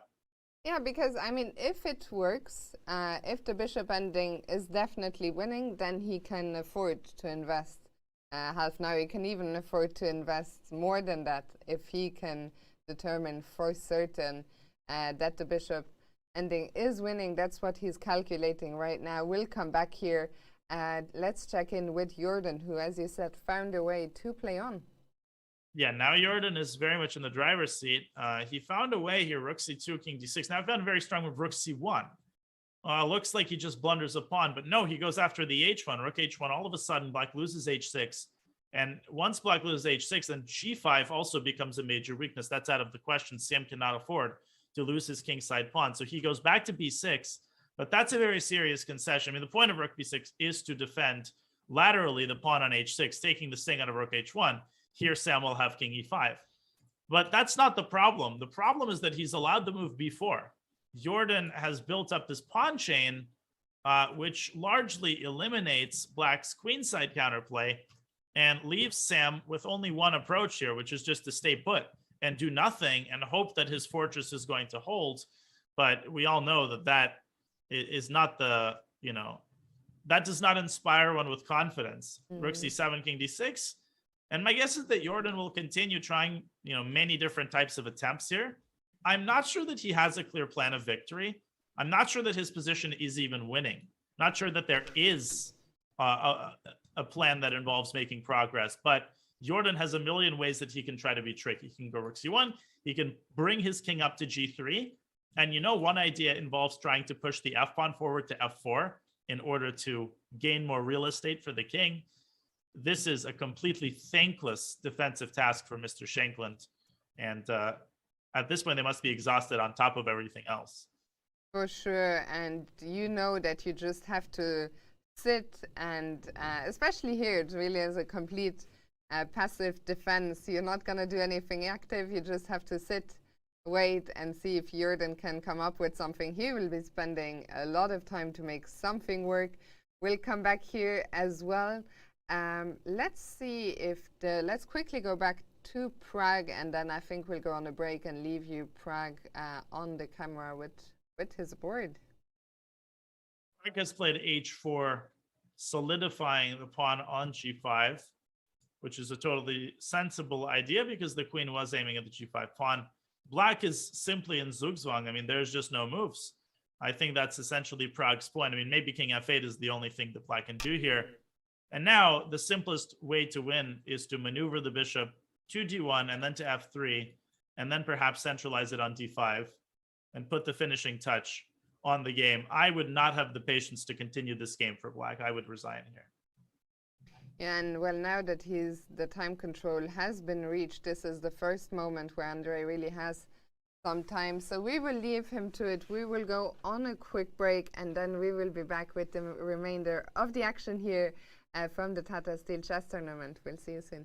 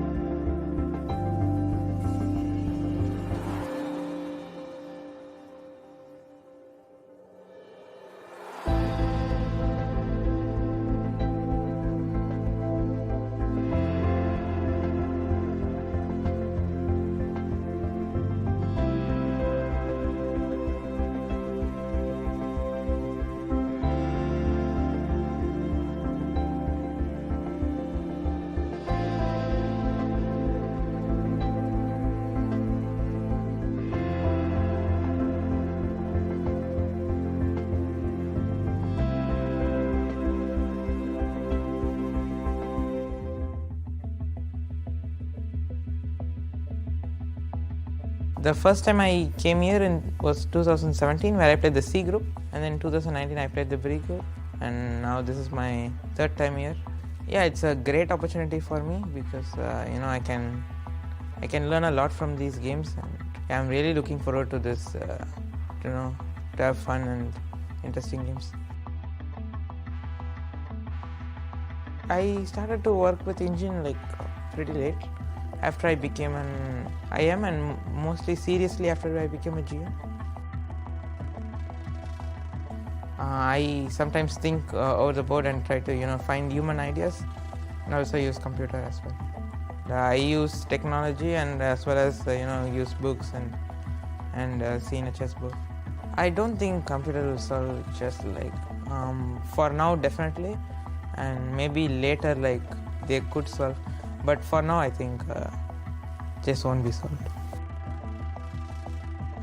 I'm looking forward to play against Magnus in a classical game, but also other players like Caruana and all the others as well.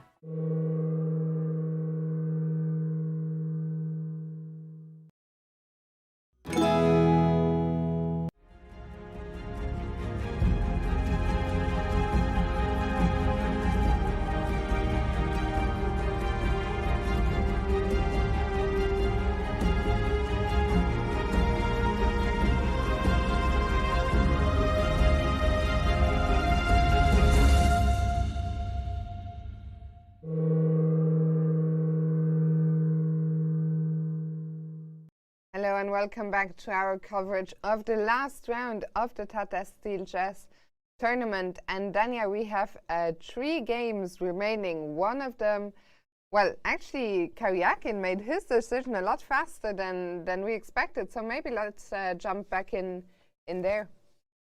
Yeah, just feeling very confident in the bishop endgame. And, for good reason. I mean, he's just very good at evaluating these types of positions. I mean, he's very experienced in the endgame in general, and deciding that he's done enough calculation, deciding against, spending too much time and trusting his instincts, which probably will pay off. And I think it's winning. I wouldn't necessarily trust the eval bar 100% because sometimes it isn't very good at detecting fortresses. But if I had to venture a guess, I would say that White must be winning here. I mean, these 2 passed pawns are too far apart, and they're too far advanced, and they're too hard to contain. And the H pawn is too innocuous. I think all of these factors put together should give White enough to win the game. Yeah, also I think just the fact that the Sergei Karyakin in these positions is such a great calculator. He's done the work for us, and I think we should just trust him. Unless Vidit can prove us otherwise, he's played King F6. And yeah, this is going down the line you showed us just before the break. I mean, I think that it's definitely going to go H5. There's nothing to lose from this move. And I think we're going to see Bishop, or maybe King E5. Maybe King E5 should be thrown in by Vidit. Bishop E4. Now, by the way, Bishop takes E4, F takes E4. Again, the pawns are unstoppable. C6 and F6 is coming. So Bishop C8, C6. And there's a cute line. If you go King D6, I think you lose after F6, because if you now go King E6, there's Bishop F5 check. Very nice move. Very cute. And skewering the bishop, and if you take it, then you allow the pawn to promote. So one of these things is going to happen, I'm pretty sure, either in the next 5 moves or once Sergei arranges his pieces better. I'm just not... I find it extremely hard to believe that Vidit can survive this. Yeah, and well, this one seems to be winning for Sergei Vidit. Of course, he's going to try and find something, but we seem to have gone down the most logical lines.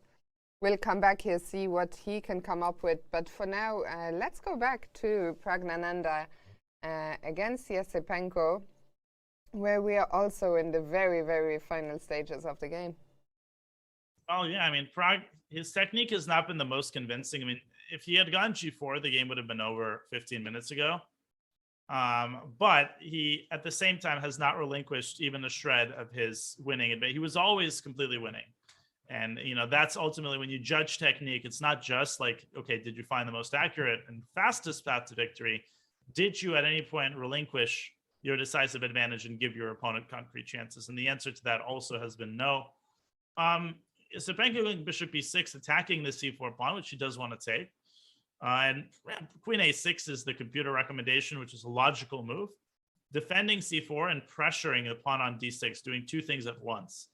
I like this more than playing a move like bishop d3, which of course is also winning. But this allows queen a5. And this is exactly how problems start to occur. It always starts with allowing a little bit of activity, and then you get a headache, and then the knight comes out to e5. So you certainly don't want to allow queen a5 if possible. So queen a6, a lot of purposes: defending the pawn, stopping the black queen, and black with every move is so difficult. Let's see, queen a6. What can black? Poor Stepanko, really. Like, all the pieces are so passive. That variation we just saw with queen a5, still winning for white, but at least there's some hope. At least there are some pieces coming to life. Yeah, I mean, here I guess queen c7 and then bishop a4, bishop b5 is a good maneuver to take the load off of the queen. No, but black just gets completely pushed off the board. So let's say the bishop comes to b5. And then, there's even a move like bishop e8 check at the right moment. One of these tactics is going to win white the game. It's very hard to say in such situations exactly how white's going to end the game. It's going to depend on how black decides to go back and forth. Different methods of going back and forth allow white to win the game in different ways, if that makes sense. Some of them, you might respond with rook d1 and go after the d pawn. For example, if black decides to play knight g8 for whatever reason, then, okay, the d6 pawn is incredibly weak. We can go after it with rook d1.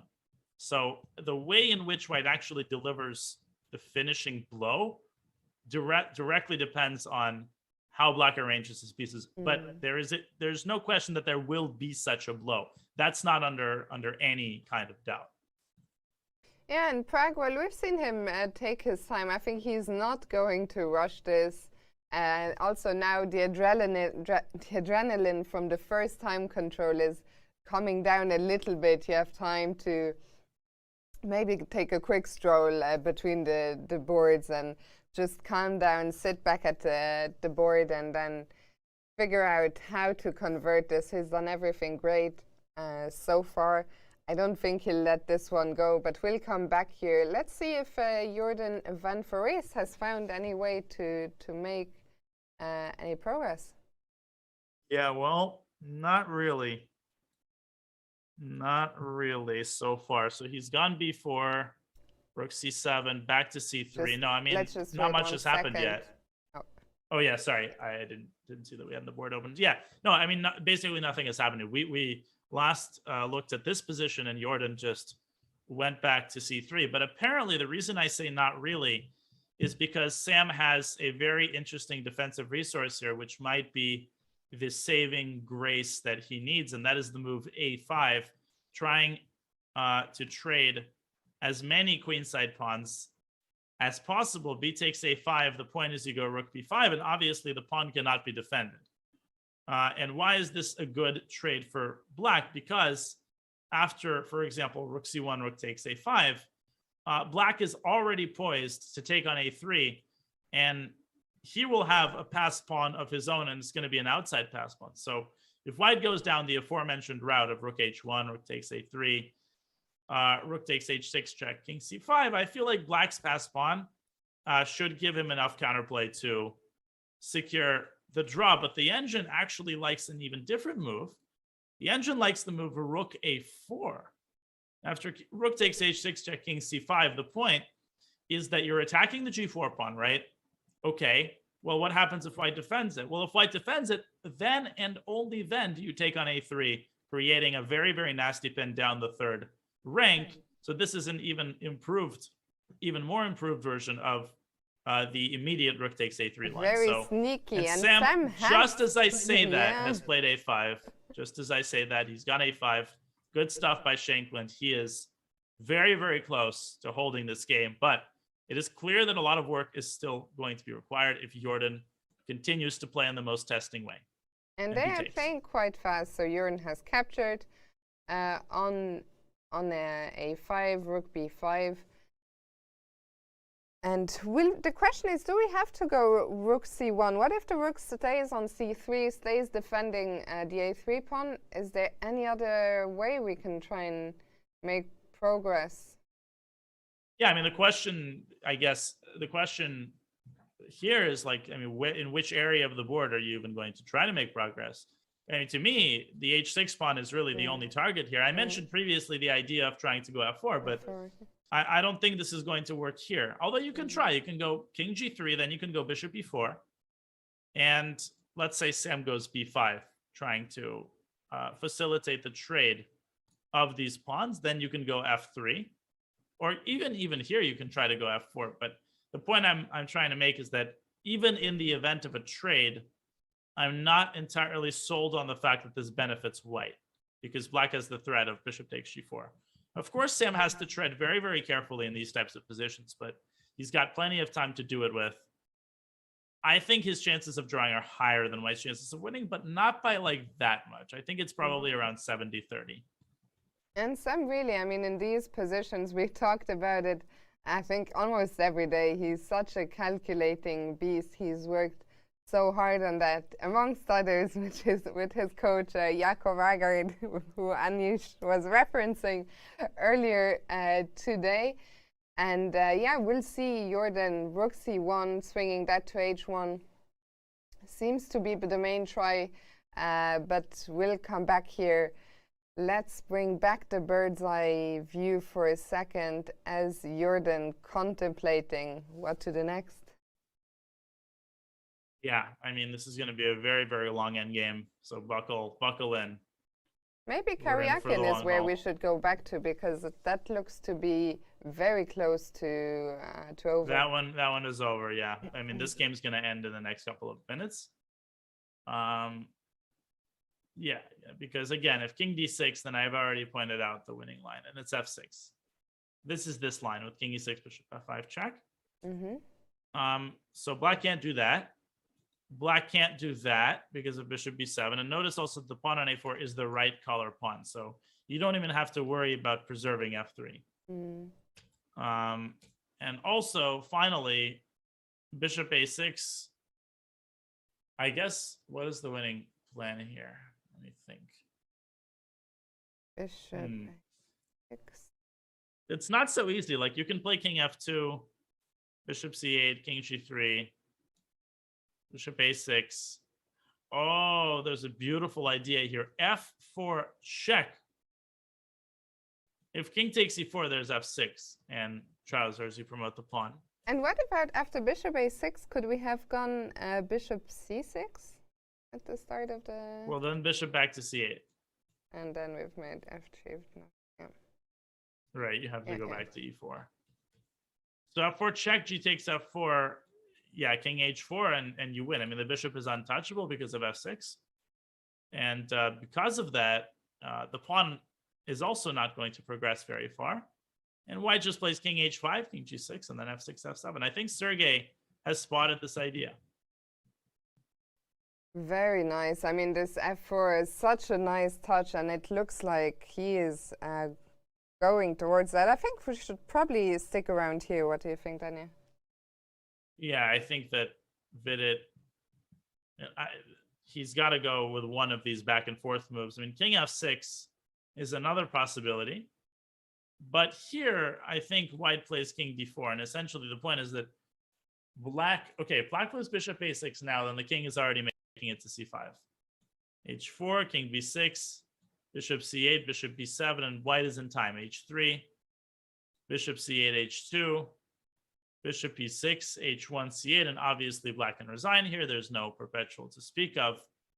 But for that reason, black cannot allow white to get the king to c5, and so black has to go h4. But what is the drawback of the move h4? Well, it weakens the g4 square. And how can white access it? Well, white can simply drop the king back. Remember that white is in no hurry. Black can't do anything. Now black has to go back and forth again. The king walks all the way around to g4. And what is this all leading up to? Well, it's all leading up to the move f4, which severs the connection between the two pawns. King takes f4. Then you're going to walk back. You're going to take the pawn on h4. And finally, now that you've fully dispensed with all of the counterplay, you're going to conduct the final stage of the plan, which in one way or another involves getting the bishop from d5 to e6 and then simply promoting the pawn. So this is an approximation of how I think the game is going to, what I think the game is going to look like. I think it's not unlikely that they do this. Yeah.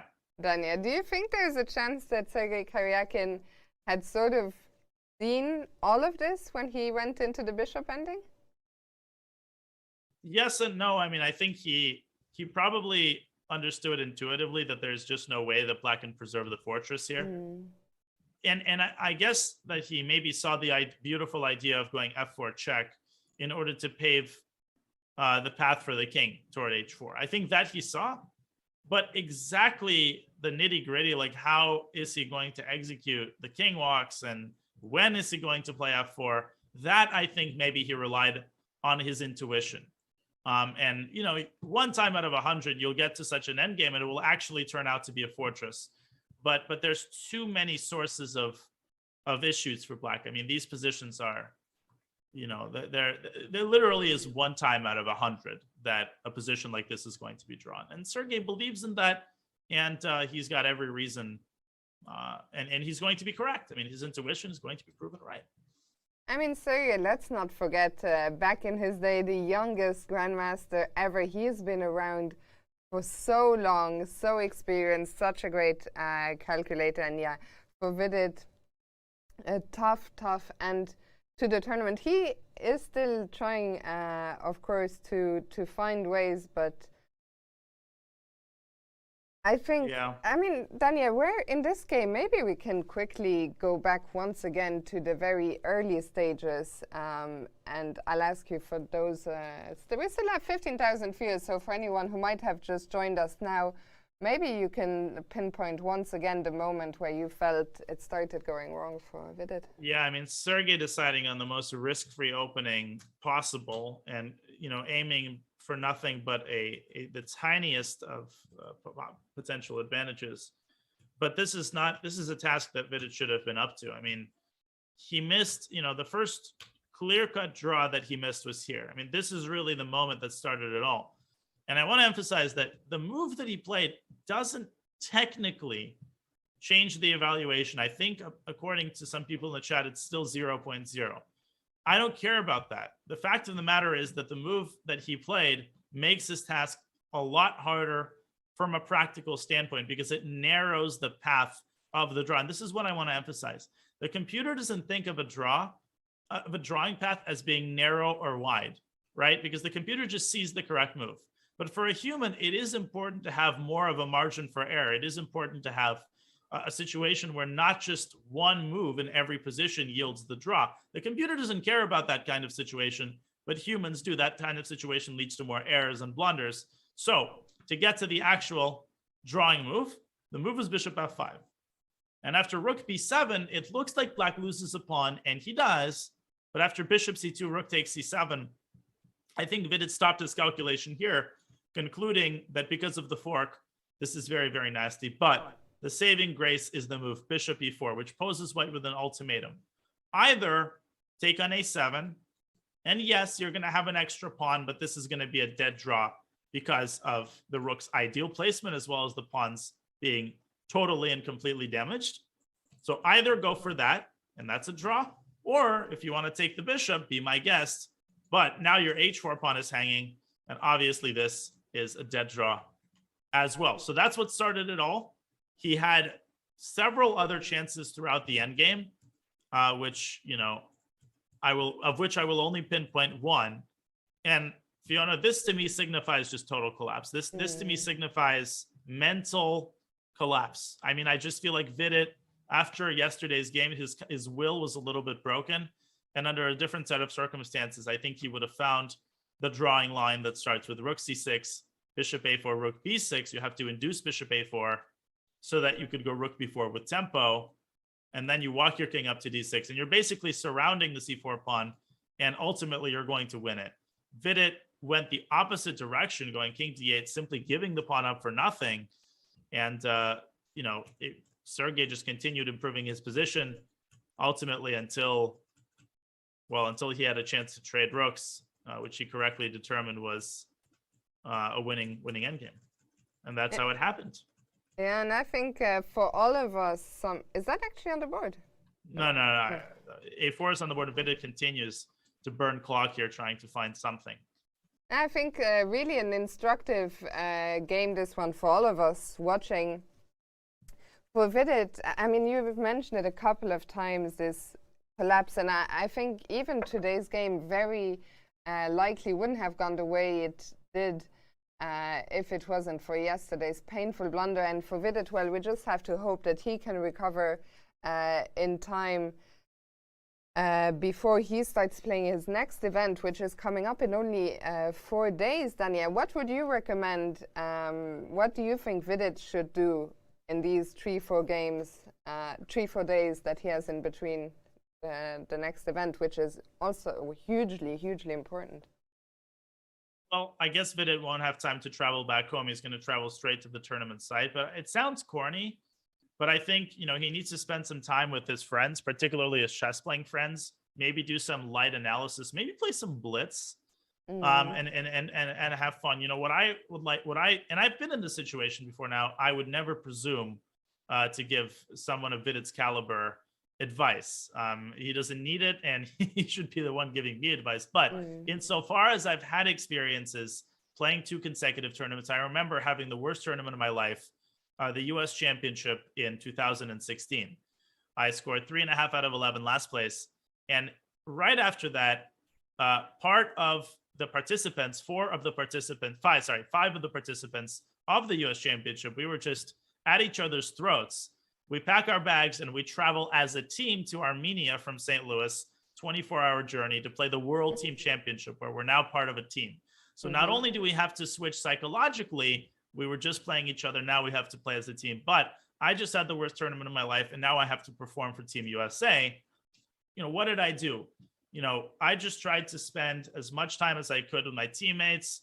I forced Sam Shanklin to play blitz with me. I forced Sam Shanklin to do some opening analysis with me, just to, basically my ultimate goal was to remind myself why I'm playing chess in the first place. And, what my identity is kind of as a chess player was to get back to the basics. And again, just to fill myself with a little bit more love, because what can happen when you have a tournament like this is you just run out of passion, you run out of enthusiasm, and that's what starts the tilt train. And then you have another bad tournament, and at that point, you're just playing with a complete lack of zen and a complete lack of passion. So those kinds of things, whether it's blitz or light opening analysis with friends, or just not looking at a chessboard for 2 days, Vidit's going to have to develop and seriously think about how he wants to plan the next couple of days. And I'd be very, very interested to see whether he is in fact successful. And I think he's got every chance to be. I know him pretty well. I think he's going to do a great job, and he's going to emerge a lot stronger in the next tournament. Of course, it's also a hugely personal decision, but I like what you were saying about reigniting the flame, sort of why do I love this game. Vidit is still thinking, Dania, so I think we have a moment to go to Niels's interview and hear what he had to say after his draw against Duda. Niels Grandelius, you just played a draw with young Christoph Duda. That was quite an enterprising game. Yeah, we had some more fun than some of the others, at least, that's for sure. Bishop takes g7. Was it your last resort to keep the game going? Yeah, to be honest, I had missed this idea he had that he can just play f6 and let me take his bishop on g5. And after this, I thought I should be doing quite badly. So it was a very easy decision to go for bishop takes g7. I thought it's interesting attacking chances, at least. Maybe he can survive, but if I don't do it, then I'm just lost, I guess. But then when he thought for a long time, I actually realized that not only is it quite scary, but it's maybe there is even no defense. But then he took on b2, and this was for sure a critical moment, because I have 3 reasonable moves: king b1, king takes b2 as I did, and also take it with the bishop. And it's such a complicated choice, because the lines like king b1 or king takes b2, it looks almost the same, but 15 moves later, it makes a huge difference. But it's not clear which one is the best try. So finally, I went for king takes b2, after which I think what we did was more or less forced. So it was just a draw. So yeah, I have to find out after in the analysis if king b1 or bishop takes is anything for me, but I have no idea.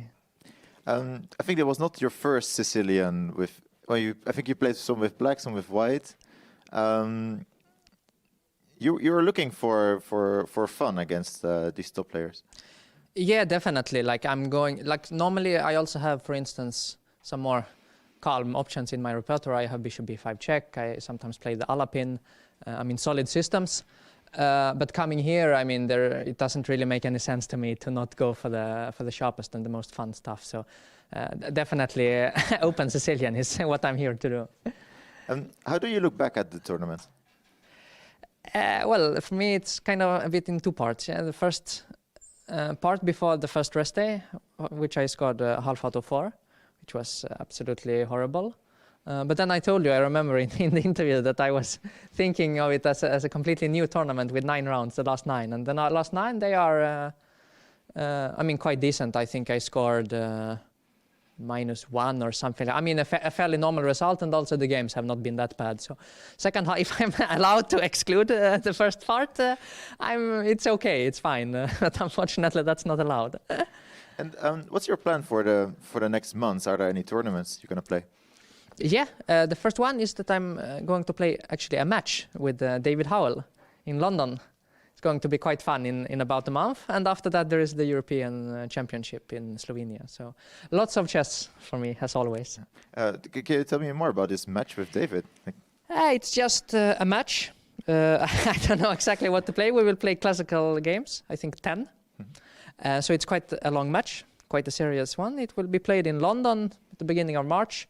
I think not all details are settled or official yet, but definitely something that that I'm looking forward to try.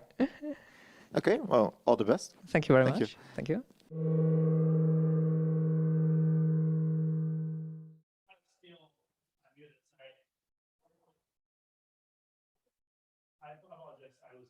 Steil might be coming to an end, but chess in February is not coming to an end. Remember that 24 of the top players in the world start their fight for qualification to the 22 candidates at this year's FIDE Grand Prix. Catch Ding, Giri, Nakamura, and others battle for the right to play Magnus.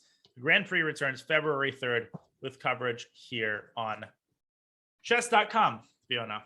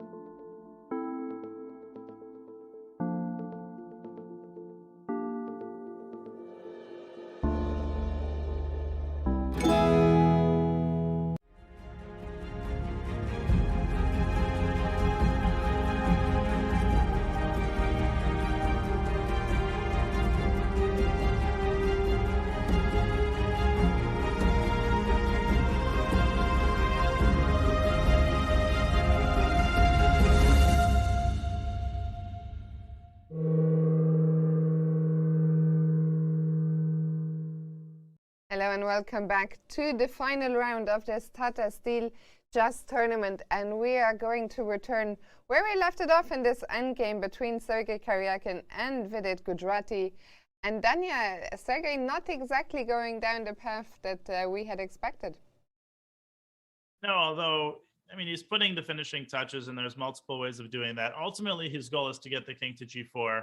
The question is how to do that. And he's just made a seemingly cryptic move, king h2.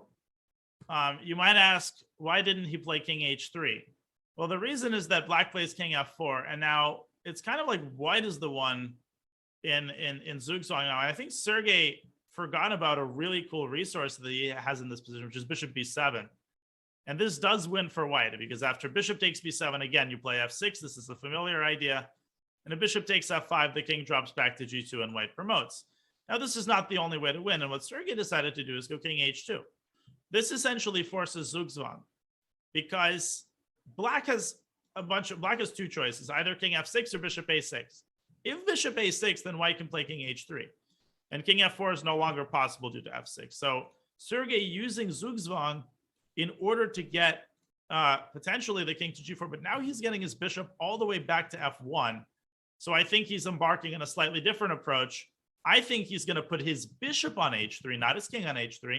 Then he's going to walk his king back around, and he's going to go for f4 in a slightly different version. So everything essentially leads to the same target. Bishop takes f5, obviously impossible because of bishop h3. This is totally resignable. And once again, king d6, there's always going to be f6. Exquisite technical effort by Karyakin. This is one of many ways to win this game. Very nice. So let's actually try and go down that line, see what black can do if the white bishop lands on h3 and the king starts coming over. First of all, if you play bishop b7, white has the immediate f6 followed by bishop h3. This ends the game on the spot. Again, the pawn is the right corner color, which is very important, obviously. So black has to stay on f6 between f6 and e5 with the king. After bishop h3, again, you can't move your king because of f6. So now you have to move your bishop. And here comes white's king, yeah? Here. Oh, and the easiest, you don't even have to play f4. You don't even have to play f4. You just go king d4, king c5, and king b6, just go to a7, b8. This bishop is perfectly holding down everything. And as soon as the king moves, you go f6. Yeah, no, that's it. That's the winning construction. And Sergei is going down that path very, very quickly. I think Vidit will resign any second. He decided on this plan. And he's playing out all his moves very quickly. He knows what he's doing. The bishop has landed, and now the king starts the journey. And look at this. This is the Russian school of chess. First, make sure the bishop is on a defended square. Is this necessary? No. Is this Russian school of chess? Yes. Make sure the bishop is defended. Every screw is tightened. And now, walk the king all the way to b8. Vidit will resign right here and right now. I mean, you can see just the way that he's making his moves. It's pro forma. He will stop the clock any second. Yeah, Sergei not wasting a single second. He wants to eat. It is local time. It is almost 5 o'clock. So it's this weird in between of it's not really lunch, it's not really dinner. But in just under 2 hours, the players are invited here. There will be some finger food being served in the playing hall in just under 2 hours before the closing ceremony, which will be streamed live, by the way, so you'll be able to watch the closing ceremony tonight. Vidit is going to resign right now. You're going to stop the clock. I don't know what it is that there's nothing to think about here. It's over. Like the king just walks to b8. Goodbye. Yeah, he's out of maybe inertia or something. The bishop is going back and forth, but Karyakin on his journey over to the queen side, and I'm I mean, you can't move your king ever because of f6, and this h pawn is just not fast enough. So Vidit is thinking here, but it's over. Yeah, and I mean, I see some comments in the chat. Why is he not resigning? I think it's just nobody can relate what it's like to be in the player's shoes in this position. It's not just today's game, which for sure will be a disappointment. But Vidit, all the previous games, maybe the blunder from yesterday, the loss to Prague, that might all be playing at the back of his mind. Yeah, and for goodness sake, he's a human being. I mean, you know, how would you put yourself in Vidit's shoes? I mean, you lose three games out of 4. You feel terrible. Yeah, you're going to play a little bit longer than maybe you should, but you got to feel for the guy. And, you know, it's not always just all about being robotic. You know, sometimes you just feel emotionally and you react emotionally. That's okay. I mean, Vidit is a class act. He's not doing this out of malice. He's doing this because he's upset. And under a different set of circumstances, yes, he would have resigned 10 moves ago. That is true. And you can just see the disappointment on his face. This is the worst possible way that the tournament could end for him. We talked about ending on a loss being tough. Ending on 2 losses Especially on 3. Oh, he's ending on 3. Well, he had the draw against Magnus, but before the draw against Magnus, he had the incredibly disappointing loss to Prague. Yeah, so he's ending on 2 losses, half out of the last 4 games. And hopefully, as we mentioned earlier, hopefully he can regroup. He has a few days and bounce back over the board, which is the best way to bounce back. So hopefully that's what he will do. Yeah, and I can guarantee you right now, he's not thinking about the position on the board. He's thinking about his tournament. He's thinking about, you know, the games that he let slip. Maybe the game against Mamedyarov. All of that is sort of coming together in a very nasty cocktail of thoughts. And at this point, I think he moved his king. He do king f7, f6, h3. Oh, I see what Vidit wants. He wants this actually, f6 h3. That's kind of a funny idea, but Sergey doesn't have to play f6. Just keep I was just gonna say, I think he's just gonna keep walking, not allow even the slightest. Although even that line was winning for White. Completely. Sergey says, "I'm not interested. No thanks." Nope. He wants king a7, king b8, and then c8 equals queen.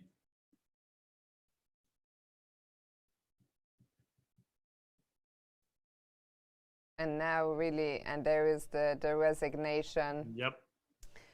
A tough game and result for Vidit, but kudos to Sergei Karyakin, who ends his tournament on a win with some really beautiful endgame technique and never relinquishing the pressure on Vidit. So 2 games remain. We're going to bring back the bird's eye view and see, is Jorden making progress? What's happening in Prague's game?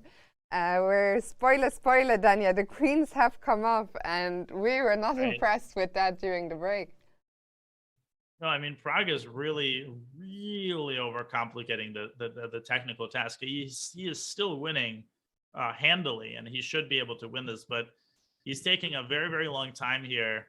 And he's just not playing with a high degree of confidence, as he ultimately accepted Esipenko's offer to trade queens, which, okay, I mean, I can understand why he did that. And again, this is completely winning still, but, you know, he's got to work a little bit harder now at breaking Black's kind of fortress-like construction. Black doesn't have an actual fortress, but Esipenko has amazingly built something that is not that easy to break down, which is saying a lot in the position that he had. And at this point, Prague should probably go bishop a4 and set up the move bishop e8 against bishop takes e4. That would be one way to start. It would at least tie down Black's bishop to f7, and then maybe you could reposition the rook to e1 and try to get this bishop to e8 all the same. One way or another, he's got to keep poking and prodding until Esipenko's construction kind of collapses. And maybe we can go back a few moves here and explain why we are shocked that we are even in this position with no queens on the board and Prague still having some work to do. We got here from this position where Danya, we thought it was over. Yeah, and I mean, the move g4 would have basically forced resignation. Because it crashes through. You can't take with either pawn. If you take with the f pawn after queen e3, you get checkmated. and the only thing you called it, I think Prague was worried about bishop b7. There's literally nothing to worry about. You just take f5, and then there's one check, and then there's no more checks, and black can resign Prague. He's done this at several points throughout the tournament. He just hasn't demonstrated quite the instinct, the killer instinct that he needs. Yeah, we have an interview. Let's go to Sergey. Sergey Karyakin, you just beat Vidit with the white pieces in a game that might have been much longer than you actually expected. Yes, I went to the line where black needs to play few precise moves to make a draw. Actually, Magnus already played bishop e2 instead of rook e5, and I think it's quite an easy draw, but black has to remember it, and when he mixed it up, then I think he got to some problems, and later on it was already very unpleasant for him. Yeah, you were playing quite fast. Vidit was like taking his time, and I still had the feeling like, okay, like he can, at some point you guys will just agree to a draw or something. Well, actually, he offered me a draw, something like on move 10 or something. But I thought, okay, if you want to draw, just show the line and okay. But if you just offer, it's not so nice. Were there any particular moments that come to mind in this game? Like, rook e5 is, I think, it's a big inaccuracy, and then later on, I believe black had some way to almost equalize, but actually I didn't see how he should play, how he should secure a draw. And then I think that he blundered this idea with c4 and rook a5, and when I won a pawn, of course it's very unpleasant for him, and then he lost. Yeah. On the internet, I saw a lot of comments about the quick draws that you played in this tournament. Like, do you have any reaction to that? Oh, well, actually, when I play a tournament, I don't even think to think what people say in internet. But I just in some games I thought that I'm not in best mood, and even today I didn't feel I'm in a good mood, because yesterday I played just one of the worst games in my life, and I don't know how I managed to recover after this. This is like a tournament for you that helps you to get in shape for the candidates tournament. How do you look back at this event in Wijk, and how will you see the chances in the candidates? I have no ideas. First of all, we don't have all the players at the moment, so we're waiting for the Grand Prix to be played, and then I'll start my preparation. Hope to play better there than here. Let's see. And are you happy with the outcome of the tournament here, if I can say? Well, +1 is basically not a disaster, so it's not so bad. Because again, after yesterday's game, I was almost close to say I quit chess, so I was very upset. But whiskey cola helped me. Whiskey cola? Yeah, of course. Otherwise, I would die. Is Alco a good friend on those days? Oh, not much actually, but just to get a nice mood and to go, to go on. Was it hard to wake up at 12, or like we started 2 hours early? Oh well, actually, yes. Actually, my wife came to me, and we went to Amsterdam, and we were like walking a lot and drinking and having some fun, and then of course it was very difficult to wake up, then to take taxi to come here, and so on and so on. But I managed. Amazing. Any party tonight? Of course. Okay, I see you there. Yeah, see you. Thank you. Sergey Karyakin, he's ready to party tonight. And it's crazy, Danny. I mean, this is what we were talking about, how much one game can change your mood, can change your tournament. Yesterday, Sergey was close to quitting chess, and look at him smiling today, laughing. Life is good again. Yeah, life is great again. I mean, this is such a confidence boost to end the tournament like that, and he ends on +1. And like you said, not a disaster, far from a disaster. And it just the tournament, it just feels so much different when you end the tournament on a win like this against a 2,700 plus opponent.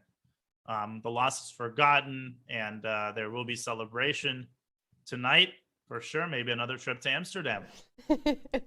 And I mean, there's Amsterdam been is like plenty 30 of minutes them away, doing right? it. Huh? Amsterdam is 30 minutes away, right? Yeah, it's very close, half an hour. So I wouldn't be surprised. They seem to have had a great time in Amsterdam, and what's there not to like? One of the most beautiful cities in the world. Yeah, Meanwhile, I love Amsterdam. Hmm? Yeah, big fan of Amsterdam. And well, meanwhile, Prague, he has brought the king to f4.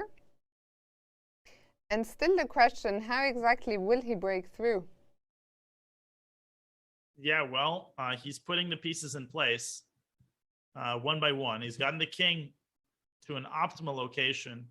This really depends on how Andre chooses to position his knight. I mean, probably Andre is going to keep his bishop on e6. I mean, if knight b6 happens, the win comes immediately. Rook a7 check and rook g7. Probably Yasipenko should go like king d8 and then king back to c7 and try to hold the position like that. And I'm not seeing exactly where the win is, honestly. I don't see exactly where it is. So what if we now go bishop a4? And right, to try to meet king c7 with bishop e8.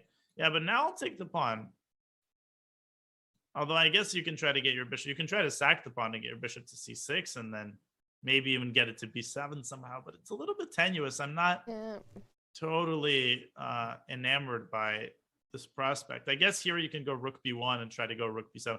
That actually might be the winning plan. So I'm thinking that that's what White should try to do is to get the rook. b7 is the vulnerable square. So maybe White can start with rook b1.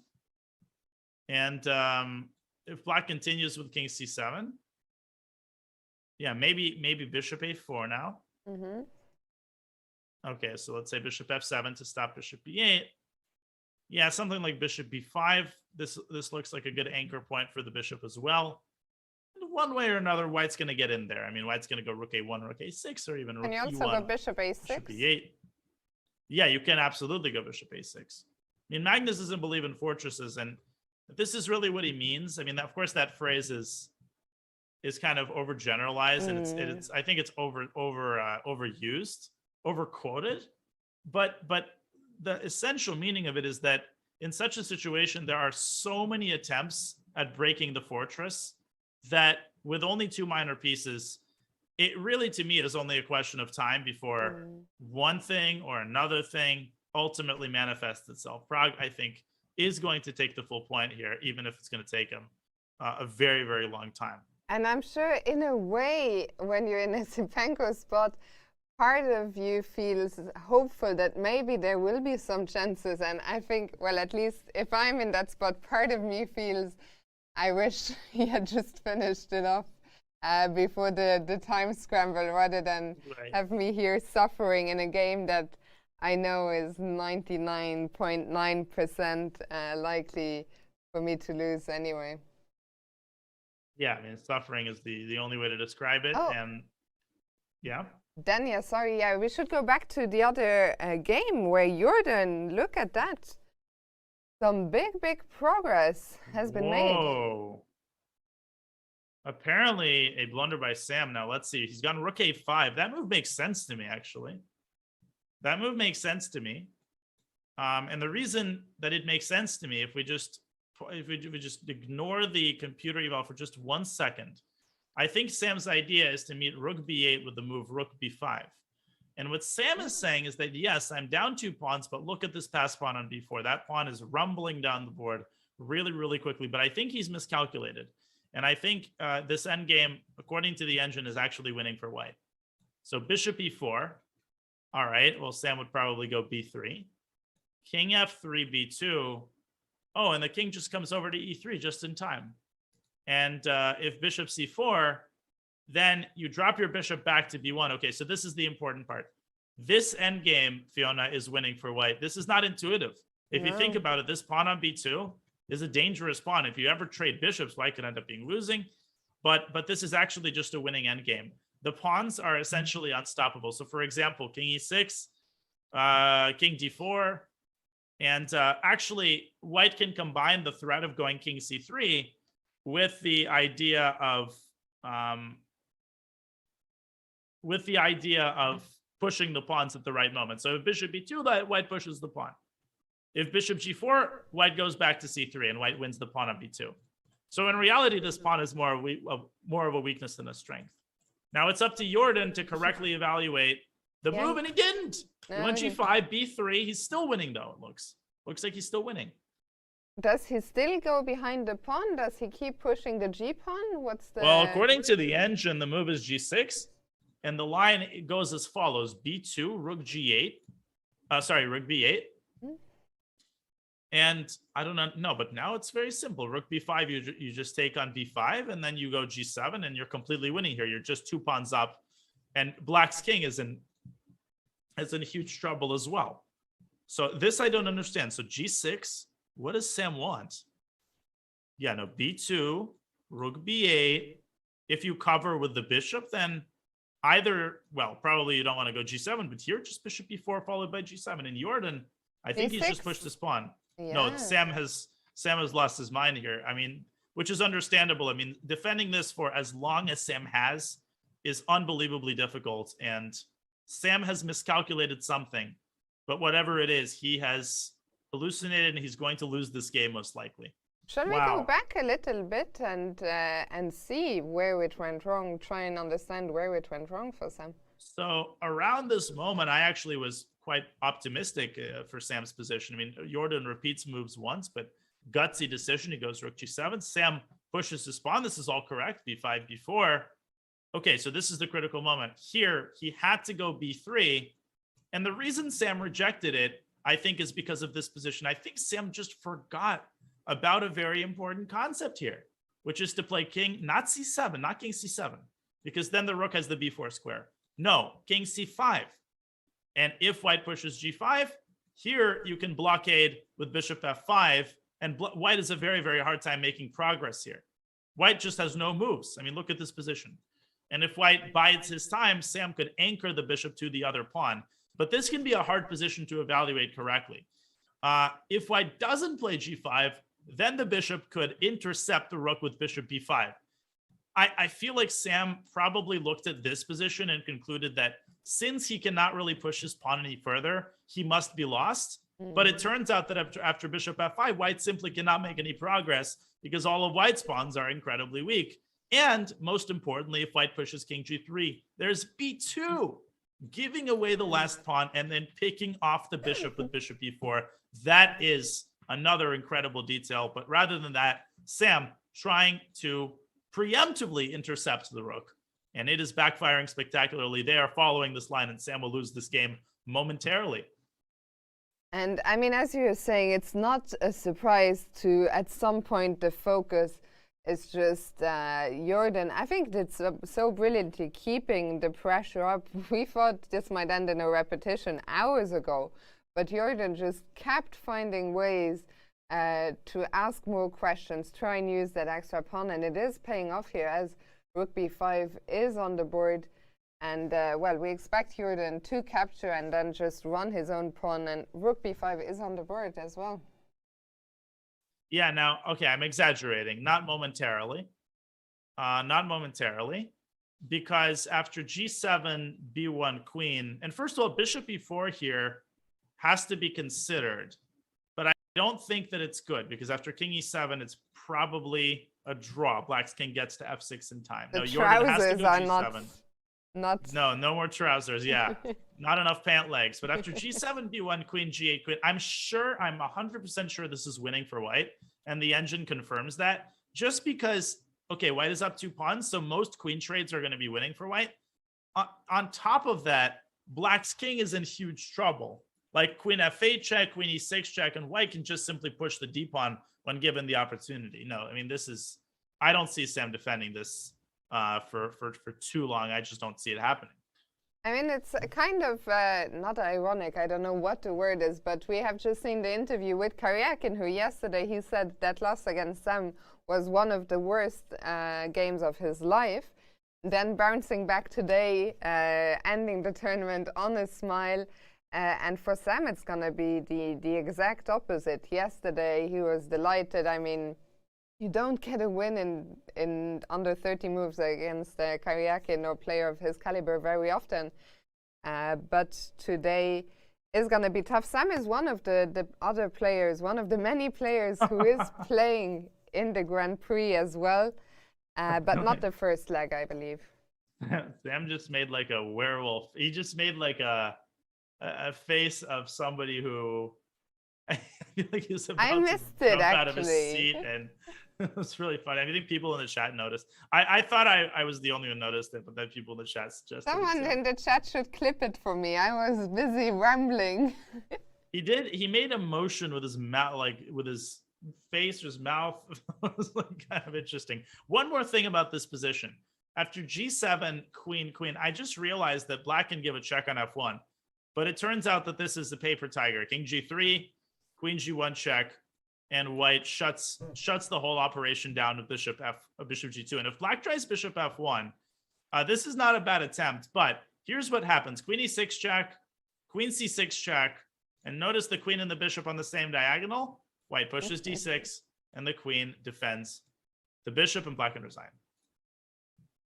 I mean, at the end of the day, apart from the extra 2 pawns, which are nice as well, like the Black King is just so out of the open, and the Black piece is quite far removed from being able to either create counterplay against the opponent king or provide any kind of shelter. Yeah. Was it clipped and shipped? No, I'm still waiting. A werewolf in Wijk. So Jorden now 2 move, and G7 is what we're expecting. Let's show one more time, maybe very briefly, why Bishop E4 is not as good. Yeah, Bishop E4, King E7. Okay, and the problem is that Black has full blockade over. I mean, King F6 actually seems to lose. So Bishop C4 is the key move, because Bishop takes D5 is a threat. The pawn falls. The pawn falls, and G7, King F7, D6 is an attempt. But after Bishop B5, now the other pawn falls. So one of the pawns is going to fall either through the force of the king or through the bishop capturing it. So, I mean, Jorden is obviously going to play G7. It's just a question of when he's going to do it. I've actually lost track of what move. It's so strange, Dania, when every day you're used to a certain routine, even not just for the players, but for us as commentators. For me, every day it's like I arrive, I have my lunch, then at 4 there's the first time control, then at some point the dinner comes. But today I'm completely, out of... I don't know what time it is, what meal should I be having, what's going on, how far into the game. I barely know where I am. Which city you're in, yeah. You know your name? No. But in this case, well, I've just looked at the move number, and we're about to hit the second and final time control. We're on move 57, which means that 3 moves from now, the players will get an extra 15 minutes, but that's none of their concerns right now, because they still have plenty of time. And yeah, it's a confusing day, Dania. While we look at the results here so far, Magnus, he won his game against Dubov by forfeit. Of course, we wish Daniil speedy, I always say speedy recovery, but he was on the Chess24 broadcast. He seems to be doing well. I think what we should wish him is to make it to Berlin in time for the start of the Grand Prix. Then we had a couple of very fast draws, Mamedyarov against Caruana and Rapport against Giri. Niels against Jan-Krzysztof Duda, that was such an interesting fighting draw with Duda getting the upper hand, but then missing a shot out of the blue. Bishop takes G7, and Sergei Karyakin, when we spent a lot of time going over that game in detail, he got a win against Vidit. And now let's look at the standings, Dania, with only a couple of games remaining before we get the complete final standings of this year's event. Yeah, and Jorden van Foreest, if he wins today, he is going to jump out to a plus score. That's going to be a big result for him. And Prague, although he's near the bottom of the tournament standings, if he can complete the job today, which he's not doing the greatest job in the world of it, but it looks like he's moving in the right direction. Prague can hold his head up very, very high. Guess what? -2 in a field like this for playing for the very first time in Tata Steel Group A is a phenomenal result. And he stuck with it. He had a very rough start. He had a couple of games that he's certainly, that are certainly going to be haunting him after the tournament. But he beat his compatriot Vidit in that marathon game. He beat Grandelius, and now he's on the verge of defeating Yesipenko, as we see Jorden van Foreest indeed going pawn G7 and double promotion and a winning endgame. What do you feel is the setup here for Sam where he can put up the most resistance? Probably Queen F5. Just prevent that, because what is White's actual threat? White's biggest threat is Queen E6 check followed by D6. I mean, there is no mate threat per se. You have to be careful if you're Sam of losing a piece or allowing a queen trade. But ultimately, White's biggest idea is just to push this pawn, dislodge the king, push the pawn. Yeah, I guess Queen F5 is the most resilient. And okay, Queen B8 check, King C5, Queen C7 check. You can try King B4. And what you're hoping for if you're Sam is that Jorden pushes the pawn at the wrong moment and allows a perpetual check. And if you're Jorden, it's actually not so easy to find the right moment to push the pawn. Because if you bring your queen back in the hopes of sheltering your king, well, bishop c4, d6, bishop e6, and guess what? Black has kind of a blockade over the d7 square. Work is still required here for Jorden. This is not over, not entirely over just yet. And I'm just looking at our producer because did I miss something? I saw Big wrote in the chat, keep your cameras ready, and I was like, what's gonna happen now? He's gonna turn into a werewolf. Ah, Listen, I missed I it. don't have a lot in my life, okay? So these small things is what The small victories. small victories in life. Sorry, Dania. No, you're good. And yeah, well, Jorden, this one might go on a while longer. The position is winning. And Sam, he's actually gone for Queen F1 check. Okay, well, that's, I feel like that's going to accelerate his, my hypothesis is he's going to go Queen G1, Bishop F1. And he's going to force Jorden to find Queen E6, Queen C6, D6, which he will. And after D6, Sam is going to resign. Watch me go 3 for 3 on that. All 3 of those things are about to happen. Let's watch. Let's just see if that actually happens. Well, the King G3 move is forced. Now part 2 is Sam going Queen G1 and Bishop F1.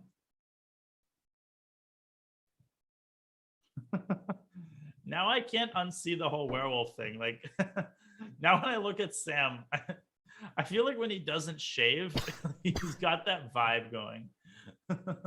I still haven't seen I can't believe nobody clipped it for me. I still haven't seen the werewolf cry. But you can kind of see what I'm talking about, can't you?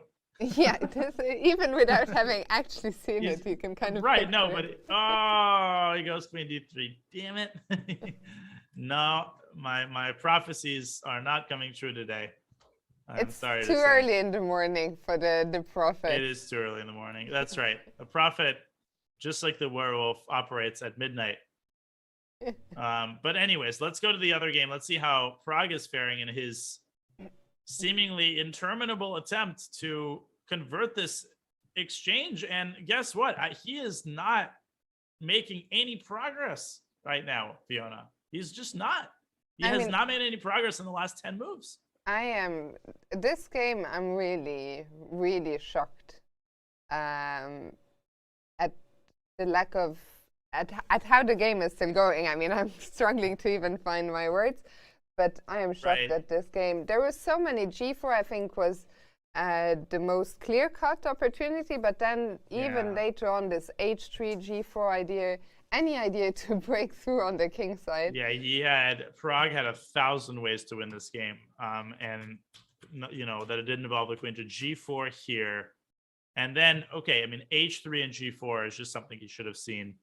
And then, in this position, queen takes a7, queen b7, knight e7. Already it gets a little bit more complicated, but, this move queen e6 won the game essentially on the spot because it tied down black's queen to d6. Now, it's easy for me to say sitting here, oh, you should have done this, this, and this. But I think Pragg himself is going to be seriously upset with himself even if he wins the game, for complicating it as much as he did. And ultimately, I think Pragg didn't seriously believe that the queen trade, that the end game could be holdable for black, that black had any serious chances of putting together a fortress.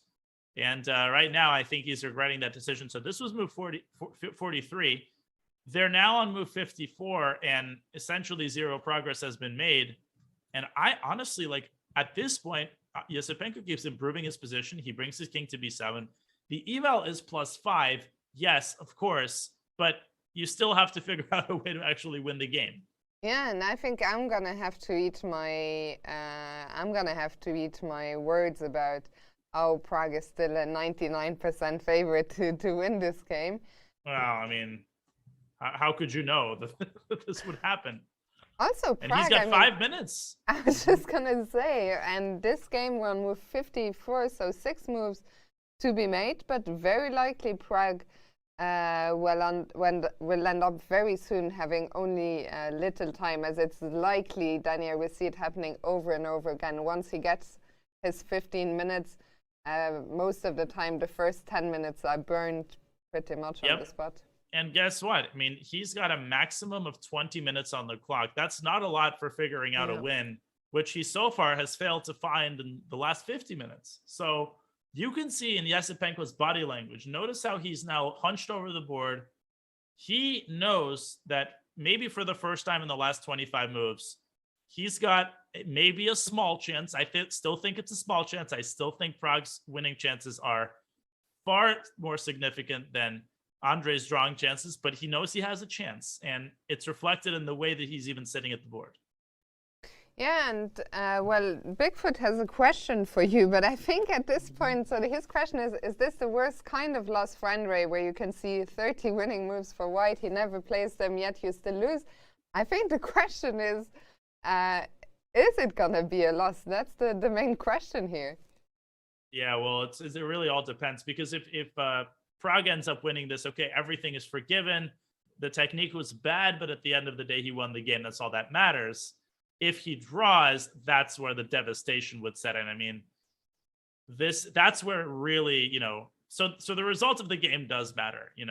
At the end of the day, it is about whether you can do what it takes to win the game.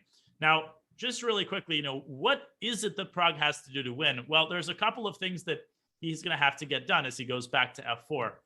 We talked about the potential of getting the bishop to e8. The problem is that anytime white plays bishop a4, black can respond either with bishop f7 or with king d8. The second approach is to try to infiltrate down the e file. Again, anytime white plays rook e1, though, black steps back with bishop f7, and he's managed to cover both of the infiltration squares of the rook. So Pragg might at some point have to play a move like g4. Sacrificing a pawn, even in the endgame, this might produce the desired effect. One idea is actually to go bishop c2, maybe even to sacrifice the c4 pawn and then to go g4. I think this is the winning approach. Fiona. And then h takes g4, h5. And this is actually a lot more sharp than it should have been, but I still think that white should be able to win this with this passer. I mean, it's funny that even in the end game, long after those early chances to play g4 were gone, that might still be the break that he's looking for. We saw Pragg when he played king f4 sort of give a nod to himself. But yeah, so far he hasn't found. Do you think the king going back here, is the king more useful on f4 when we get to g4 break-in? Yeah, the king is ideally placed on f4. I thought that he should have stayed there. The king is perfectly placed, perfectly poised, both to supervise a potential passer on the king side and to pick off any of black's pawns that end up being weak as a result of the pawn break. So is Pragg already contemplating this idea, bishop c2 fall? Why is bishop c2 necessary? If you don't play it, if you just go g4, then black will play f takes g4, and you won't be able to get to this g6 pawn. So you actually need to play bishop c2, and you also need black to move the bishop away from f7, which is probably going to happen, because if black doesn't take on c4, well, then white goes rook e1, and white might even sacrifice himself on f5. So how are and you going to do that? g-pawn. If I wait, I mean, it's not easy to find a waiting move, but yeah, let's say king d8. Even bishop takes f5 here is probably winning. Takes. I mean, this is overwhelming for white, because, okay, I mean, you can go king f6 here and then pre-move g6. I mean, just look at this, g6, and also, you know, whatever, blah, blah, blah. I can go g4, h takes g4, h5, and, you know, the biggest enemy to two minor pieces is connected passers. Blah, blah, blah.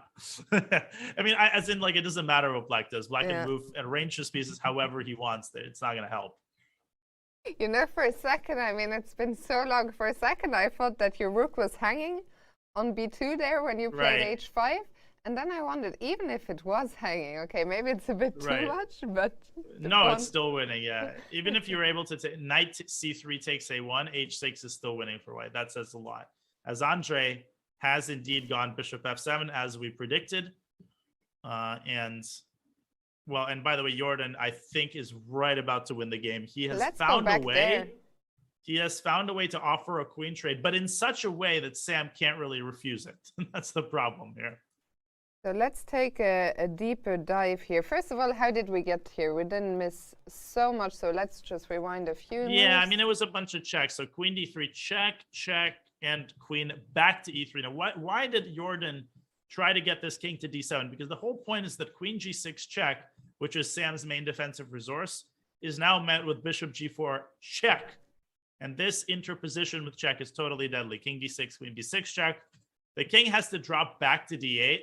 And now white can go for total domination with queen e5, followed by d6. Also, white is threatening queen b8 check. This is resignable at this point. And even this position is essentially resignable. It goes without saying that this is a loss on the spot. With connected passers, the win is incredibly easy. White just pushes them. And Jorden, his perseverance really, really paying off. Of course, he would have loved to defend his title here, but I think, objectively speaking, +1 is a very decent result for him. And once again, that last round, Danya, I'm really shocked. I didn't think that we were going to have so much fight I didn't in the either. last round. And you can see Sam really disconcerted here, the annoyance written all over his face. And he got off on the wrong foot. I mean, Anish was very critical of the way Sam handled the opening, taking on d4, and it was a very poorly played opening, and a very uncharacteristic. Sam is known for, I mean, as he proved again yesterday, his unbelievable opening. Perhaps something misfired, something went wrong in today's opening. He got off on the wrong foot, and although he found that excellent defensive idea with the pawn sacrifice, he never truly equalized, and he was on the defensive for the entire game. When that happens, I mean, you get tired and you make one, significant mistake at any moment in the game and you get a lost position. This game is essentially over. And we see Sam muttering to himself. He's calculating lines, but the white pieces are going to get activated here. The bishop will come to g4 with a check if Sam avoids the endgame, and this game will be over very, very soon. Do we stay here? Do we go back to Prague? Well, Prague has found a really nice move. He's played bishop a4. Okay, Prague is making progress. He's making progress. Do I need to repeat that? That was a very high-level pawn. He's played bishop a4, which is an excellent, excellent move. Played with 2 minutes on the clock.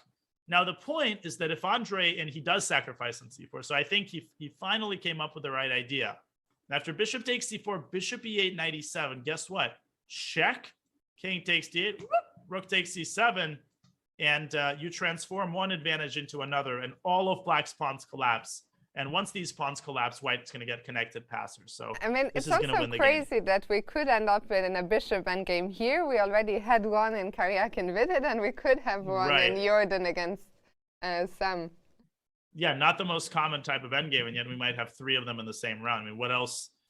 what didn't happen in this tournament. Now, Andre, I think he can try to continue holding with knight e7, but at the very least, Wijk can make big progress by repositioning the bishop to b5, which is really the ideal square from where it can contest the e8 square as well as defend c4. No, this is a little bit too much to handle, I think.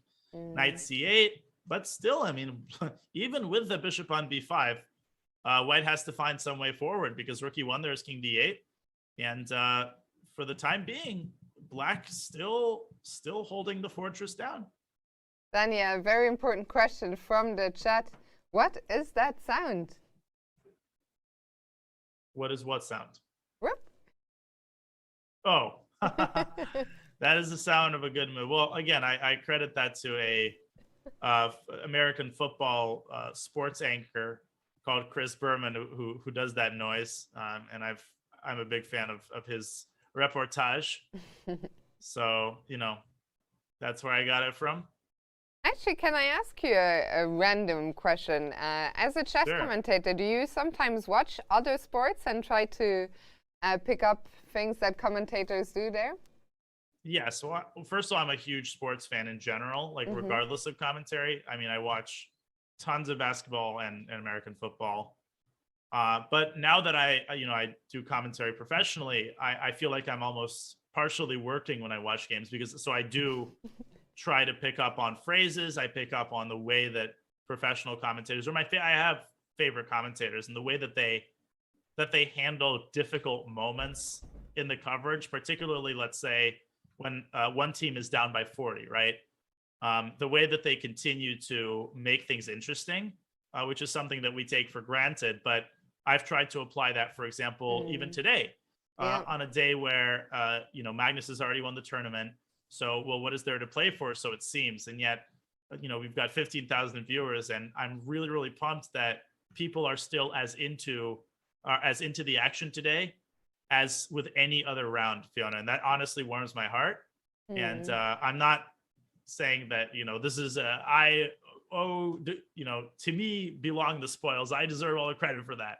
But this is something that I pay especially close attention to, because I think it's always easy to commentate when Magnus is playing a brilliant game. You don't even really need to commentate, then it kind of plays itself. But those lulls in the action, when everybody's tired, that's when I think the job of a commentator is hardest, and that's what I try to look for in sports games. And the job of the producer, who has found a shot to keep us all busy and mesmerized. I was listening, Dania, to what you were saying, but at the same time I was looking. Oh yeah, and I was thinking, Andre, I mean, this is actually really impressive twirling. Yeah, it really is. It's just artistic, expert, you name it. And out of what you said, I loved how you, how watching sports now is something where you're like, yeah, I'm doing work here. I'm working. I'm working. It's what is it called? Research and development, R&D. Yes, and well, let's maybe go back for a second to Jorden and Sam, as Sam has avoided the trade of queens, but now it's White's turn to go on the attack. Yeah, queen e6 check. Here it goes. They basically repeated the initial position that they had when they entered this endgame, except now it's Jordan's move, and he's taken this move to play queen e6 check. Okay, I mean, king d8, I think Jorden can just play d6 and Sam can resign, and king c7, d6 check, Sam can also resign. So in summary, I think Sam can resign. that summed it up nicely. And yeah, for Sam, well, unfortunately, there's not really much here. I mean, there's only those two squares, so I wonder if it's more Sam coming to terms. He's still looking very focused, and yeah, I don't know. I don't know he's hard to read right now, actually, like completely stone-faced. Yeah, he is. He is hard to read, but he is coming to terms with what's happened. He's gone king d8, and Jorden is almost certainly going to go d6 in this position. D6, queen h7, and then maybe build up a battery with bishop g4. It's all over. And we see that bishop is working so well, the white bishop, to protect the white king. There. What if we try and again give that check? But now we're not in time at all because Yeah, bishop it's like G2 brushing mate it is coming. off like a fly off your shoulder. You know, like bishop G2, and then it's checkmate. Yeah. And D6 is going to happen. After D6, that is the only check we have. It's the only check you have, and the only way to defend E7 is Queen H7. And now the simplest win is Bishop G4, creating the threat of Queen C8 mate. Again, there's only one check, and this check can be parried with F3. Whereas Bishop D7, the simplest is just to trade into an obviously winning pawn endgame, something like this. Yeah. And I think if Jorden plays D6, it'll be all over. Yeah, I think he's literally just checking last couple of details, and I'm sure D6 will appear on the board very, very shortly when Sam might just resign. I have a question. Immediately. You wanna watch this? Yeah, Vic. Which do we want to watch? I mean, as FC Panko answered it for us. Right. He's like, go away from me. Go back to Jorden. And Jorden is not looking... Jorden, let's go, D6, come on. Yeah, he doesn't seem ready just yet. He just pulled a face of... No, there he goes. There he goes. See, it was me prodding him on. Yeah, I mean, there's really, really nothing to calculate here because Queen E7 is such a devastating threat that it necessitates the queen moving back to H7. Yeah, I think very likely that will be the end of the game. Queen H7, Bishop G4, and curtains. Right, and Sam, again, he is very, very tough on himself. He's going to be unhappy.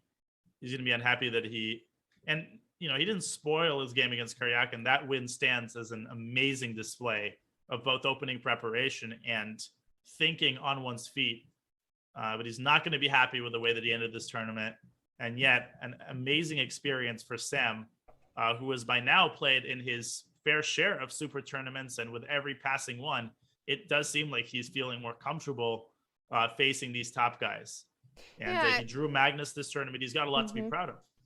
For sure. And I think it's always a matter, you need a little bit of time just to get over the disappointment of a last round loss. And then when you either go home or you've taken some time to disconnect from that emotional aspect of the last round defeat, and then you look back at your tournament, I think it just needs that a little bit of distance before you can realize that it was actually a good performance overall. Right, for sure. And perspective is very important in this regard. And realizing that every win that you can score against somebody rated over 2,700 is worth its weight in gold, even if your rating is 2,700 yourself. For sure. And Danya, actually, I'm just seeing that Arjun Erigaisi, he has won his last round game in the Challengers, and he finishes on 10.5 out of 13. By the way, Jorden did not go Bishop G4 for whatever odd reason, but he's gone Queen F6, which is also just as winning. So there's a couple of moves. Let's have a look. Maybe start with King And wait, C8. who did Erigaisi beat? He beat Maurizi. Oh, wow. Just for good measure, beating a GM in the last round. Not too bad. I mean, a 10.5 has got to be one of the biggest scores here in Wijk. Unbelievable. I mean, the guy is absolutely unbelievable. Oh, and I see what Jordan's devilish idea is. After King E8, he wants to throw in a check on H5. You can't take that bishop because you get lobster pincered. Yeah, Bishop G4. Bishop G4, and then the pawn runs through to D7. That's it. So Bishop G4 check. King E8, and now you can pick off the bishop with Queen E5 check. Although the one thing Oh, this is hilarious. The one thing you got to be very careful in this position, you have to give this check first. Do not take the bishop because it's going to be a stalemate after queen h3. So one more trick to avoid. Sam going queen e8 and Jorden does go queen e5. I wonder if Sam's going to go king d8 just for good measure, forcing Jorden to find queen g5 check. I think so. And queen g5 has been played. He didn't even take a second on that move. He's like, no, I'm going to dash all of your hopes. Resignation and a win for Mr. Van Foreest in the final round. What an excellent, resilient display. I mean, he just kept it going and kept it going. And Sam defended so well over so many moves, but it just wasn't quite enough. Indeed. Congratulations to Jorden on a great finish here. And that leaves us, Dania, with only one single game. Praggnanandhaa against Andrei Yasipenko, as we see Jorden there taking his time, getting the score sheet. And I think only Pragg and Yasipenko are left, even in the challengers. Yep. Everything is finished. So this is the last game of this year's Tata Steel Chess Tournament. It looks increasingly like it is going to be a decisive game in Prague's favor. I just don't see Andre holding this together, holding all of the avenues of invasion together. The rook is too powerful in this position. The knight is too passive. And Andre has been taking a very long time in this position, trying to figure something out, but really, I think, to no avail. And the players have not yet actually reached move 60. I don't know if we will, maybe we can go on a very quick break. Let's do it. And no, I thought, well, I thought that maybe we'll maybe, I mean, we could also do that, Dania, yeah? A little break, please, yes, but okay. So we'll do the rapid recap now, yeah? Is that okay, All right. Mr. Vic? Let's go to break and then rapid recap. Perfect. Great plan. We'll see you in a minute.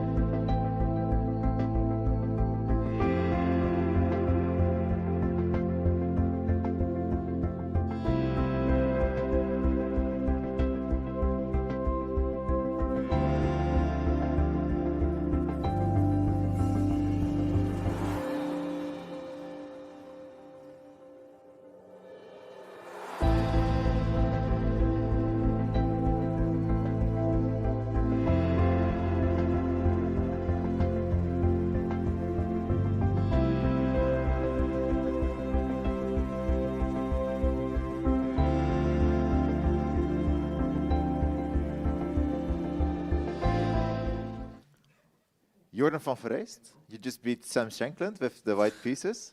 I've hardly seen you very exhausted after a game. And this game You look very tired.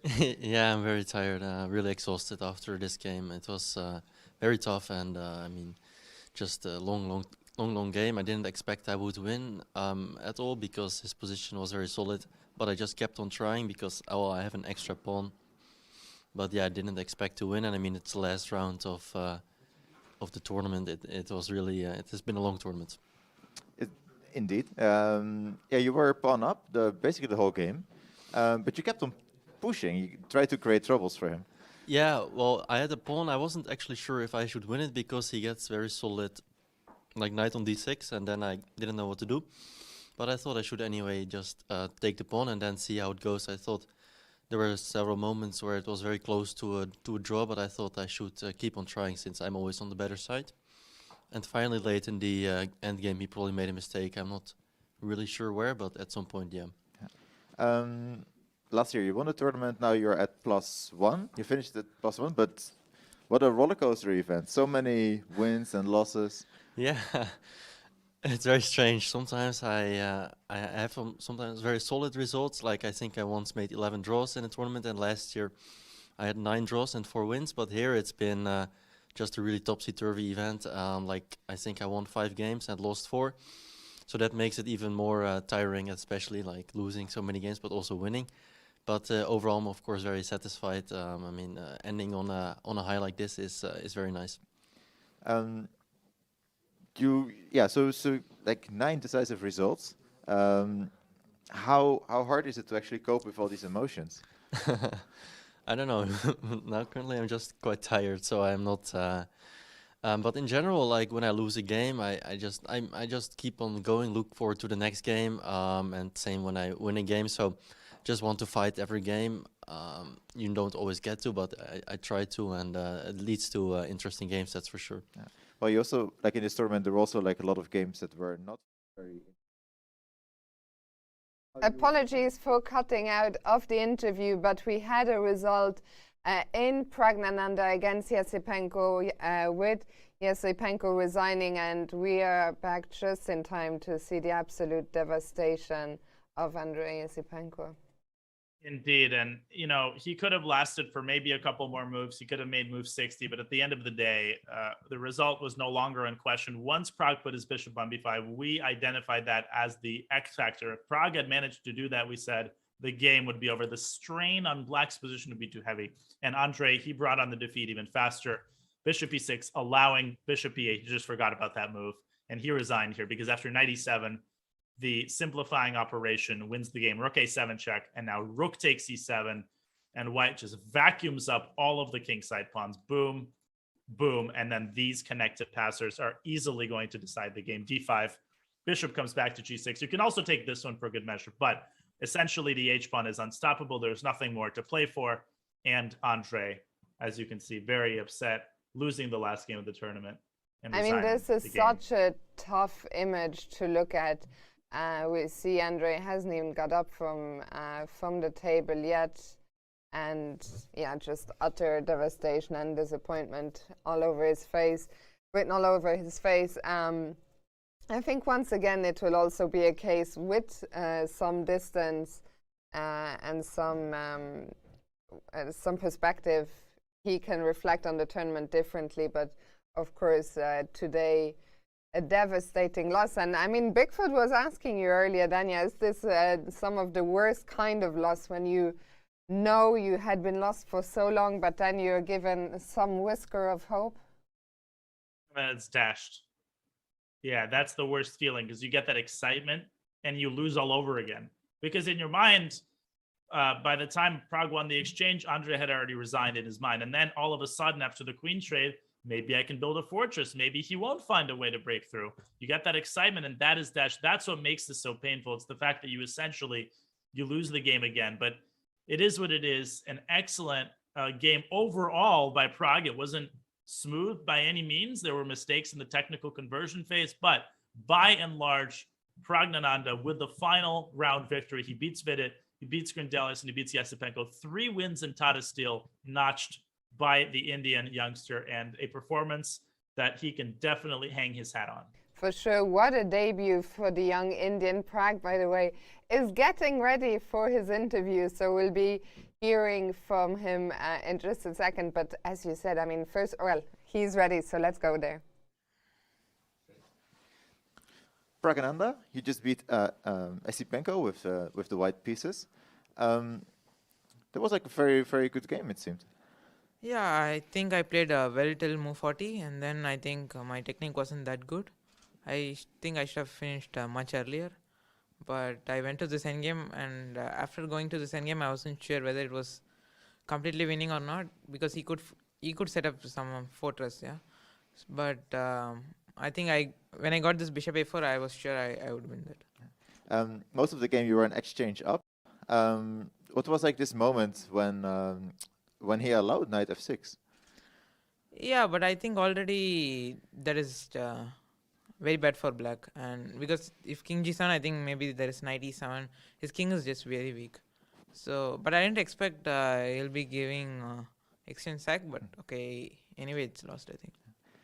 You scored 5.5 out of 13 in your very first super tournament.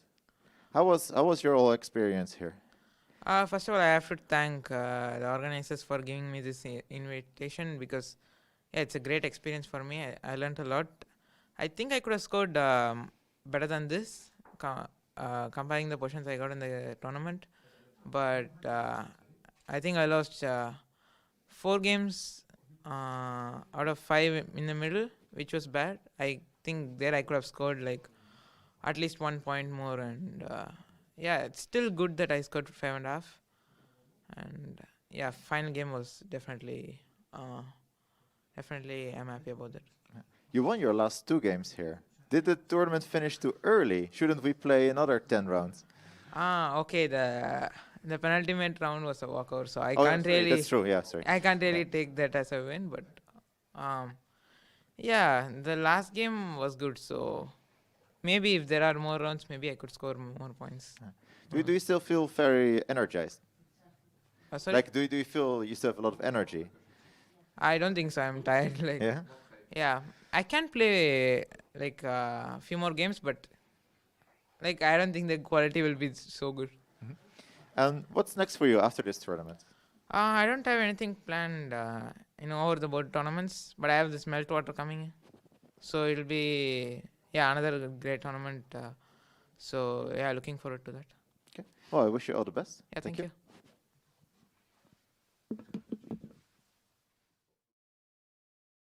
Similar story between Jorden and Pragg. Both of them, of course, very happy with that last round win, but also you can sort of see the exhaustion on the faces after what is one of the longest tournaments on the tour. But Dania, what an event it's been. What an absolutely incredible event. And I'm sad to say that this is going to be the final one of these, but still, I'm looking forward to it, because this is time for your round 13 rapid recap, Fiona. And the game that we chose today is the battle between Sergei Karyakin and Vidit, which and there were many battles this game, this final round. The players didn't just come out just to make quick draws. We had a lot of amazing fights, and this was one of them. This started off as a 4 knights Scotch. Quite a rare guest at the top level. We were thinking on move 3, what is it going to be, an Italian game, a Rui Lopez? But no, we were happy to see not a real 4 knights Scotch, which leads to fresher positions, and Vidit striking in the center with d5, and here Karyakin sprung the first surprise. Yeah, here Magnus surprised Mamedyarov, and Grandelius here did have a novelty against Dubov in the tournament sponsored by Karyakin. I remember Pragnananda had this in one of his games. I gotta have a little bit of fun. Now here, the main move is e takes d5, and after c takes d5 castles, this is the old school line, but Sergei going for something quite rare, bishop d2. This has been played a couple of times in recent years.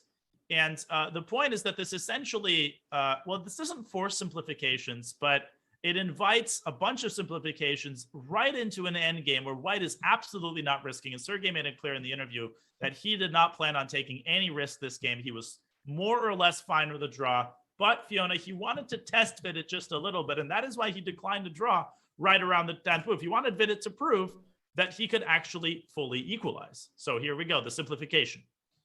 So the start of the simplifications here. Bishop takes f6, queen takes. We see an exchange on e4, takes on b2, takes on c6, takes, rook b8, and queens and rook get traded off as well. And we ended up in this position where we thought we're probably just headed for a quick draw here. Yeah, I mean, this looks basically totally symmetrical, maybe a tiny bit of an edge for white because of the superior placement of the bishop and the fact that white has a tempo. Sergei brings the bishop back in order to defend the d1 square. But Vidit did everything right. He brought his king in, got his rook to e8, threatening checkmate. And after h4, this is the moment when things started veering off course just a little bit for Vidit. The simplest path to a draw was the move bishop f5. Now, the reason he rejected it was probably because of rook b7. And, well, after bishop c2, rook c7, it looks like he loses a pawn. And he does. But the move he might have underestimated is bishop e4. If white takes the bishop, then after rook takes e4, the h4 pawn is hanging, and that's an immediate draw. If rook takes a7, then after bishop takes f3, g takes f3. The thing is, with this pawn structure being as incredibly damaged as it is, white has zero winning chances. This is well known, and Vidit certainly knows that. But there was something in this line that he didn't like, or he was attracted by the look of bishop a6. But whatever it was, things started getting just a smidge more complicated for Vidit right about here. And you're really emphasizing the importance of you have to be precise from the get-go. It's easy to underestimate that kind of decision. You're only on move 18, equal material, symmetrical pawn structure. But as you say, once Vidit played bishop a6, immediately Sergei putting on the pressure and starting to ask some questions. How are you going to defend the pawn on c7? Then piling up the pressure on the a file. And on the rook, he's asking a lot of questions that you don't have easy answers. Sergei activating his pieces. Vidit doing a good job of deflecting all of the attacks. But after bishop b3, it's a very uncomfortable position all of a sudden for Vidit, who can't move his bishop. The bishop on a6 is paralyzed because behind the bishop sits a very weak pawn on a7. Vidit does his best. He goes c5, trying to shut down white's bishop. Sergei says, no. You're not going c4. He prevents that. And now we have a quieter stage of the game where both players try to improve the position of their pieces. Sergei going f3, preparing to bring his king out. After rook d6, a very impressive decision. Anish Giri was in the studio at the time, and he was impressed with c4. This looks like a very committal move, Fiona. It closes the bishop, but it fixes the weak pawn on c5, which enables white to attack it with the rook in the future. You can't really do this immediately because, of course, you allow c4, and this is exactly what Sergei does. After king a7, he plays rook a5, and this was really the most important moment in the whole game. And Fiona, we talked about how Vidit's losses in the previous rounds perhaps, really discouraged him. And in another set of circumstances, he might have found the drawing path, which started with the move rook c6. You have to defend that pawn. Yeah, this really a crucial moment here. We talked about it plenty. Rook c6, the only way to defend the pawn. And here, well, we looked at the line after rook b6. The rook has to keep defending the bishop. And rook b4. B4, this is a very important move, attacking the bishop and the pawn. The bishop drops back to b3, and now up comes the king. King d6. The rook has to give a check, otherwise you lose c4. And if you go rook a5 here, then after bishop takes c4, it's very important to point out, this is a really cool line. Rook takes a7. Rook takes h4. Rook takes f7. This is not an easy draw under normal circumstances, but black has the brilliant rook a4, and now not rook takes a2 because you lose the second pawn to a screw. But first you go king e6. The pawn on a2 is defenseless, and this is a very easy draw, 2-on-1 on one side of the board. So this was the drawing line. After rook d5 check instead of rook a5, king moves to the side to c6, and white will not be able to sustain the c4 pawn in the long run. So this really was the last moment in which Vidit had a very clear-cut path toward a draw. But, and let me just fast forward here. Yeah, but Vidit... Sorry, go ahead. No, I was just going to say that and King D8 really is a sign of frustration. He just sort of abandoned hopes in this position. Yeah, it's not clear, of course, to us what he missed in the other line. There must be something down the line. It was a long variation, but I think, as you pointed out, the results from the last couple of games, yesterday's very tough loss against Shakhmamyarov surely had something to do with it. And, well, now Sergei Karyakin picking up a pawn and bringing out the king, starting to activate all the pieces, and his technique, Dania, was a sight to behold. Exquisite, and it started with h5. This is a great move. It provokes further weaknesses. If you go g5, you're going to have a massive weakness on h6, which White can attack with rook c6. Vidit didn't do that, but the pawn trade really softens up. It softens up Black's kingside pawns. Now Sergei getting his king a lot closer to the center and getting it right into the center. He plays g4 in order to fix Black's pawns in place. The pawn on f3 is a little bit of a weakness, but it's easy to defend. It can be defended with the bishop, with the king, and it really was not a problem.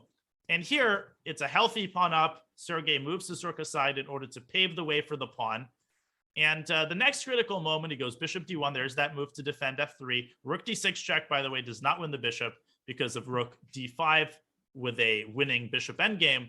And Vidit, maybe he could have defended more resiliently, but Fiona, he ends up playing bishop b7, and this accelerates his demise. Sergei immediately pounces. Bishop b7 relinquishes the control of the square on f5, and the problem is that after rook f5, which is the move that Sergei played, you cannot avoid the rook trade. Of course, Sergei had to evaluate this bishop ending with the extra pawn. Is it enough? But Dania, the trousers came into full force. Indeed, that's a Russian chess term for basically two pawns on either side of the board that cannot be stopped, that overwhelm the opposing forces. Usually it means it's referred to in a pawn endgame, but even though Black has a bishop, that bishop does not constitute a sufficient force. Black's only pass pawn is very easily restrained by White's king, and that's exactly what happens. First, Sergei brings his bishop to e4, forcing Black's bishop back. Here comes the c pawn. Here comes the c pawn. The point is that after king d6, f6, this is the classic trousers. These pawns are too overwhelming. And if you play bishop e6, whoop, bishop, oh no, sorry, not bishop f5. My bad, that's a different line. You go f7, bishop f7, c8, queen. If king e6, then it's time for bishop f5 check, distracting the king. If you take the pawn, then you lose the bishop, and White makes another queen. So that's not possible. Vidit basically has to tread water. And all that Sergei had to do was to figure out the right configuration of pieces that would allow him to restrain the h-pawn and then walk the king all the way toward the bishop. But first, he, of course, had to figure out a way to restrain his h-pawn, and that meant remaneuvering his bishop from e4, Fiona. Yeah, we thought that he was going to go for a plan with f4, but here he decided he had a change of heart. He brought the bishop around to d3, to f1, and finally to h3, from where the bishop is now defending the pawn on f5. There is nothing left for Vidit to do here. He can only wait, and that gives Sergei Karyakin enough time to simply walk his king all the way over to the queenside. Indeed, one more attempt to complicate matters by Vidit. King f7, tempting Sergei into f6. Then Black had the idea of going h3 and h2. White is still completely winning here after bishop b6, but there's no need for these complications. Sergei just going king b6, and Vidit resigned. The king's march to b8, followed by promotion, is simply unstoppable. And what an exquisite technical effort by Sergei, who would have guessed that the game would not have ended in a draw after the opening? And yet that is the nature of these players. They are able to squeeze blood from a stone. They can make something out of nothing time and time again. And this was a great example of it. A very painful tournament and a very painful ending for Vidit, but a great recovery for Sergei, who himself had a painful loss yesterday against Sam Shankland. Absolutely. Kudos to Sergei Karyakin. Exquisite technique indeed. This was your rapid recap of round 13. Hope you enjoyed that. And Dania, well, last look at our final round results, which was a lot more bloody than I had anticipated. Indeed, we had a lot of players coming out ready to play Magnus Caruana. Not among them, they made a quick draw. Rapport and Giri made a quick draw, and it was great having Anish in the studio. Grandelius Duda, but everybody else, including Grandelius Duda, which happened to end in a draw, but what a draw it was. They were out there in order to play. Jorden scoring a win, Prague scoring a last round win against Andrei Yesipenko, who was devastated, but what a comeback by Prague, what resilience. Of course, Magnus winning by forfeit, he wins the tournament, and Karyakin, as we just described, defeating Indeed, and there we see the final standings. Magnus Carlsen, winner of the 2022 Tata Steel Chess, with a great score of 9.5 out of 13. In shared second and third place, we find Shahriar Mamediarov and Richard Rapport, both of whom had really tremendous performances here. Then behind that, Anish on 7.5, Karyakin with his last round win, as well as Jorden finishing on +1. Fabiano not been his tournament. Yesipenko is also going to struggle with his last round loss. Then Duda also not the tournament he was hoping for. Vidit, probably one of the biggest disappointments for him it will have been after the early lead, and so on and so forth. I wasn't planning to read out every single name on that list. Daniel, I think that was very well described. Well, all of the players, I think, no, you're right. All of the players had their own arcs. They had their own tournament experiences. And even though they didn't all score 9.5 out of 13, they all had a fantastic run. And we congratulate very heartily the world champion Magnus Carlsen for winning the Masters. And, of course, Arjun Erigaisi for winning the Tata Steel Challenges. We expect great things from him in the future. And we expect great things from the chess calendar in the near future. And that will be heralded by the Chess.com Rapid Chess Championship, which is a brand new world-class online event series for the top 100 players, top 10 women, and top 10 juniors in the world. Watch as the very best compete for their share of $20K each week, culminating with a $150,000 prize final. If you're experiencing already a little bit of chess withdrawal as the Tata Steel comes to an end, well, don't, because it all starts at 9 a.m. Pacific so very soon, Saturday, February the 12th, right here on Chess.com, and every weekend thereafter. This is a very exciting new event. And for more information on it, head on over to go.chess.com/RCC, the Rapid Chess Championship, coming your way early in February.